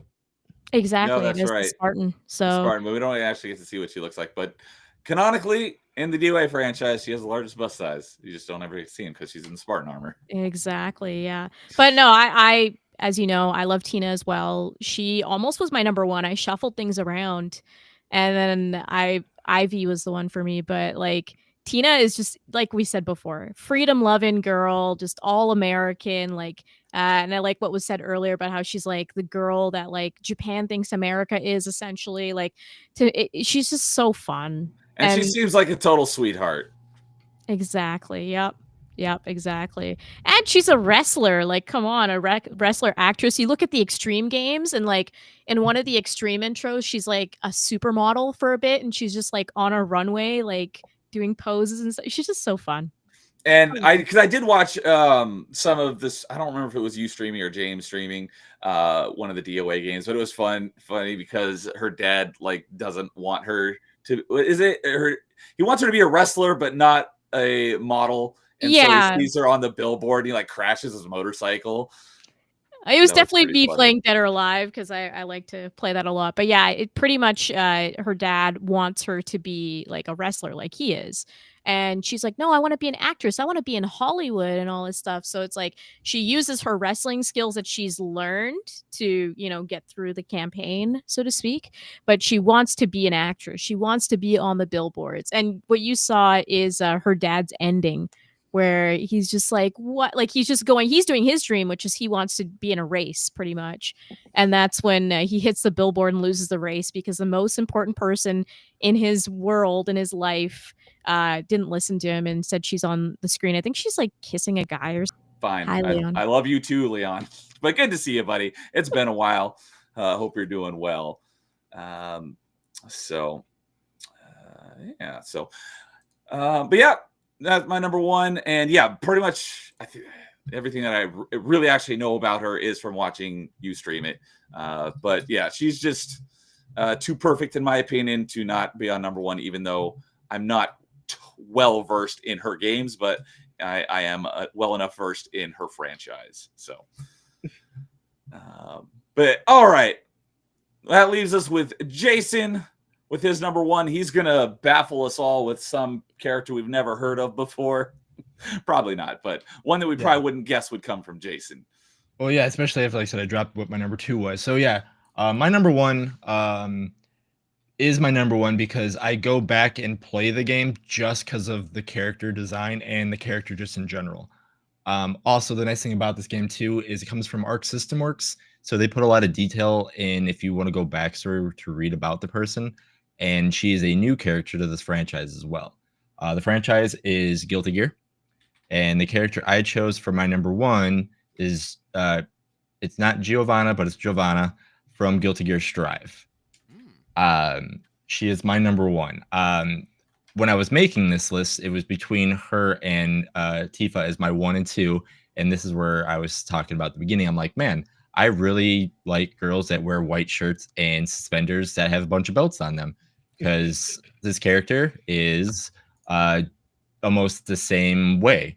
The only thing different, the only thing different is she's got a little spirit dog or wolf that's her best friend, and she is like works for the military side of of the Guilty Gear and stuff like that. So like I'm like, I go back to this game just so I can play this character. Like this character is just to me, what is a waifu? She's got a dog already. That's, you know, granted it's a spirit dog, but still, she's already got a dog. She likes dogs. I'm as weird as, like I said, Arc System Works games goes, they build like stuff like that. I'm straight edge. She is too, in a way. So I'm like, that's crazy. Like one of her favorite activities to do is just like be lazy and just sit outside and look at the moon. I'm like, hell yeah, you know, you can cuddle up with your spirit dog and we'll just sit out and watch the moon, kind of thing like that. Doesn't sound bad to me at all. But yeah, I mean, for her, like, this is the character I keep going back to Guilty Gear Strive to play. It's just be like, you know, I haven't played this character in a while. I'm gonna go play this, and because this character is my waifu in all of games. Interesting. Yeah, definitely. I would not expect that. Other than coming from a fighting game, that does not surprise me since you are such a big fighting game fan. But I know absolutely nothing about this franchise. I don't think I can name a single character from Guilty Gear. But like I said, I'm not a fighting game fan. So you definitely got me. I had no idea who this was. I mean, but what's funny Leon is is saying think both Words of Paradise and D-Day Dire Wolf named the two characters I know about from Guilty Gear. Yeah, Bridget. Oh my Leon god. saying, don't lie, he chose Bridget. No, that's more of James's pick. And then D-Day Direwolf is saying that his Guilty Gear waifu is Biken. Am I pronouncing that right? A lot of people love Biken. I looked that one up, and that one I understand. Yep. And then Jacko is another good one too. Jacko used to be my favorite Guilty Gear character until she was introduced. What's funny is that there is a pose that Rule 34 now has a tag for called the Jacko pose. Mm-hmm. I think everyone here knows. Yep. I had no idea who that character was until about 10 seconds ago, so I did not. So, all right, Guilty Gear. So, like I said, I know absolutely nothing about the Guilty Gear franchise. How many Guilty Gear games are there? Are there a lot, or is there only a couple? Fairly popular, right? Yeah, there's like 6, 7. Yeah, I was thinking there's like 6 or 7. That's what I was thinking. Okay, so there's a decent amount. So, I know that there was Tag Team that had Ruby characters in it, and I think a Senran and Kagura character. So you said that was what did I say? Giovanna was introduced in Strive. Yeah, she's a brand new character. Yes, Guilty Gear Strive. So the most recent one was her. That was my next question. Is that the most recent one? Okay. Yeah. All right. Yep. Definitely took me by surprise. Oh, Leon's coming in saying, by the way, anyone who didn't put Jill Valentine in number 1 is wrong. Sucks to suck, Game Boys. Well, Jason did have Jill on his top 5 list, just not at number 1. My number 3. So. I put Ivy Valentine. Does that count? Same last name? No. I don't know anything about Resident Evil, so I had no Resident Evil characters on my list. I always found Jill to be boring, but I also said that whenever we were talking about her. It's an honorable mention for me. Jason, you red pilled me on Strive because, like, if this is the character design, I'm in. Oh, Guilty Gear Strive is really good. It's so weird because I feel like it kind of just fizzled out, but I didn't realize that it was popular. It's unfortunately it's I hate to say it, it's one of those like anime Guilty Gear games. Like they're so like it's super good, but like if you're not a fan of the anime fighters, you just kind of like it just kind of gets lost in the shuffle with all like the Street Fighters, with the Tekkens, with everything like that kind of stuff. So with Blaze Blue, but I mean. Yeah, no, for me, it's the same. Blaze Blue and Guilty Gear, I always mix them up. And I'm like, wait, are they both Arc systems? Is that why? They must be, because the designs are so similar. Yeah. Yeah, okay, that's why. Yeah. But yeah, no, I mean, it just came out for they put some life into it. It just came out on the Switch last month, and I bought it again. It plays really, really well on there, too, which I was surprised at. I mean, I just bought it because it's an Arc System Work. I just want them to get money. I mean, Mortal Kombat 1 is an exception, not the rule when it comes to fighting games. Right. And you said that she's a great character in the game, too, to use for fighting, right? Yeah, she's a rushdown character. Again, it's the funny thing. It's like she would be the Tifa version in a different game because she's a rushdown, punchy girl character, but she just has a dog, and she's not the kindly, like, I'm here for you kind of thing like Tifa is. She's like, oh, I'm really good at what I do. I'm going to try to be careful what I say because I don't want to make you feel bad, but I'm better than you and at everything, and I know it kind of thing, but you can try. So yeah. Okay. Sorry, Carl, you were about to say something. I was gonna say, what game has like the Persona character crossovers and stuff? Is that Guilty Gear? I can't remember. I don't think it's not Guilty Gear. No, it's probably Blaze Blue or something. That's it. Couldn't remember. I always get Blaze Blue and Guilty Gear mixed up because it feels like they're kind of similar. So you're like everyone else that doesn't play the anime fighters? Basically. I just don't play any fighters. Fighting games are fine. It's just I've got so many games. I'm like, if I was like more into like the competitive scene, I'd get more into them. But I'm kind of my days of that are done.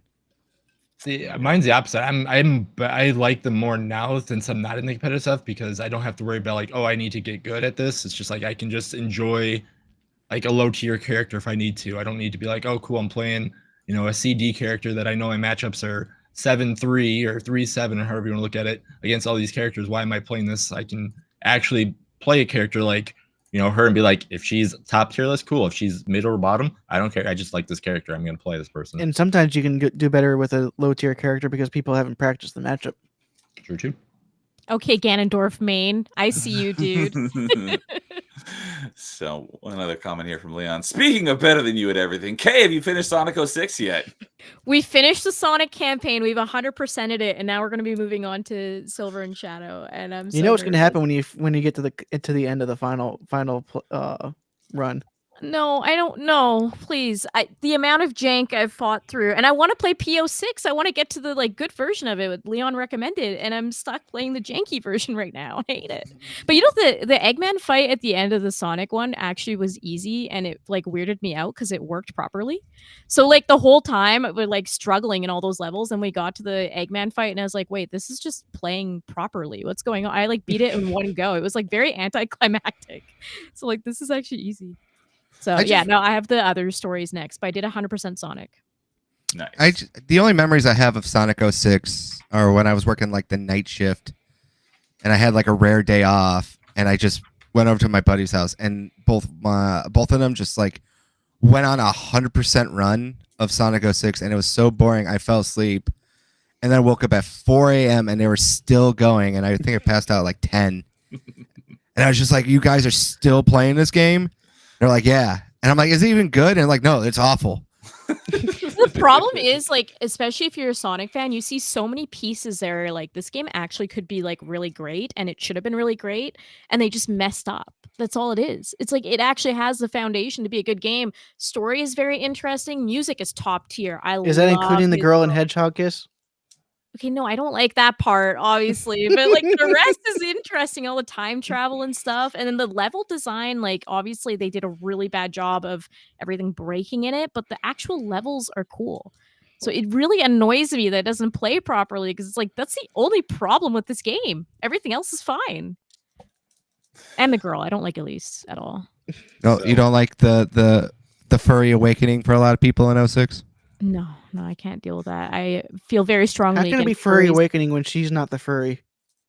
Yeah, they're reverse furry. Well, it's the feeling of a human going on here. Yeah, interact. Yeah, it opened a world for people. They're like, wait, humans can touch hedgehogs? Okay. Yeah, this time is for the ladies. So, are you proud of yourself, Leon? You triggered K's Sonic 06 PTSD. So, all right. Well, with that, I almost forgot until about 10 seconds ago. I'm like, I almost forget every time, but I remembered again. So, Jason, before we head on out here and say our goodbyes, give us our group ranking of our top gaming waifus. All right. So after everything's all said and done, we have 6 because we have a 4-way spot for number 5. And that's right.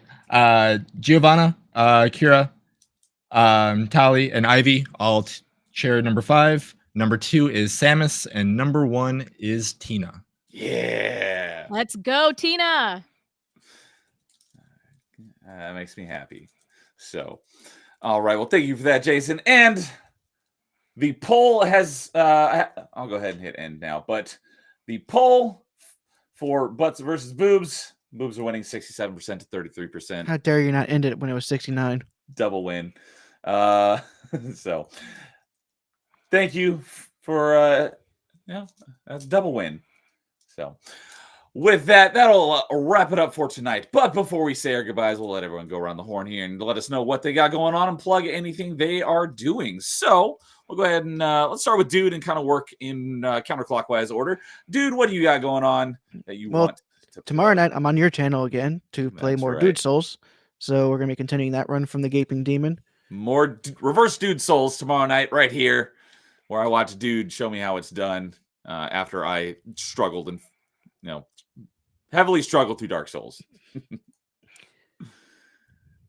And of course, after that, on Thursday, I'll be continuing my Ninja Gaiden Sigma run.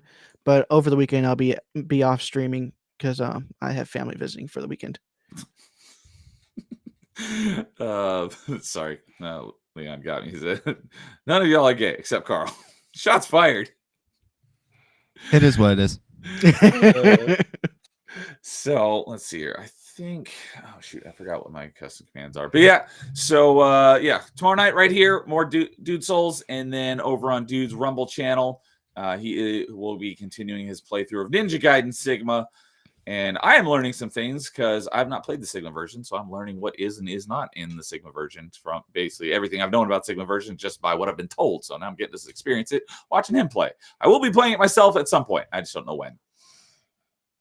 So I'm pretty sure I've got the link to his Rumble channel in the stream description.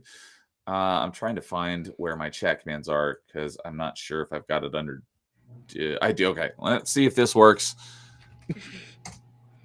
Half the time it works and half the times it doesn't work. So we'll see. It should be dropping the link to Dude's Rumble channel here in just a moment. If it works. Hey, there we go. It worked. Excellent. Thank you, Stream Elements, for working for me. So go give Dude a follow on Rumble. So thank you for joining me again for another top 5. Ranking our favorite gaming waifus. And Kay, what do you got going on over on your channel? You guys are always busy doing something. Well, you'll hear James yelling right now in the background because we are live at the moment. He's going to be playing through Gears of War 4 tonight. So if you want something to do right after the stream, go follow us at Melee Games, and you'll be able to watch James suffer through Gears of War 4. I know nothing about it. One. I know I haven't even beat one, so I have no idea what's going on. But I've heard Gears of War 4 is bad and something about an abortion at some point. I don't know. I know nothing about Gears of War, but I did like the game when I played the first one. So. That's what we're up to right now, but other stuff coming up. Well, I'm going to be on Side Scrollers Thursday morning, and then that night we'll have Melee Madness podcast. This Saturday is going to be Gifted Games Gallery, and we're featuring some really fun games. And Neo, your game is on there. One of my games is on there for the first time. Yay. So that will be fun. And of course, hopefully you can join us for the call. If not, no worries. But I should be able to join for a little bit. But yes, I don't. If it's you listed it first, I don't know if you're gonna be playing in that order. If it's the first, it's in that order. Okay, I might not be able to. It depends on what time you start. 5:00. Oh, okay. I should be able to join for a little bit. And then the other thing I want to mention is next Tuesday, the 18th, we are doing a Halo Infinite night. And Dude is helping us with that. Thank you, Dude. I appreciate you. But we're going to be doing a customs night. And if you were here for last time for the other customs night we did with Dude, it was a lot of fun. Like, he blew me away with how great it was. So I only joined for like the last hour, but that was still a lot of fun. It was so fun. What's so funny right is now, you joined us for the Halo Force section, not even the Halo Reach section. Yeah. No, but yeah, we're gonna be playing Halo Infinite. We're getting close to half full at this point. I think we still have, like, I don't know, 18 spots or something. I want to say we have quite a few spots. The cap is 28. 28. Yeah, 28. That's so quite large, but we still got quite a few spots. So if anybody wants to join, just hang out in the Melee Games Discord. Let me know that you want to join, and we're gonna play from 7 p.m. PST up until about 9 or 10, depending on how everything wraps up. And yeah, thank you for having me, guys. I always love the waifu talk. As you guys know, I love playing my waifu games. But it was fun to just go through it and be like, but I'm not attracted to them. So, like, why do I like them as waifus? Like, what is going on? It was a fun journey. It was, yeah, that was great having you on. And just make sure the Halo thing is a week from tonight on the 18th? 18th, Tuesday, yeah. All right, a week from tonight. Excellent. So yeah, if you go join the Melee Discord if you want to sign up for the Halo Infinite community night. All right, Carl, what do you got to plug? Tomorrow, depending on how bad our snowstorm is over here and how late I get home or what happens, because we are supposed to get a snowstorm tomorrow. I'm planning to sit down with Static and whoever else wants to come on and just kind of rewatch the Sony State of Play, the South of Midnight hands-on preview that Microsoft posted, and some other, random gaming news stuff that's going on in the world, And then Saturday, I know that you and my buddy Grim, we're going to be doing a super late show. We're going to do the trial of Phil Spencer. That's what we have decided.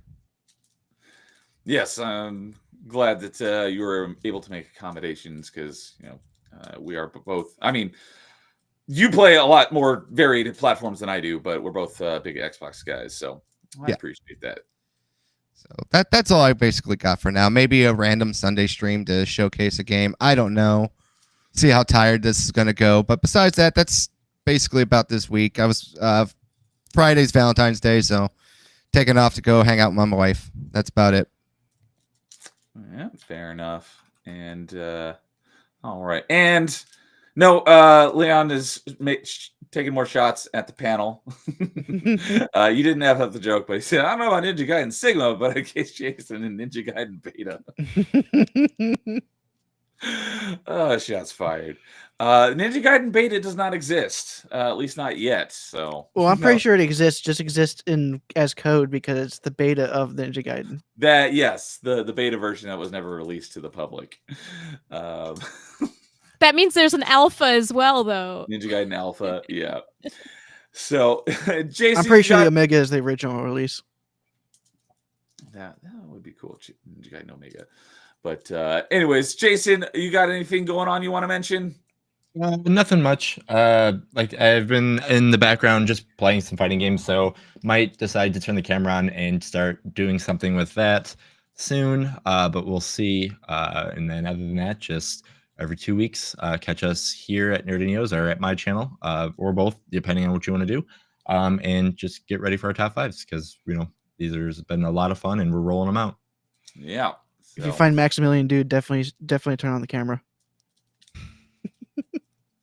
He would kick my ass so bad.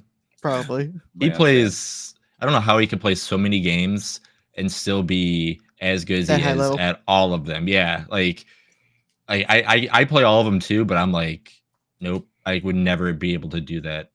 And yeah, it's insane. Yeah, man. I love you all. Just troll it. I know. It's like you always hassle and make fun of your friends and insult them. And then actually I do have one because it's in 2 weeks. Monster Hunter Wilds has come out, and I think I'm probably going to stream some of that because yeah, because the beta was fun. The only thing that sucked about the beta was that I thought you would be able to. I thought you'd be able to at least mess with the weapons a little bit more. But I was like, oh, nothing like that carries over. No. So I know I was like, oh, that kind of sucks. But learning the weapons and trying to do that stuff was fun. So we'll see. I'm off all day on the 28th in preparation of my vacation. So if you're free that day, just hop on it. Sounds good. I know Carl's super stoked, and then he gets played for a day before he leaves on his vacation. I know. The timing has happened. This is the second time a video game like that has come out, and that's happened. So, all right. And then as for myself, as mentioned, we'll be right back here tomorrow night. Dude and I will be doing more Reverse Dude Souls, where I watch him show me how it's done. And I've got a counter of where I was death-wise through my playthrough to compare with his. And he did in one stream what it took me about 3 streams. And I might have the number wrong, but I think his death count is at 9. And I think it's at 7. It might be. But it's single digits for sure. And at the same point he's at on my playthrough, I was at like 78. So, but yeah, come watch him show me how it's done, and I've got it up on the screen for his death count versus my death count at the same. And also another thing is I am playing as a naked player character, so that's right. I'm going full strength build, full strength, no armor. Although of course it was my first time playing, and he's played a few versions before, but it's fun watching him show me how it's done. And then Thursday night will be the return of open mic. I was realizing because I had 1 or 2 scheduled in January, and just things happened, and I wasn't able to it fell through. So it'll be the first one of the year. And I realized like yesterday, it's been almost 3 months since I had one because I took December off. The last one was in November. So very much looking forward to having open mic again. And I'm planning to get back into the regular swing of doing that on Thursday nights. And my guest is someone I just met on, I think it was through Steve Roulette the other night. I'm having on Sad Lad Chad. Oh, it was Town Square. He was on your Town Square the other night, so I reached out to him, and he's going to come on. We're going to talk games on open mic on Thursday, and looking forward to that. And as mentioned, I'll be on Carl's channel on Saturday. I'll be back with more Metroidvania Monday, doing Super Metroid on Monday, and I should be finishing it off because I'm very close to the end. And then next week, we'll be back here with Party Chat at this time with Extra Zero as the guest host, as long as he hasn't forgotten. And then the next top 5, which will be 2 weeks from tonight on the 25th, we are ranking our top 5 favorite shooters. So come join in for that on our next episode of Top 5. Zero's going to be on Party Chat. That's great. Yeah, Extra Zero is going to be the guest because I always wanted to get him on, but back when Party Chat was on Saturdays, it never worked out because his stream was almost the exact same time as mine, so it never worked out. But now that it's during the week, he's like, let me move some things around because I'd love to come on because I think he typically has a Tuesday night stream, but he's like, hey, if I get just give me some time, I'll make it work. So he's gonna be on for guest host on Party Chat on Tuesday. So and then the last thing I want to mention is Metroidvania Monday. Sorry, not Metroidvania Monday. Mass Effect Monday for this month will be on the 24th. So if anyone wants to play Mass Effect with me, the multiplayer Mass Effect 3, let me know and we'll make it happen. So I would, but I'm trying to beat you in a gaming challenge. That's right. So, and showing up right here at the end, we got Isaac556 coming in saying, Catwoman from Arkham City will always be peak for me. I did have her on my honorable mentions list, but not a video game character. Don't count. Yes, it does count because she's in a video game. This is my rules, so I get to say what counts.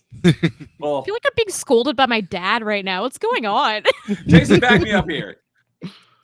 All I can say is if you like if Catwoman from the Arkham City game is your favorite, it counts. But if it's just I like Catwoman and it's not from that game, it doesn't count. Okay, that's fair enough. Thanks, dads. I did have that Catwoman on my second honorable mentions list, but my top one did have a Poison Ivy from Arkham Asylum City Night. But yeah. Arkham Asylum City Night. Yes. Yes. I know she was in City, and I know she was in Night. Was she in? No. She was in Asylum. In Night. I don't think she was in City. Or was she? Or was she in all 3? I forget. I thought she was in all 3, but I also maybe it was like I don't remember her particularly standing out. So either it was like a small bit, like a cameo, or she was like not in the game at all. I'm almost positive she was in all 3 of them, but I could be wrong about that. But it's been a while. Yeah. Anyways, and Lowest Expectation says he will be on open mic one of these days. Yeah, absolutely. If anyone wants to come on open mic, talk video games with me, let me know. We'll make it happen. That's the whole point, is to just talk to people about video games. So that'll wrap it up for episode 25 of Top 5. Thank you, everyone on the panel, for joining. Had a great time, as always. And everyone in chat. Hope you all enjoyed it as much as we did. Great. Glad you were able to hang out with us. Love seeing you guys. You all have a great night. We will see you all later. And as always, in the meantime, game on. Bye.